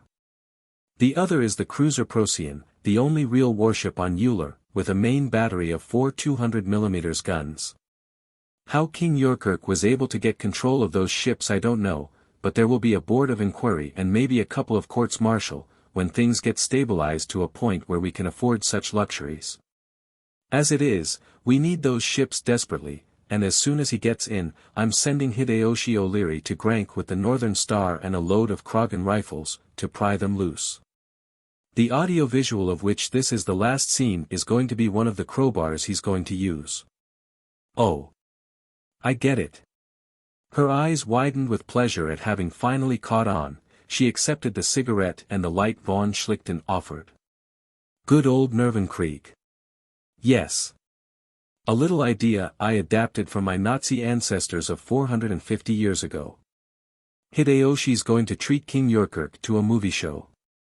Want to bet he won't loosen up and release Procyon and Northern Lights and unblockade the Grank residency after he sees that shot of Firk's head leering at him off the point of that overgrown assegai? As I said, that's only the last scene, too. I've been having scenes shot all through this fight, some of them are really horrifying. But why did you have to fight Firk yourself, she asked. You took an awful chance, with 2 hands to his fore. Not so awful, remember what I told you about the physical limitations of Ullerans. But I had to kill him myself, with a sword, according to local custom that makes me King of Skilk. Why, your Majesty. She rose and curtsied mockingly. But I thought you were going to make Jonkvank King of Skilk. He shook his head. Just Viceroy, he corrected. I'm handing the spear of state down to him, not up to him. He'll reign as my vassal, and, consequently, as vassal of the company, and before long, he won't be much more at Krink either. That'll take a little longer, there'll have to be military missions, and economic missions, and trade agreements, and all the rest of it, first, but he's on the way to becoming a puppet prince. Half an hour later, a large and excessively ornate air launch, specially built at the Konkrook shipyards for King Jonkvank, was sighted coming over the mountain from the east. An escort of combat cars was sent to meet it, and a battalion of Kragans and the survivors of Firk's court were drawn up on the palace roof. His Majesty, Jonkvank, King of Krink. The former herald of King Firk's court, now herald to King Carlos von Schlichten, shouted, banging on a brass shield with the flat of his sword, as Jonkvank descended from his launch, attended by a group of his nobles and his spear of state. With Hideyoshi O'Leary and Francis N. Shapiro shepherding them. As the guests advanced across the roof, the herald banged again on his shield. His Majesty, Carlos von Schlichten, which came out more or less as Karlak von Schlichtenk, King, by right of combat, of Skilk. Von Schlichten advanced to meet his fellow monarch, his own spear of state, with Firk's head still grinning from it, 2 paces behind him. Jonkvank stopped, his face contorted with saurian rage. What is this? He demanded. You told me that I could be King of Skilk, is this how a Terran keeps his word? A Terran's word is always good, Jonkvank, von Schlichten replied, omitting the titles, as was proper in one sovereign addressing another. My word was that you should reign in Skilk, and my word stands. But these things must be done decently, according to custom and law. I killed Firk in single combat. Had I not done so, the spear of Skilk would have been left lying, for any of the young of Firk to pick up. Is that not the law? Jonkvank nodded grudgingly. It is the law, he admitted. Good. Now, since I killed Firk in lawful manner, his spear is mine, and what is mine I can give as I please. I now give you the spear of Skilk, to carry in my name, as I promised. The Kragan who was carrying the ceremonial weapon tossed the head of Furcht from the point, another Kragan kicked it aside and advanced to wipe the spear blade with a rag.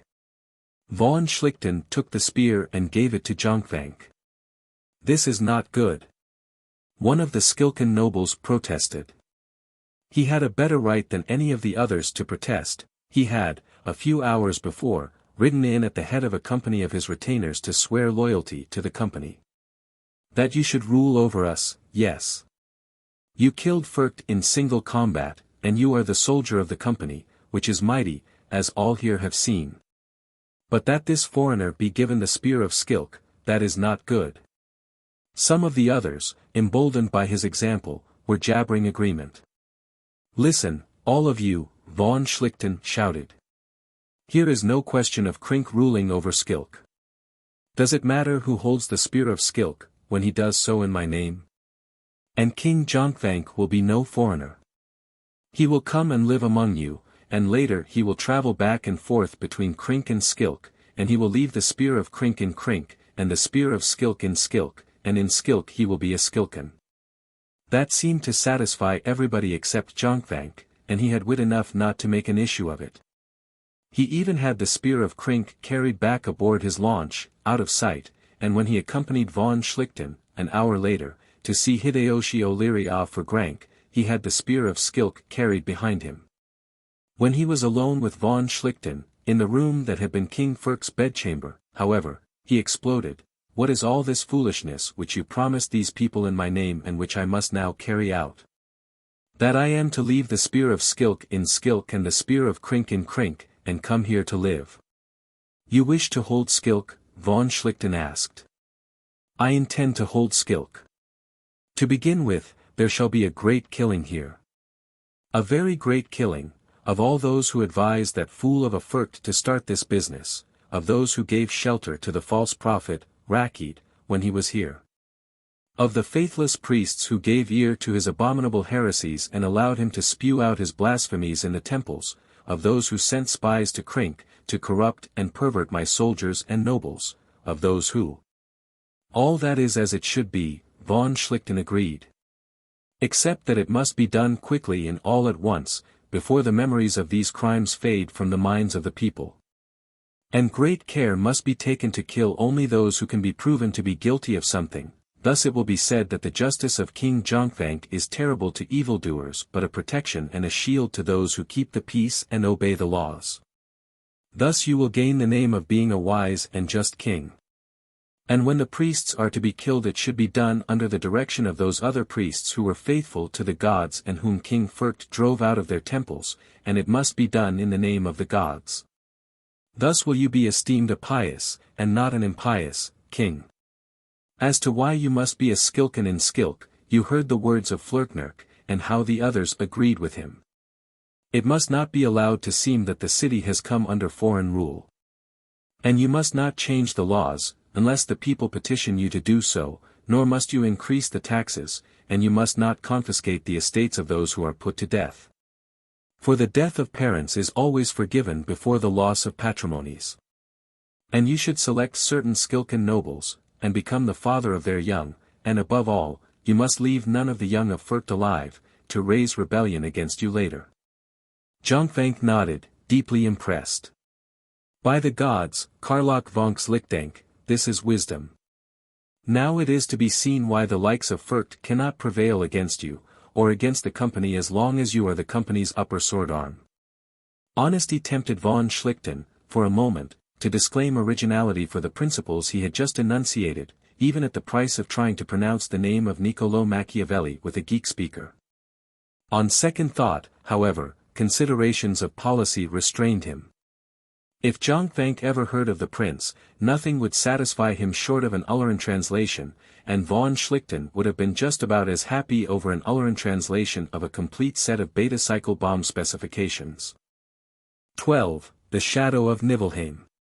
The sun slid lower and lower toward the horizon behind them as the aircar bulleted south along the broad valley and dry bed of the Hork River, nearing the zone of equal day and night. Hassan Bogdanov drove while Harry Kwong finished his lunch, then changed places to begin his own. Von Schlichten got 2 bottles of beer from the refrigerated section of the lunch hamper and opened one for Paula Quinton and one for himself. What are we going to do with these geeks? She was using the nasty and derogatory word unconsciously and by custom, now, after this is all over. We can't just tell them, jolly well played, nice game, wasn't it? And go back to where we were Wednesday evening. No, we can't. There's going to have to be a Terran seizure of political power in every part of this planet that we occupy, and as soon as we're consolidated around and north of Takat Sea, we're going to have to move in elsewhere, he replied. Keeluk, Konkruk, and the free cities, of course, will be relatively easy. They're in arms against us now, and we can take them over by force. We had to make that deal with Junkvank, or, rather, I did, so that will be a slower process, but we'll get it done in time. If I know that pair as well as I think I do, Junkvank and Yurkirk will give us plenty of pretexts, before long. Then, we can start giving them government by law instead of by royal decree, and real courts of justice.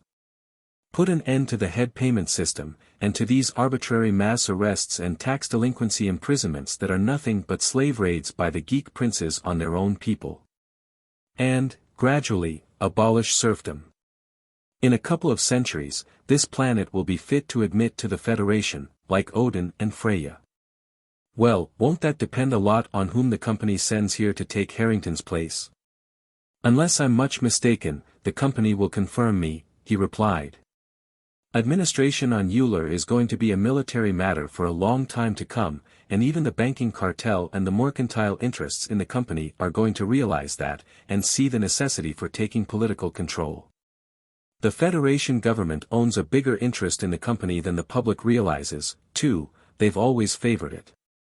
And just to make sure, I'm sending Hid O'Leary to Terra on the next ship, to make a full report on the situation. You think it'll be cleared up by then?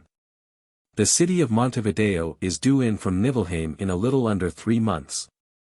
It'll have to be cleared up by then. We can't keep this war going more than a month, at the present rate. Police action, and mopping up, yes, full-scale war, no. Ammunition? She asked. He looked at her in pleased surprise. Your education has been progressing, at that, he said. You know, a lot of professional officers, even up to field rank in the combat branches, seem to think that ammo comes down miraculously from heaven, in contragravity lorries, every time they pray into a radio for it. It doesn't. It has to be produced as fast as it's expended, and we haven't been doing that.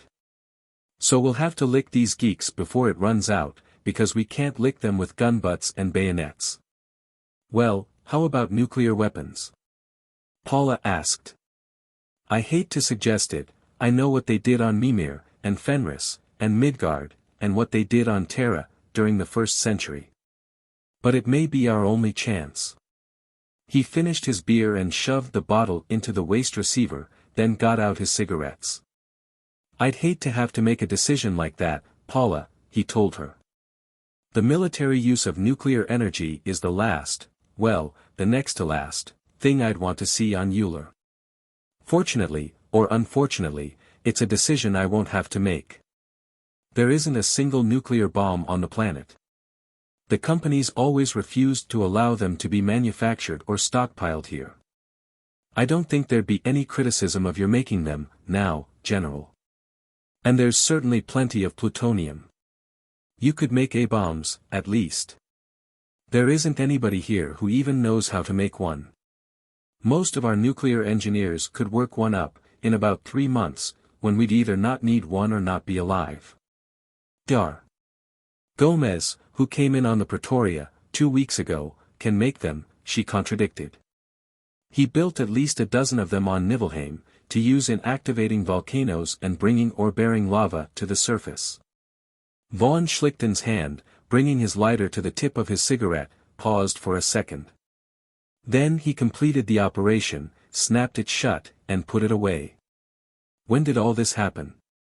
She took time out for mental arithmetic. Even a spaceship officer had to do that, when a question of interstellar time relations arose. About 350 days ago, Galactic Standard. They'd put off the first shot, 6 bombs, before I got in from Terra. I saw the second shot a day or so before I left Niflheim on the Canberra. Dr. Gomez had to stay over till the Pretoria to put off the third shot. Why? Did you run into a geek named Gorkrink, while you were on Nif? He asked her. And what sort of work was he doing? Gorkrink? I don't seem to remember. Oh, yes. He was helping Dr. Murillo, the seismologist. His year was up after the second shot. He came to Uller on the Canberra. Dr. Murillo was sorry to lose him. He understood lingua terra perfectly. Dr. Murillo could talk to him, the way you do with Kankat, without using a geek speaker. Well, but what sort of work? Helping set and fire the A-bombs. Oh. Good Lord. You can say that again, and deal in Allah, Shiva, and Kali, von Schlichten told her. Especially Kali. Harry. See if you can get some more speed out of this can. I want to get to Konkrook while it's still there.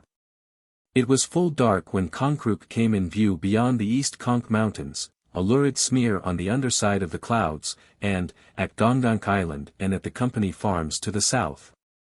A couple of bunches of searchlights fingering about in the sky.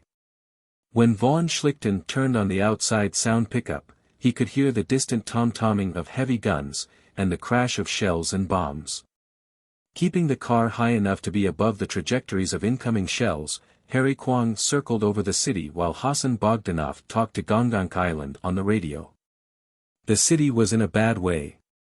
There were 75 to 100 big fires going, and a new one started in a rising ball of thermoconcentrate flame while they watched. The 3 gun cutters, El Moran, Gaucho, and Bushranger, and about 50 big freight lorries converted to bombers, were shuttling back and forth between the island and the city. The Royal Palace was on fire from end to end, and the entire waterfront and industrial district were in flames. Combat cars and air jeeps were diving into shell and rocket and machine gun streets and buildings.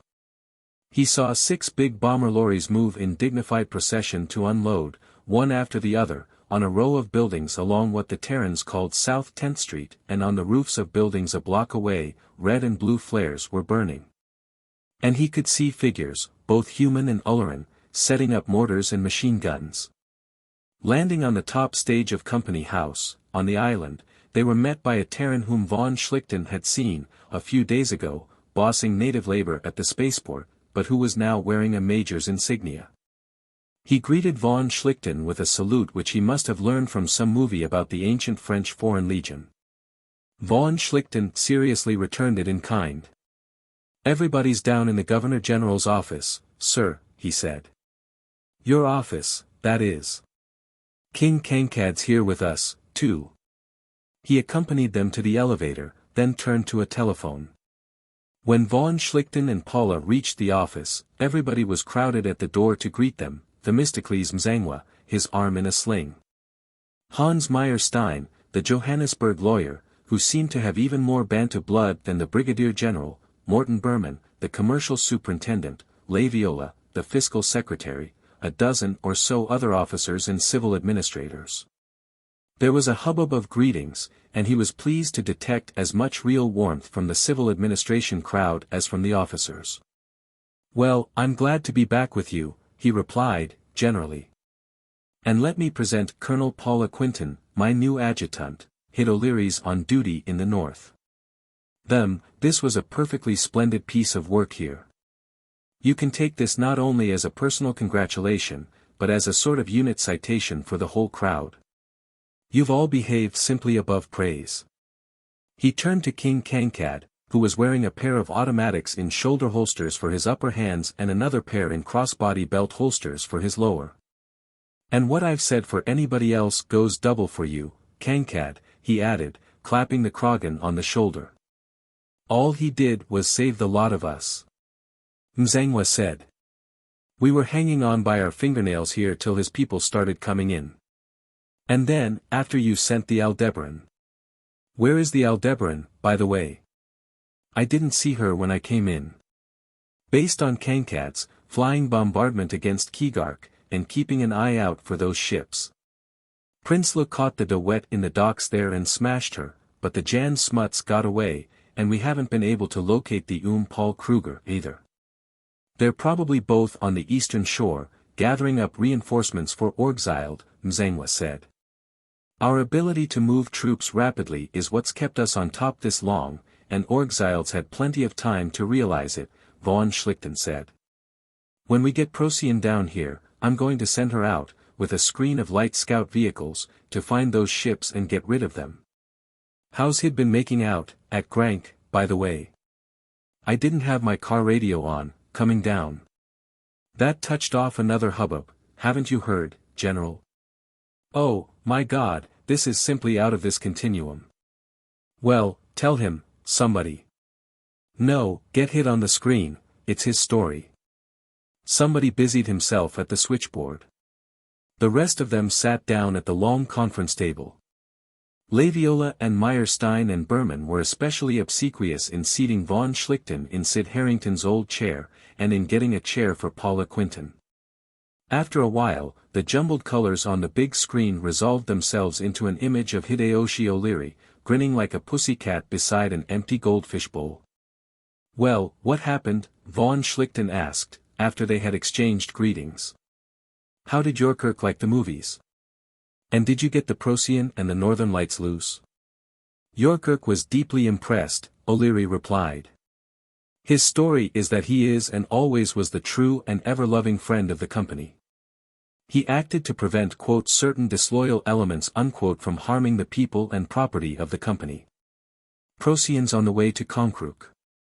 I'm holding Northern Lights here and Northern Star at Skilk. Where do you want them sent? Leave Northern Star at Skilk, for the time being. Tell the company's great and good friend King Yourkirk that the company expects him to contribute some soldiers for the campaign here and against Keeluk, when that starts. Be sure you get the best armed and best trained regiments he has, and get them down here as soon as possible. Don't send any of your Kragan's or Karamessini's troops here, though. Hold them in Grank till we make sure of the quality of Yourkirk's friendship. Well, General, I think we can be pretty sure, now.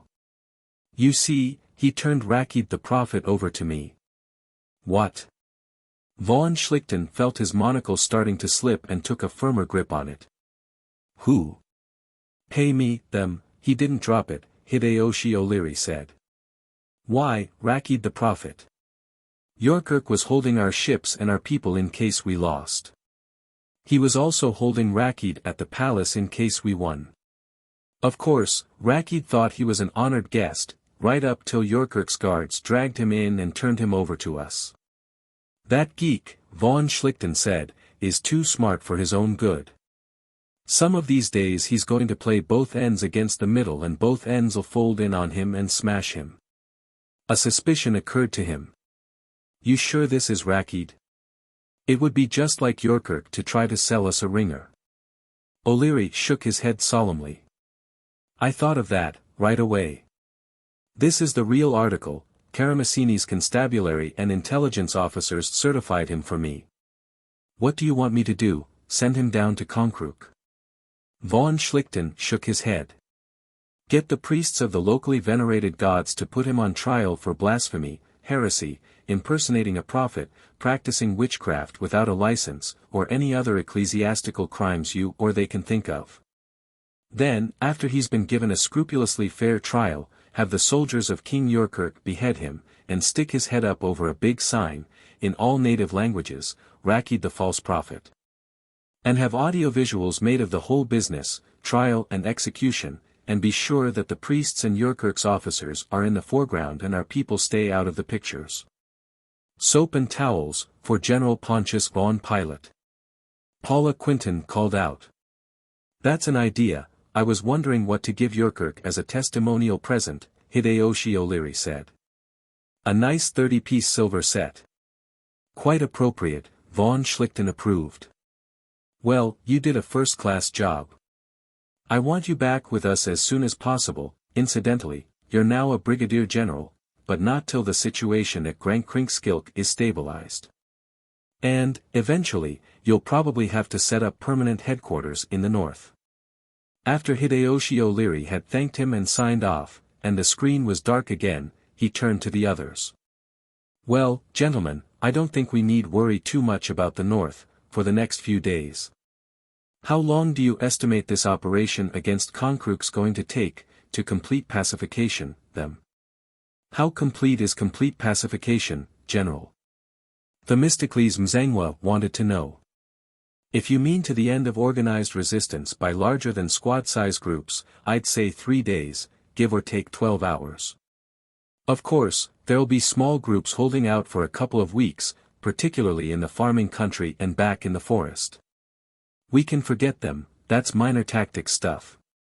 We'll need to keep some kind of an occupation force here for some time, they can deal with that. We'll have to get to work on Keeluk, as soon as possible.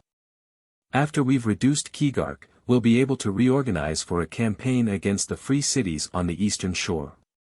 Begging your pardon, General, but reduce is a mild word for what we ought to do to Keeluk, Hans Meyerstein said. We ought to raise that city as flat as a football field, and then play football on it with King Orgzild's head. Any special reason? Von Schlichten asked. In addition to the Blunt-Lemoyne massacre, that is? I should say so, General. Themistocles Mzangwa backed Meyerstein up. Bob, you tell him. Colonel Robert Grinnell, the intelligence officer, got up and took the cigar out of his mouth. He was short and round-bodied and bald-headed, but he was old Terran Federation regular army. Well, General, we've been finding out quite a bit about the genesis of this business, lately, he said. From up north, it probably looked like an all-Rakkeed show, that's how it was supposed to look. But the whole thing was hatched at Keeluk, by King Orgzild. We've managed to capture a few prominent Konkrookans, he named half a dozen, who've been made to talk, and a number of others have come involuntarily and furnished information. Orgzild conceived the scheme in the beginning. Rakkeed was just the messenger boy. My face gets the color of the company trademark every time I think that the whole thing was planned for over a year, right under our noses, even to the signal that was to touch the whole thing off. The poisoning of Sid Harrington, and our announcement of his death, Von Schlichten asked. You figured that out yourself, sir? Well, that was it. Grinnell went on to elaborate, while Von Schlichten tried to keep the impatience out of his face. Beside him, Paula Quinton was fidgeting, too. She was thinking, as he was, of what King Orgzild and Prince Gorkrink were doing now.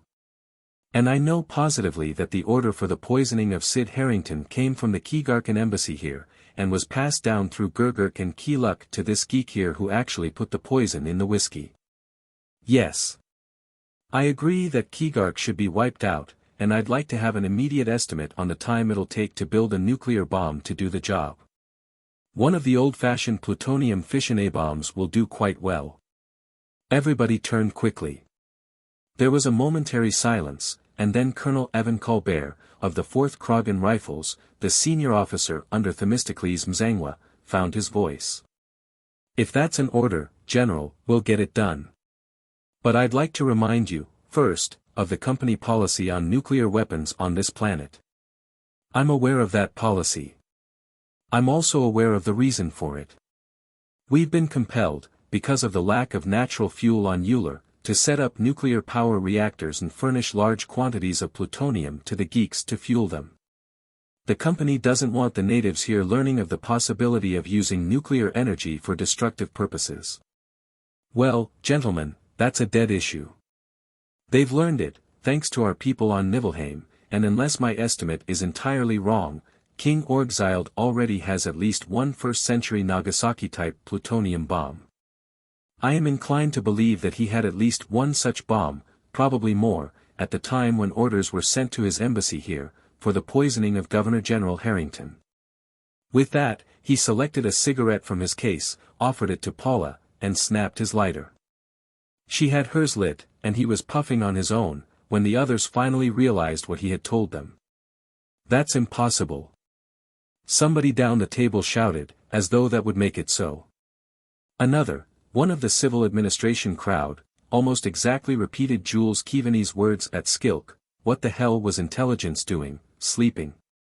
General von Schlichten, Colonel Grinnell took oblique cognizance of the question, "You've just made, by implication, a most grave charge against my department.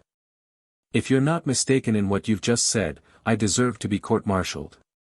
"I couldn't bring charges against you, Colonel. If it were a court-martial matter, I'd belong in the dock with you," von Schlichten told him.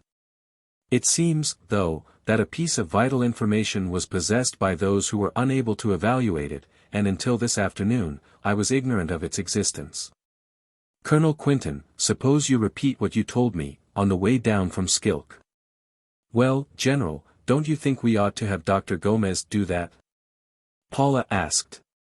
"After all, he constructed those bombs on Niflheim, and it'll be he who'll have to build ours."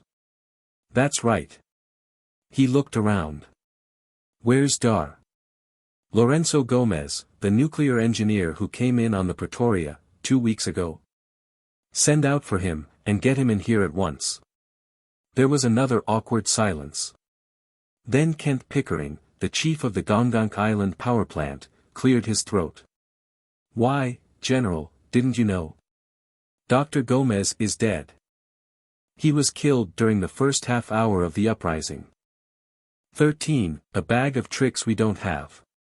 He flinched inwardly, and tightened his eye muscles on the edge of the monocle to keep from flinching physically as well, trying to freeze out of his face the consternation he felt. "That's bad, Kent," he said. "Very bad. I'd been counting heavily on Dr. Gomez to design a bomb of our own." "Well, General, if you please." That was Air Commodore Leslie Hargreaves. "You say you suspect that King Orgzild has developed a nuclear bomb. If that's true, it's a horrible danger to all of us. But I find it hard to believe that the Keegarkans could have done so, with their resources and at their technological level. Now, if it had been the Kragans, that would have been different, but—" "Paula, you'd better carry on and explain what you told me, and add anything else you can think of that might be relevant. Is that sound recorder turned on? Then turn it on, somebody, we want this taped." Paula rose and began talking. "I suppose you all understand what conditions are on Niflheim, and how these Ulleran native workers are employed. However, I'd better begin by explaining the purpose for which these nuclear bombs were designed and used." He smiled. She realized that he needed time to think, and she was stalling to provide it.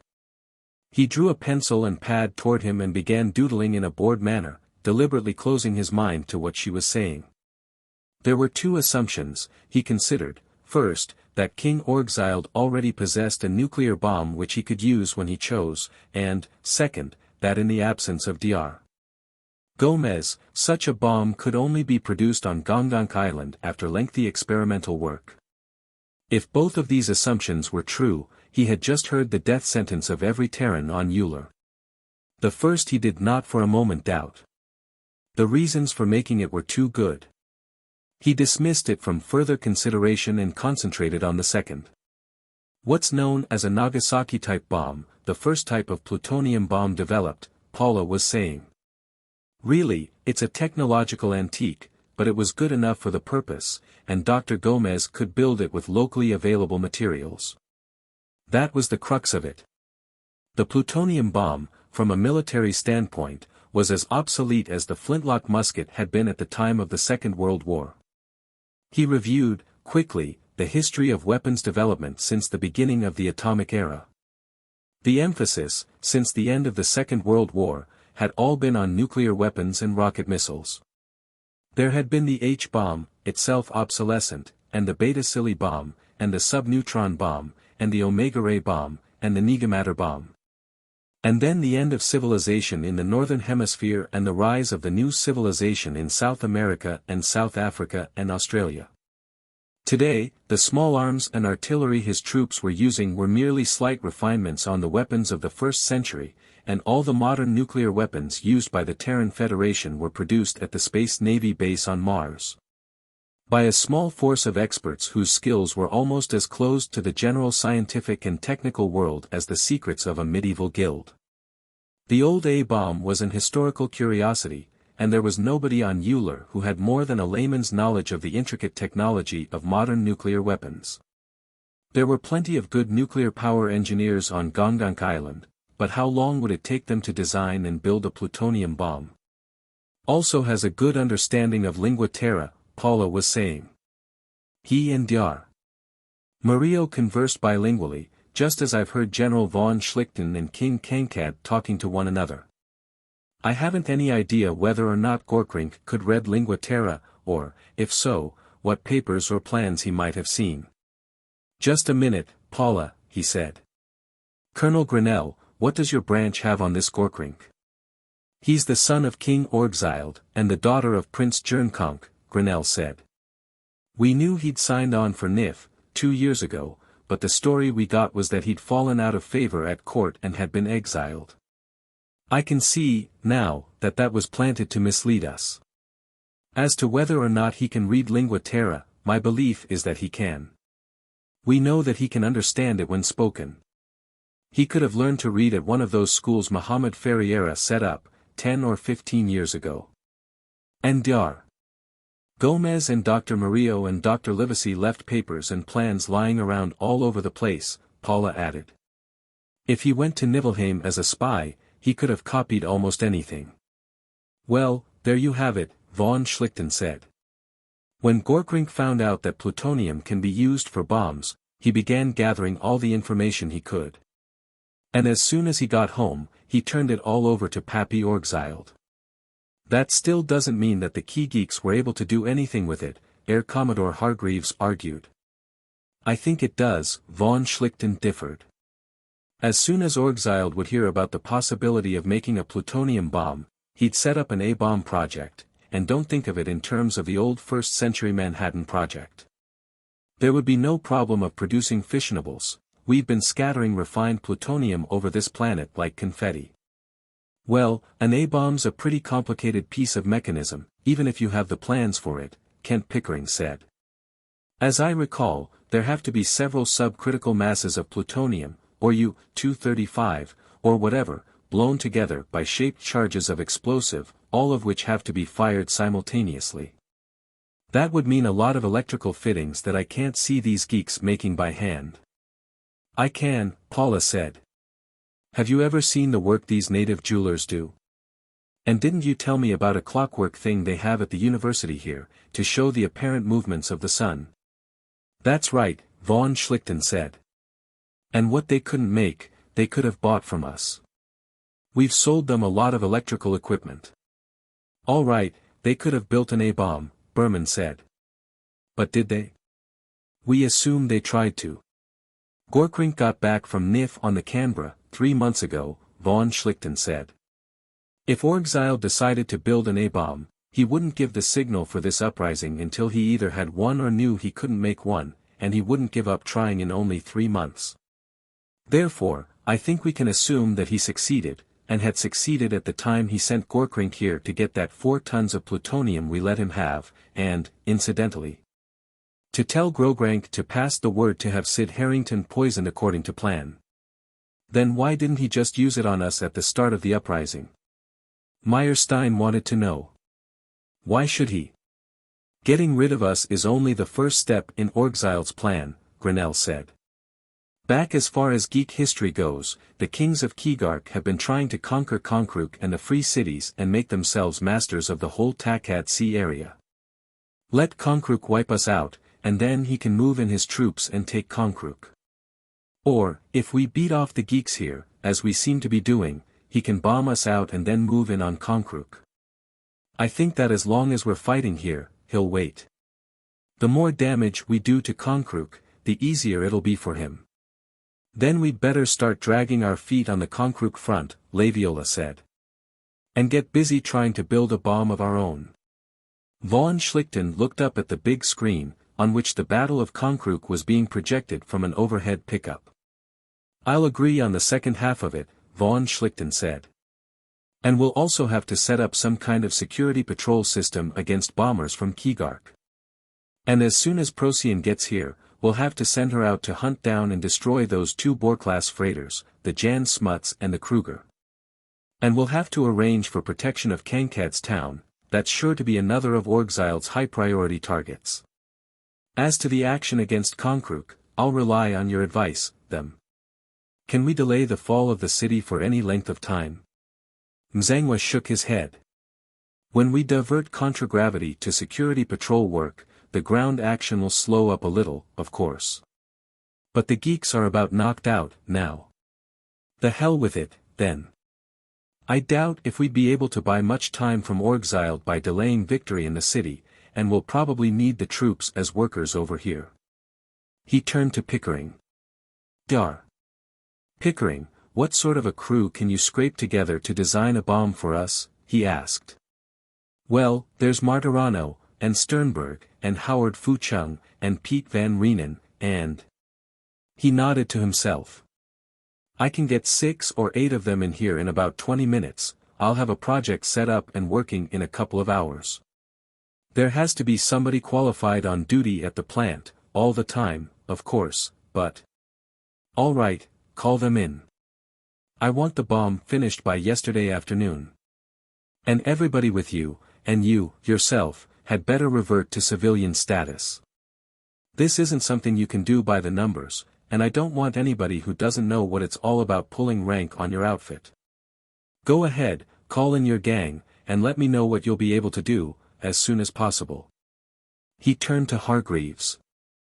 Les, you'll have charge of flying the security patrols, and doing anything else you can to keep Orgzild from bombing us before we can bomb him. You'll have priority on everything second only to Pickering.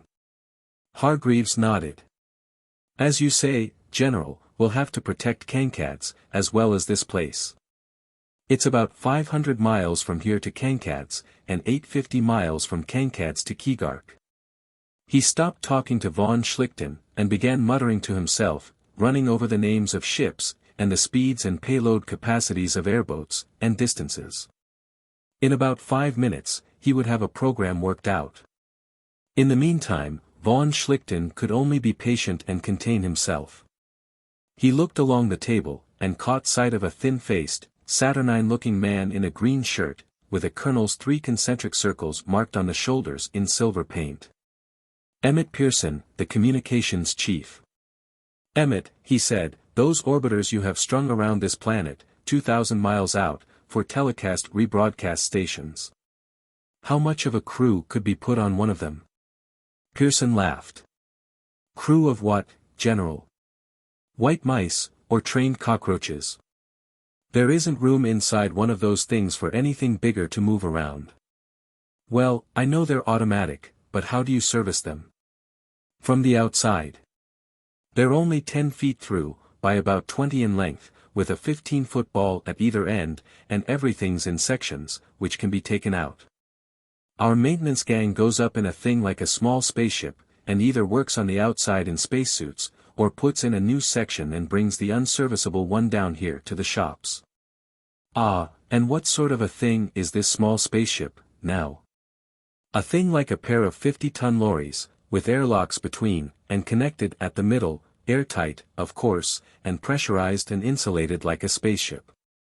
One side's living quarters for a 6-man crew, sometimes the gang's out for as long as a week at a time, and the other side's a workshop. That sounded interesting. With contragravity, of course, terms like escape velocity and mass ratio were of purely antiquarian interest.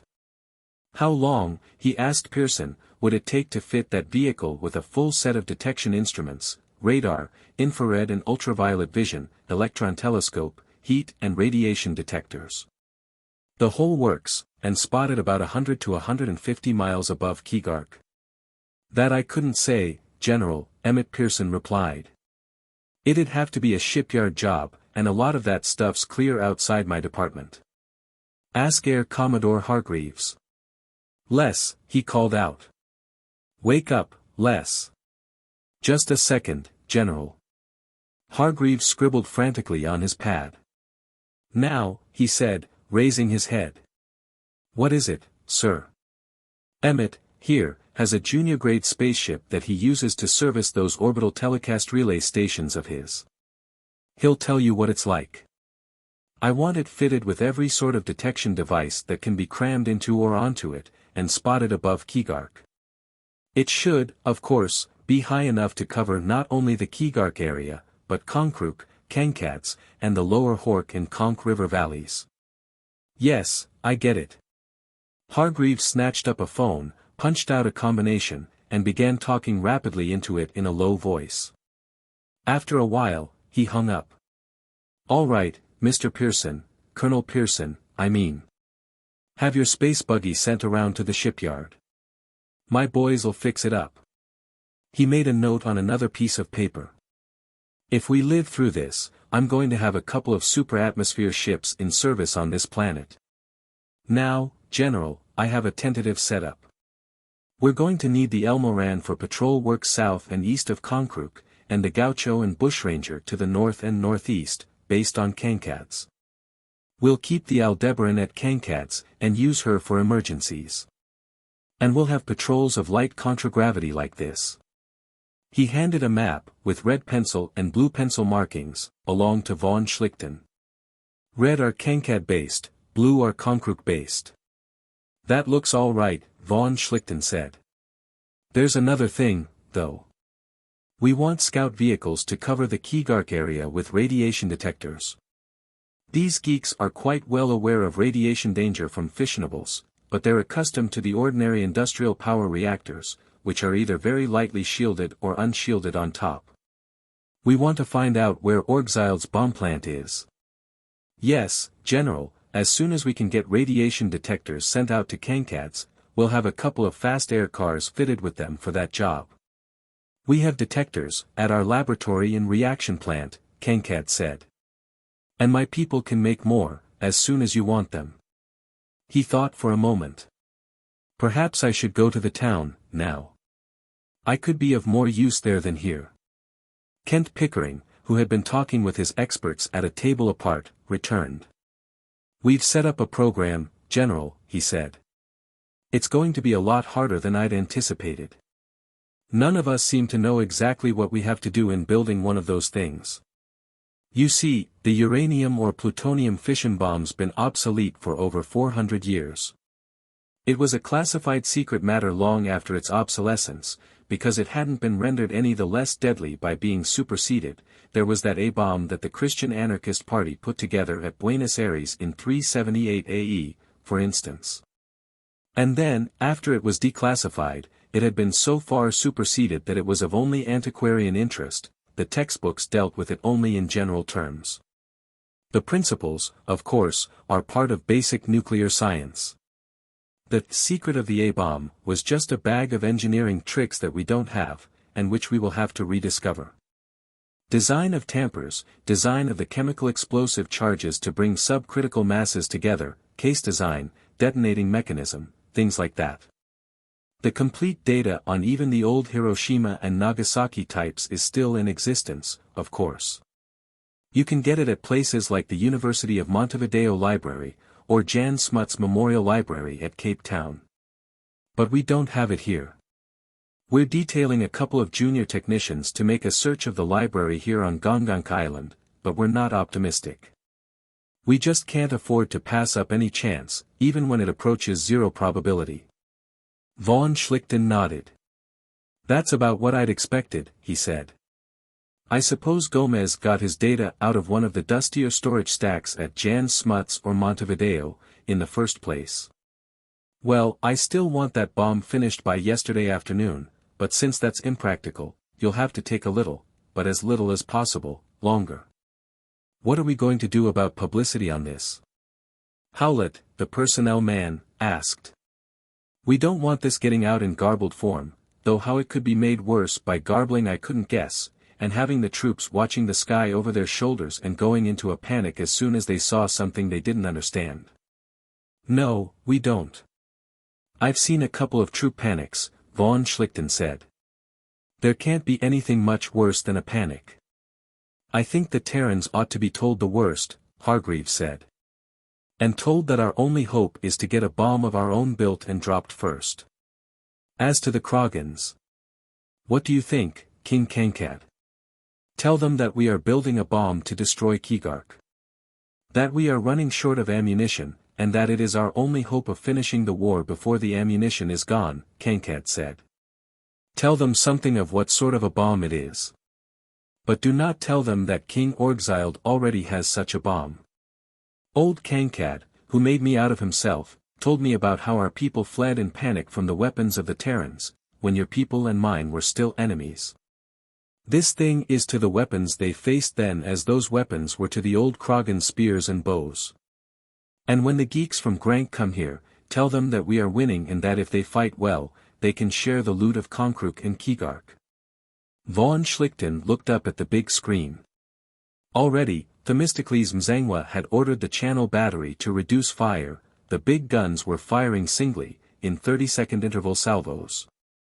There was less bombing, too. Contragravity was being drawn out of the battle. Well, we all have things to do, he said, and I think we've discussed everything there is to discuss.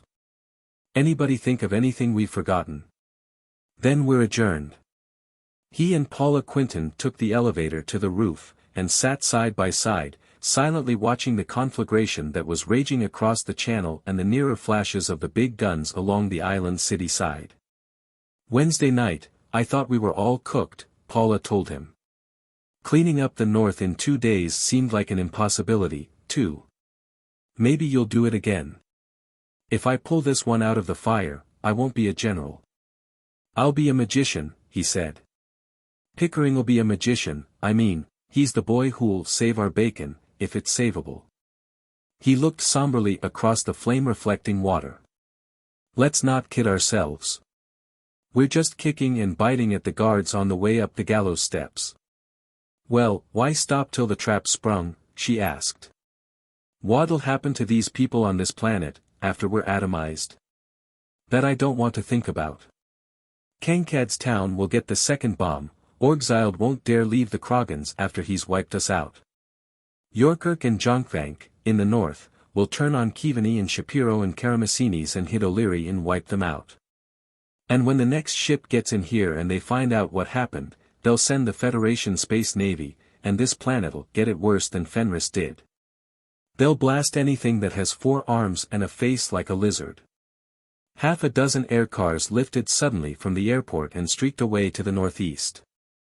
As they went past, in the light of the burning city, he could see that at least 3 of them had multiple rocket launchers on top. In a matter of seconds, a gun cutter raced after them, and a second, which had been over Konkruk, jettisoned a bomb and turned away to follow. Maybe that's it, Paula said. Well, if it is, we won't be any better off anywhere else than here, he told her. Let's stay and watch. After what seemed like a long time, however, a twinkle of lights showed over the East Konk Mountains. They weren't the flashes of explosions, some were magnesium flares, and some were the lights of a ship. That's Procyon, from Grank, he said. Everybody gets a good mark for this, detection stations, interceptors, gun cutters.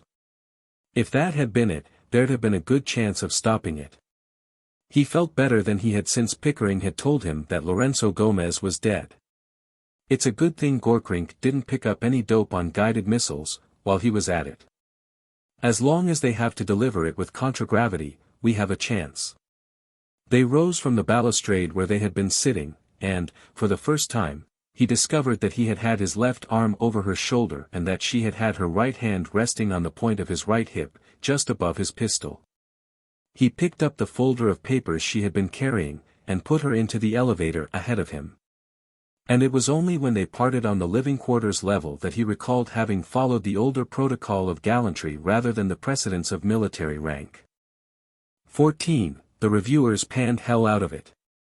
He woke with a guilty start and looked up at the clock on the ceiling. It was 0945. Kicking himself free of the covers, he slid his feet to the floor and sprinted for the bathroom. While he was fussing to get the shower adjusted to the right temperature, he bludgeoned his conscience by telling himself that a wide-awake general is more good than a half-asleep general. That there was nothing he could do but hope that Hargreaves's patrols would keep the bomb away from Konkruk until Pickering's brain trust came up with one of their own. And that the fact that the commander-in-chief was making sack time would be much better for morale than the spectacle of him running around in circles. He shaved carefully. A stubble of beard on his chin might betray the fact that he was worried. Then he dressed, put his monocle in his eye, and called the headquarters that had been set up in Sid Harrington's, now his, office. A girl at the switchboard appeared on his screen, and gave place to Paula Quinton, who had been up for the past 2 hours. "The Northern Lights got in about 3 hours ago, General," she told him. She had 4 of King Yorkirk's infantry regiments aboard, the 7th, Glorious and Terrible, the 4th, Firm in Adversity, the 2nd, Strength of the Throne, and the 12th, Forever Admirable. "They're the sorriest-looking rabble I ever saw, but Hideyoshi says they're the best Yorkirk has, and they all have Terran-style rifles. General Mzangwa broke them into battalions, and put a battalion in with each of the Kragan regiments. I think they're more afraid of the Kragans than they are of the rebels." He nodded. That was probably the best way to employ them, within the existing situation. The trouble was, the Mzangwa was incurably tactical-minded. Put those geeks of Yorkirks in with the Kragans and they'd be most useful in conquering Konkrook, but the trouble was that, after associating with Kragans, they might develop into reasonably good troops themselves. To the undesired improvement of King Yorkirk's army. On the other hand, maybe not. Keep them in company service long enough, and they might want to forget about Yorkirk and stay there. "How's the situation over in town?" he asked. "Well, it's slowing up, since we began pulling contragravity out," she told him, "but the geeks are breaking up rapidly. Oh, there was something funny about that hassle, last evening, when the Procyon came in. 2 contragravity vehicles, an air car and an air lorry, that went out to meet the ship, are unaccounted for." "You mean 2 of our vehicles are missing?" She shook her head, frowning in perplexity. "Well, no. All the vehicles that answered that unidentified aircraft alert returned, but there were these 2 that went out that we haven't any record of. Colonel Grinnell is investigating, but he can't find out anything. Tell him not to waste any more time," he said. "Those 2 were probably geeks from Konkrook. You know, that's how the von Schlichten family got out of Germany, in the year 3, flew a bomber to Spain. The Konkrook war criminals are getting out before the army of occupation moves in. Well, the posts at the old Kragan castles report some contragravity, and parties riding soars, moving west from the city," she told him. "There are a lot of refugees on the roads. And combat reports from Konkrook agree that resistance is getting weaker every hour. And the super-atmosphere observation craft, they're beginning to call her the Sky Spy, is up 150 miles over Keeluk. We have radar and vision screens and telemetered radiation and other detectors here, tuned to her. They're installing a similar set on the Northern Lights at the shipyard. By the way, Air Commodore Hargreaves wants to know if he can take a pair of 155mm rifles from the Channel battery and mount them on the lights. Yes, of course, he can have anything he wants, as long as it isn't urgently needed for the bomb project. Sky Spy reports normal contragravity traffic between Keeluk and the farming villages around, air cars, lorries, a few scows, but nothing suspicious. No trace of either of the Bohr-class ships. Kankad's people are building receiving sets to install on the Procyon and the Aldebaran, and another set for Kankad's town. Pickering and his people are still working, but they all look pretty frustrated. They have Major Thornton, at the ammunition plant, doing experimental work on chemical explosive charges to bring the subcritical masses together and hold them together till an explosion can be produced. They're using most of the skilled electrical and electronics people to work up a detonating device. That's why Kankad's people are doing most of the detection device work. Hargreaves is fitting a lot of small craft, combat cars and civilian air cars, with radar sets, to use for patrolling. That sounds good, von Schlichten said. I'll be around and see how things are, after I've had some breakfast. He had breakfast at the main cafeteria, 4 floors down. There wasn't as much laughing and talking as usual, but the crowd there seemed in good spirits. He spent some time at headquarters, watching Keeluk by TV and radar. So far, nothing had been done about direct reconnaissance over Keeluk with radiation detectors, but Hargreaves reported that a couple of privately owned air cars were being fitted for the job. He made a flying inspection trip around the island, and visited the farms south of the city, on the mainland, and, finally, made a sweep in the command car over the city itself. Reconnaissance in person was an archaic and unprogressive procedure, and it was a good way to get generals killed, but one could see a lot of things that would be missed on TV. He let down several times in areas that had already been taken, and talked to company and platoon officers. For one thing, King Yorkirk's flamboyantly named regiments weren't quite as bad as Paula had thought. She'd been spoiled by the Kragans in her appreciation of other native troops. They had good, standard quality, Bolland-made arms, they were brave and capable. And they had been just enough insulted by being integrated into Kragan regiments to try to make a good showing. By noon, resistance in the city was beginning to cave in. Surrender flags were appearing on one after another of the Konkrookan rebel strongpoints, and at 14:30, after he had returned to the island, a delegation, headed by the Konkrookan equivalent of Lord Mayor and composed largely of prominent merchants, came across the channel under a flag of truce to surrender the city's spear of state, with abject apologies for not having Gurgurk's head on the point of it. Gurgurk, they reported, had fled to Keeluk by air the night before, which explained the incident of the unaccountable air car and lorry. The channel battery stopped firing, and, with the exception of an occasional spatter of small arms fire, the city fell silent. At 1600, von Schlichten visited the headquarters Pickering had set up in the office building at the power plant. As he stepped off the lift on the third floor, a girl, running down the hall with her arms full of papers in folders, collided with him. The load of papers flew in all directions. He stooped to help her pick them up. "Oh, General! Isn't it wonderful?" she cried. "I just can't believe it." "Isn't what wonderful?" he asked. "Oh, don't you know? They've got it." "Huh? They have?" He gathered up the last of the big envelopes and gave them to her. "When?" "Just half an hour ago. And to think, those books were around here all the time, and... Oh, I've got to run." She disappeared into the lift. Inside the office, one of Pickering's engineers was sitting on the middle of his spinal column, a stenograph phone in one hand and a book in the other. Once in a while, he would say something into the mouthpiece of the phone. Two other nuclear engineers had similar books spread out on a desk in front of them. They were making notes and looking up references in the Nuclear Engineer's Handbook, and making calculations with their slide rules. There was a huddle around the drafting boards, where two more such books were in use. "Well, what's happened?" he demanded, catching Pickering by the arm as he rushed from one group to another. "Ha! We have it!" Pickering cried. "Everything we need. Look!" He had another of the books under his arm.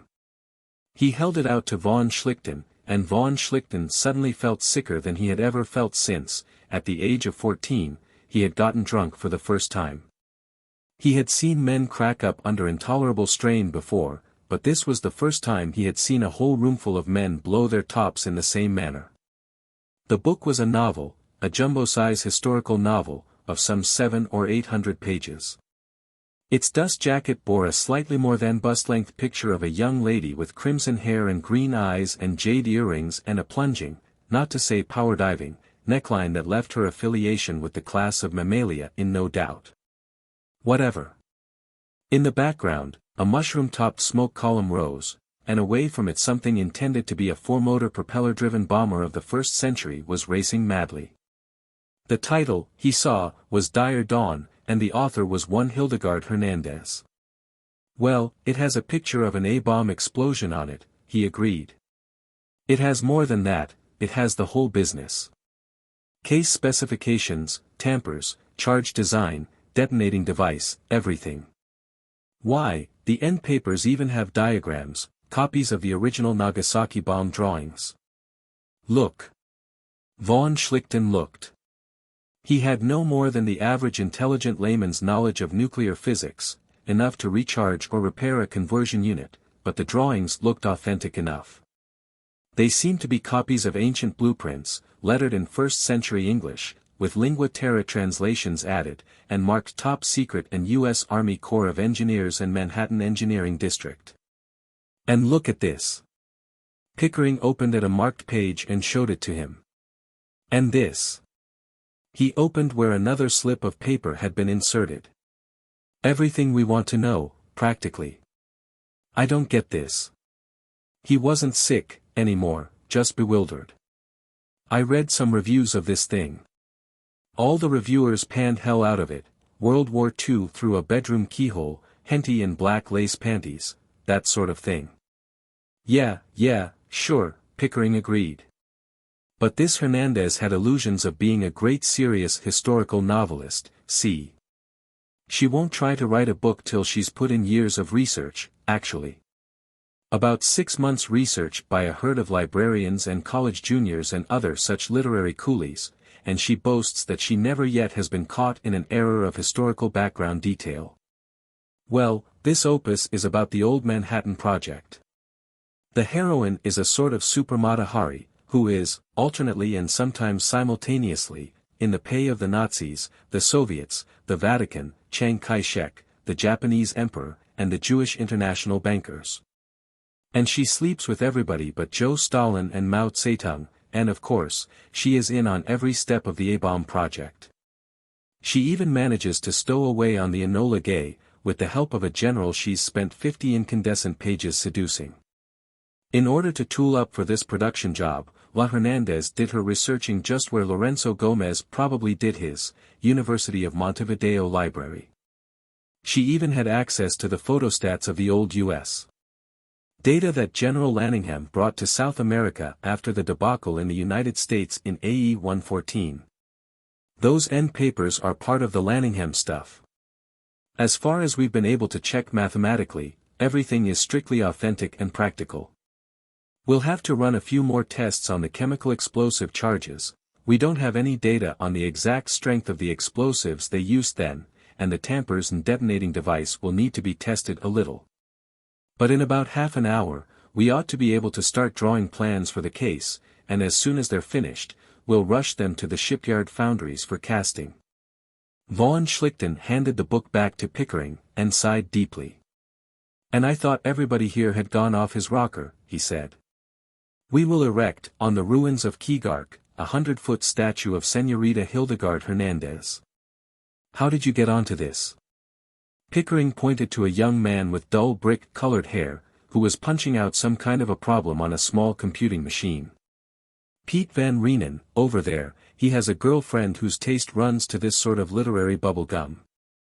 She told him it was all in a book she'd just read, and showed him. We descended in force on the bookshop and grabbed every copy in stock. We are now running a sort of gaseous diffusion process, to separate the nuclear physics from the pornography. I must say, Hildegarde has her biological data very well in hand, too. I'll bet she'd have fun writing a novel about these geeks, von Schlichten said. Well, how soon do you think you can have a bomb ready for us? Casting the cases is going to slow us down the most, Pickering said. But, even with that, we ought to have one ready in 3 days, at the most. By 2 weeks, we'll be turning them out on an assembly line. I hope we don't need more than one. But you'd better produce at least half a dozen. And have some practice bombs made up, out of concrete or anything, as long as they're the right weight and airfoil and have some way of releasing smoke. Get them done as soon as you have your case designed. We want to be able to make a couple of practice drops. There was no use, he thought, of raising hopes which might prove premature. He told Paula Quinton, of course, and Themistocles Mzangwa, and, by telecast on sealed beam, King Kankad and Air Commodore Hargreaves. Beyond that, there was nothing to do but wait, and hope that Hargreaves could keep Orgzild's bombers away from Gongonk Island and Kankad's town and that Hildegarde Hernandez had been playing fair with her public. He visited the city, where a few pockets of die-hard resistance were being liquidated. And where everybody who had not been too deeply and publicly involved in the Znid-Sadabit conspiracy was now coming forward and claiming to have been a lifelong friend of the Terrans and the company. Von Schlichten returned to Gongonk Island, debating with himself whether to declare a general amnesty or to set up a dozen guillotines in the city and run them around the clock for a week. There were cogent arguments for and against either procedure. By 2100, the last organized resistance had been wiped out, and curfew had been imposed, and peace of a sort restored. There was still the threat from Keeluk, but it was looking less ominous now than it had the evening before. Von Schlichten and Paula were having dinner in the Broadway room, confident that there was nothing left to do that they could do anything about, when the extension phone that had been plugged in at their table rang. "Colonel Quinton here," Paula identified herself into it, and listened for a moment. "There has? When? Well, where did it come from? I see. And the direction? Anything else?" Apparently there was nothing else. She hung up, and turned to von Schlichten. "The Sky Spy just detected a ship lifting out from Keeluk, presumed one of the Bohr-class freighters, either the Jan Smuts or the Paul Kruger. It was first picked up on contragravity at about 100 feet, rising vertically from near the palace. The supposition is the Geeks had her camouflaged since the time Commander Princedoms first bombarded Keeluk with the Aldebaran. That was about 20 minutes ago. At last report, she's 50 miles north of Keeluk, headed up the Hork River." Von Schlichten started thinking aloud. That could be a feint, to draw our ships north after her, and leave the approach to Konkrook or Kankad's open, but that would be presuming that they know about the Sky Spy, and I doubt that. Though not enough to take chances on. They know we have ground and ship radar, and they may think they can slip down the Konk Valley either undetected or mistaken for one of our ships from North Uller. He picked up the phone. "Get me through on telecast to Air Commodore Hargreaves, aboard the Procyon," he said. "I'll take it in the office, I'll be up directly." He rose. "Finish your dinner, and have the rest of mine sent up," he told Paula. Leaving the elevator, he rushed into the big headquarters room just as contact was established with the Procyon, on station over the northwestern corner of Takad Sea, between Kankad's town and Keeluk. The Aldebaran, he knew, was west of Keeluk. The Northern Lights, now fitted with a pair of 155mm guns, in addition to her 90s, had just arrived at Kankad's. He had the Aldebaran sent north along the crest of the mountain range between the Hork and Konk River valleys, where she could cover both with her own radar and other detection devices and exchange information with the Sky Spy. And the Gauchos sent in what looked like the right course to intercept the Bohr-class freighter from Keeluk. The Northern Lights, also with screens tuned to the Sky Spy, was sent to take over the Aldebaran's regular station.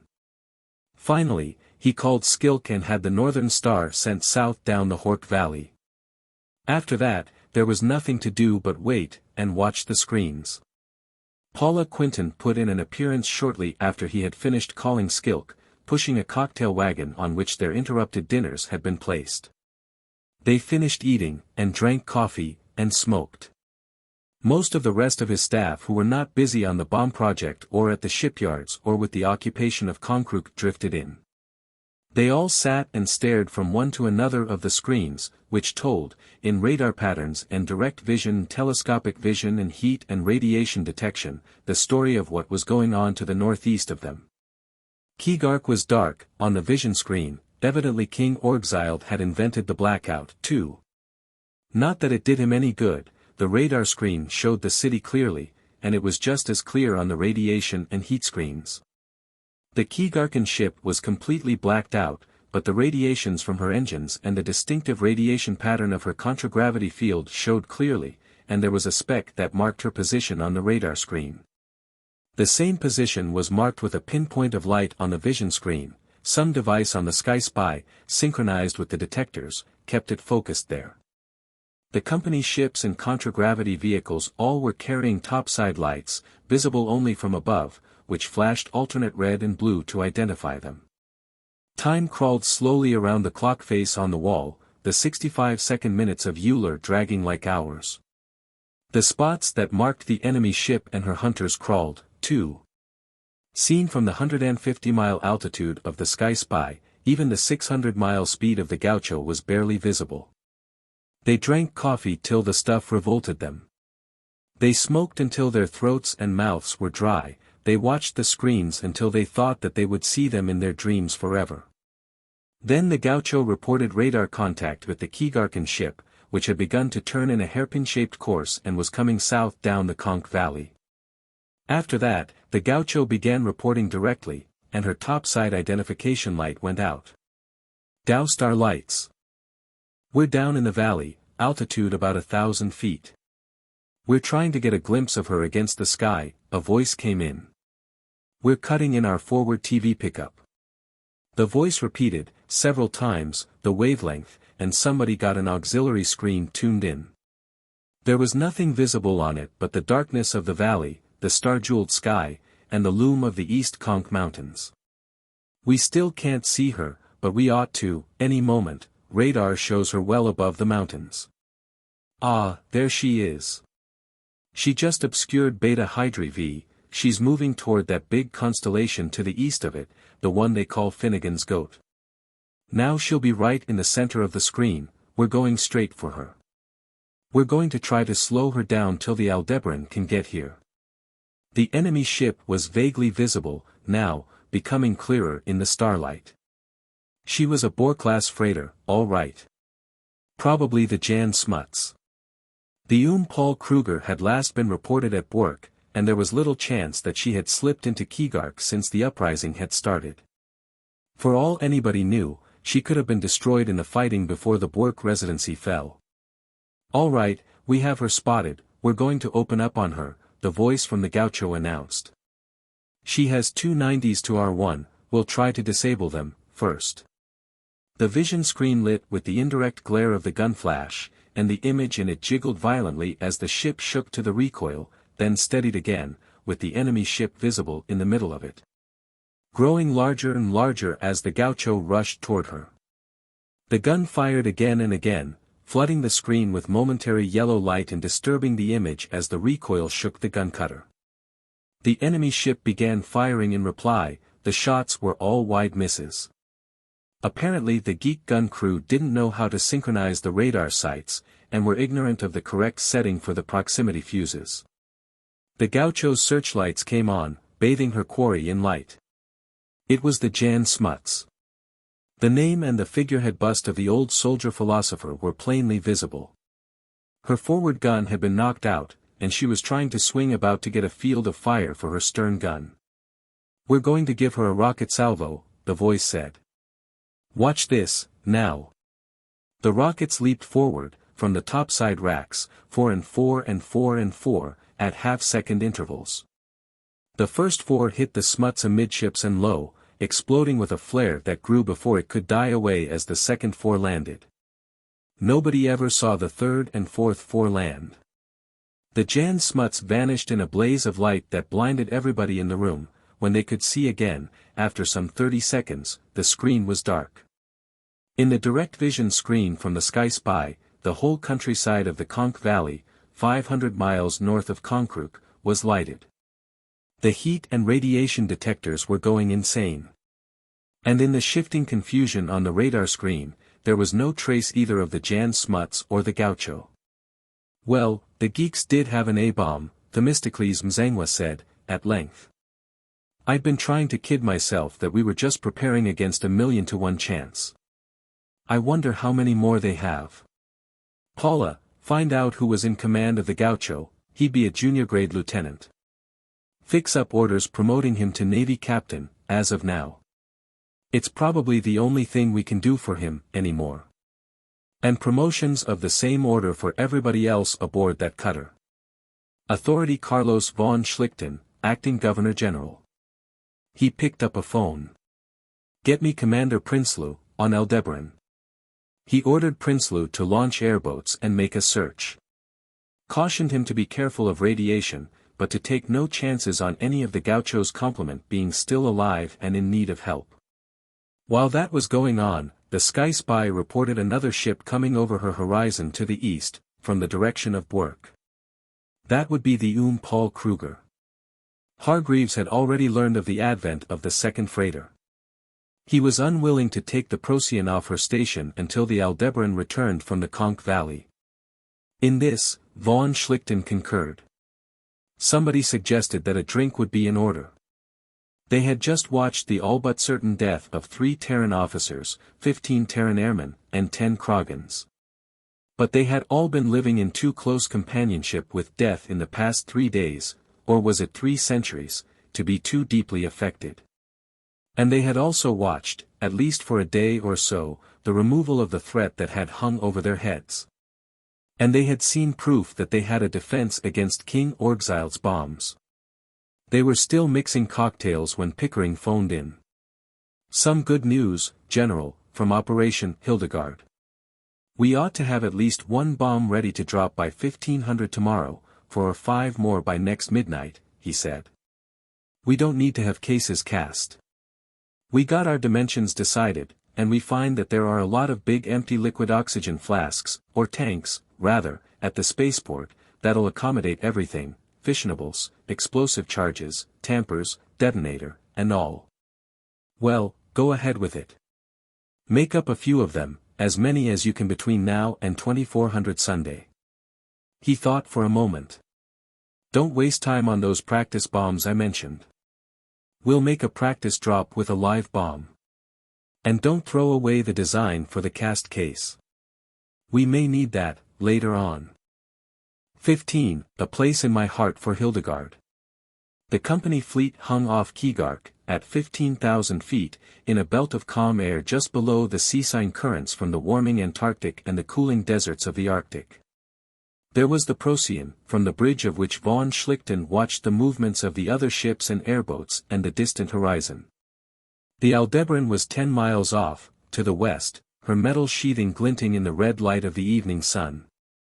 There was the Northern Star, down from Skilk, a smaller and more distant twinkle of reflected light to the north of Aldebaran. The Northern Lights was off to the east, and between her and Procyon was a 5th ship. Turning the arm-mounted binoculars around, he could just make out, on her bow, the figurehead bust of a man in an ancient top hat and a fringe of chin beard. She was the Paul Kruger, captured by the Procyon after a chase across the mountains northeast of Keeluk the day before. And, remote from the other ships, to the south, a tiny speck of blue-gray, almost invisible against the sky, and a smaller twinkle of reflected sunlight, a garbage scow, unflatteringly but somewhat aptly rechristened Hildegarde Hernandez. Which had been altered as a bomb carrier, and the gun cutter Elmoran. With the glasses, he could see a bulky cylinder being handled off the scow and loaded onto the improvised bomb catapult on the Elmoran's stern. Shortly thereafter, the gun cutter broke loose from the tender and began to approach the fleet. "General, I must protest against your doing this," Air Commodore Hargreaves said. "There's simply no sense in it. That bomb can be dropped without your personal supervision aboard, sir, and you're endangering yourself unnecessarily. That infernal machine hasn't been tested or anything, it might even let go on the catapult when you try to drop it. And we simply can't afford to lose you, now. No, what would become of us, if you go out there and blow yourself up with that contraption?" Berman supported him.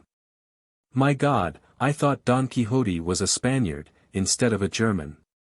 "Argentino," von Schlichten corrected. "And don't try to sell me that irreplaceable man line either. The Mzangwa can replace me, Hid O'Leary can replace him, Barney Mordkovitz can replace him, and so on down to where you make a second lieutenant out of some sergeant. We've been all over this last evening. Admitted we can't take time for a long string of test shots, and admitted we have to use an untested weapon. I'm not sending men out under those circumstances and staying here on this ship and watch them blow themselves up. If that bomb's our only hope, it's got to be dropped right, and I'm not going to take a chance on having it dropped by a crew who think they've been sent out on a suicide mission. What happened to the Gaucho when she blew the smuts up is too fresh in everybody's mind. But if I, who ordered the mission, accompany it, they'll know I have some confidence that they'll come back alive." "Well, I'm coming along, too, General," Kent Pickering spoke up. "I made the damn thing, and I ought to be along when it's dropped, on the principle that a restaurant proprietor ought to be seen eating his own food once in a while. I still don't see why we couldn't have made at least one test shot, first," Hans Meyer-Stein, the banking cartel man, objected. "Well, I'll tell you why," Paula Quinton spoke up. "There's a good chance that the geeks don't know we have a bomb of our own. They may believe that it was something invented on Niflheim for mining purposes, and that we haven't realized its military application. There's more than a good chance that the loss of the Jan Smuts has temporarily demoralized them. Personally, I believe that both King Orgzild and Prince Gorkrink were aboard her when she blew up. That's something we'll never know, positively, of course. That ship and everything and everybody in her were simply vaporized, and the particles are registering on our Geigers now. But I'm as sure as I am of anything about these geeks that one or both of them accompanied her. Paula knows what she's talking about, King Kankad jabbered in the Takkad Sea language which they all understood. Just like Vaughn saying that he has to go on our cutter, to encourage the crew. They always insist that their kings and generals go into battle, particularly if something important is to be done. They think the gods get angry if they don't. And we have to hit them now, von Schlichten said. They still have a couple of bombs left. We haven't been able to locate them with detectors, but those geeks Kankad's men caught on that commando raid, last night, say that there were at least 3 of them made. We can't take a chance that some fanatic may load one into an air car and make a kamikaze raid on Gongonk Island. The Elmoran ran alongside, with her Maasai warrior figurehead and the black cylinder on her catapult aft. Somebody had painted, on the bomb, Dire Dawn by Hildegarde Hernandez. Compliments of the author to H.M. King Orgzild of Keeluk. A canvas-entubed gangway was run out to connect the ship with the cutter. Von Schlichten and Kent Pickering went down the ladder from the bridge, the others accompanying them. As he stepped into the gangway, Paula Quinton fell in behind him. "Where do you think you're going?" he demanded. "Along with you," she replied. "I'm your adjutant, I believe." "You definitely are not going along." "Personally, I don't believe there's any danger, but I'm not having you run any unnecessary risks." "Vaughn, I don't know much about the way Terrans think, except about fighting and about making things," Kankad told him. "And I don't know anything at all about the kind of Terrans who have young. But I believe this is something important to Paula. Let her go with you, because if you go alone and don't come back, I don't think she will ever be happy again." He looked at Kankad curiously, wondering, as he had so often before, just what went on inside that lizard skull. Then he looked at Paula, and, after a moment, he nodded. "All right, Colonel, objection withdrawn," he said. Aboard the Elmoran, they gave the bomb a last-minute inspection and checked the catapult and the bomb sight, and then went up on the bridge. "Ready for the bombing mission, sir?" the skipper, a Lieutenant, J.G. Morrison, asked. "Ready if you are, Lieutenant." "Carry on, we're just passengers." "Thank you, sir. We'd thought of going in over the city at about 5,000 for a target check, turning when we're halfway back to the mountains, and coming back for our bombing run at 15,000. Is that all right, sir?" Von Schlichten nodded. "You're the skipper, Lieutenant. You'd better make sure, though, that as soon as the bomb-off signal is flashed, your engineer hits his auxiliary rocket propulsion button. We want to be about 15 miles from where that thing goes off." The lieutenant, J.G., muttered something that sounded unmilitarily like, "You ain't foolin', brother." "No, I'm not," Von Schlichten agreed. "I saw the Jan Smuts on the TV screen." The Elmoran pointed her bow, and the long blade of the figurehead warrior's spear, toward Keeluk. The city grew out of the ground mist, a party-colored blur at the delta of the Dry Hork River, and then a color-splashed triangle between the river and the bay and the hills on the landward side, and then it took shape. Cross-ruled with streets and granulated with buildings. As they came in, Von Schlichten, who had approached it from the air many times before, could distinguish the landmarks, the site of King Orgzild's nitroglycerin plant, now a crater surrounded by a quarter-mile radius of ruins. The Residency, another crater since Rodolfo McKinnon had blown it up under him, the smashed Christian de Wet at the company docks, King Orgzild's palace, fire-stained and with a hole blown in one corner by the Aldebaran's bombs. Then they were past the city and over open country. "I wish we had some idea where the rest of those bombs are stored, sir," Lieutenant Morrison said. "We don't seem to have gotten anything significant when we flew reconnaissance with the radiation detectors." No, about all that was picked up was the main power plant, and the radiation escape from there was normal, Pickering agreed. The bombs themselves wouldn't be detectable, except to the extent that, say, a nuclear conversion engine for an airboat would be. They probably have them underground, somewhere, well shielded. Those prisoners Kankad's commandos dragged in only knew that they were in the city somewhere, von Schlichten considered. How about midway between the palace and the residency for our ground zero, Lieutenant? That looks like the center of the city. The cutter turned and started back, having risen another 10,000 feet. Morrison passed the word to the bombardier.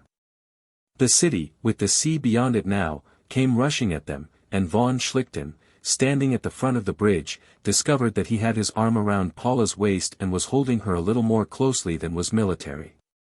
He made no attempt to release her, however.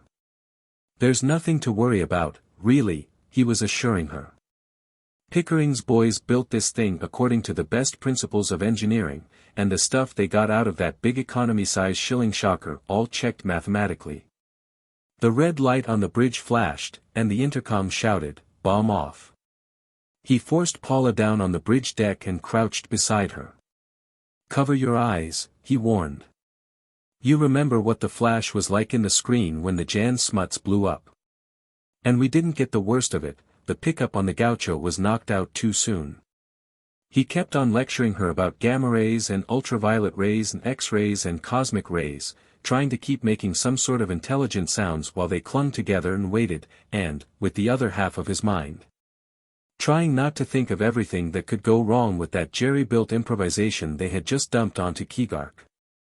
If it didn't blow, and the geeks found it, they'd know that another one would be along shortly, and an invisible hand caught the gun cutter and hurled her end over end, sending von Schlichten and Paula sprawling at full length on the deck, still clinging to one another.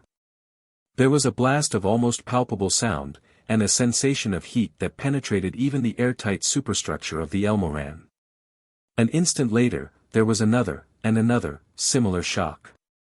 2 more bombs had gone off behind them, in Keeluk. That meant that they had found King Orgzild's remaining nuclear armament. There were shattering sounds of breaking glass, and heavy thumps that told of structural damage to the cutter, and hoarse shouts, and lurid cursing as Morrison and his airmen struggled with the controls. The cutter began losing altitude, but she was back on a reasonably even keel. Von Schlichten rose, helping Paula to her feet, and found that they had been kissing one another passionately. They were still in each other's arms when the pitching and rolling of the cutter ceased and somebody tapped him on the shoulder. He came out of the embrace and looked around. It was Lieutenant J.G. Morrison. "What the devil, Lieutenant?" he demanded. "Sorry to interrupt, sir, but we're starting back to Procyon. And here, you'll want this, I suppose." He held out a glass disc. "I never expected to see it, but at that it took 3 A-bombs to blow you loose from your monocle."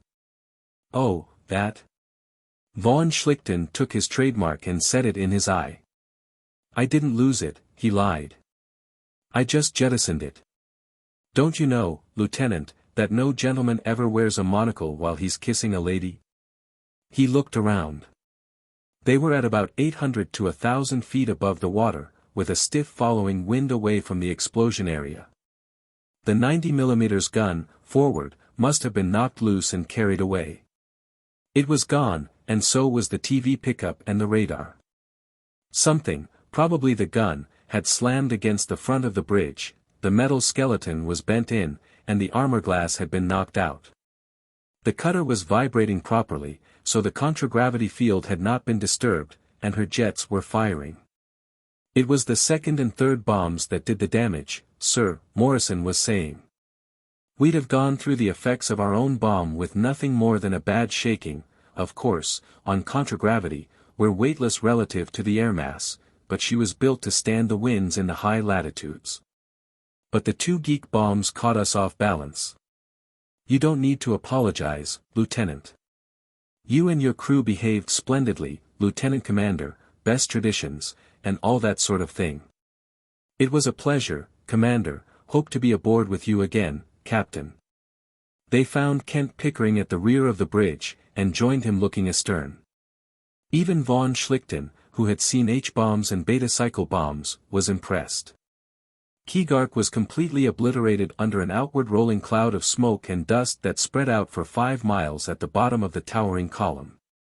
There had been 150,000 people in that city, even if their faces were the faces of lizards and they had 4 arms and quartz-speckled skins. What fraction of them were now alive, he could not guess. He had to remind himself that they were the people who had burned Eric Blunt and Hendrik Lemoyne alive. That 2 of the 3 bombs that had contributed to that column of boiling smoke had been made in Keeluk, by Keelarkans, and that, with a few causal factors altered, he was seeing what would have happened to Konkrook. Perhaps every Terran felt a superstitious dread of nuclear energy turned to the purposes of war, small wonder, after what they had done on their own world. For one thing, he thought grimly, the next geek who picks up the idea of soaking a Terran in thermoconcentrate and setting fire to him will drop it again like a hot potato. And the next geek potentate who tries to organize an anti-Terran conspiracy, or the next crazy caravan driver who preached Znid Sadabit, will be lynched on the spot. But this must be the last nuclear bomb used on Uller. Drunkard's morning after resolution. He told himself contemptuously. The next time, it will come easier, and easier still the time after that. After you drop the first bomb, there is no turning back, any more than there had been after Hiroshima, 450-odd years ago. Why, he had even been considering just where, against the mountains back of Bwerk, he would drop a demonstration bomb as a prelude to a surrender demand. You either went on to the inevitable catastrophe, or you realized, in time, that nuclear armament and nationalism cannot exist together on the same planet, and it is easier to banish a habit of thought than a piece of knowledge. Uller was not ready for membership in the Terran Federation, then its people must bow to the Terran Pax. The Kragans would help, as proconsuls, administrators, now, instead of mercenaries. And there must be manned orbital stations, and the residencies must be moved outside the cities, away from possible blast areas. And Sid Harrington's idea of encouraging the natives to own their own contragravity ships must be shelved, for a long time to come. Maybe, in a century or so. Kankat had a good idea, at that, a most meritorious idea. He was sold on it, already, and he doubted if it would take much salesmanship with Paula, either. Already, she was clinging to his arm with obvious possessiveness. Maybe their grandchildren, and the Kankat of that time, would see Uller a civilized member of the Federation. They paused, as the guncutter nuzzled up to the Procyon and the canvas-entubed gangway was run out and made fast, looking back at the fearful thing that had sprouted from where Keeluk had been. You know, Paula was saying, echoing his earlier thought, but for that female pornographer, that would have been Konkrook. He nodded. Yes. I hope you won't mind, but there will always be a place in my heart for Hildegarde. Then they turned their backs upon the abomination of Keeluk's desolation and went up the gangway together, looking very little like a general and his adjutant.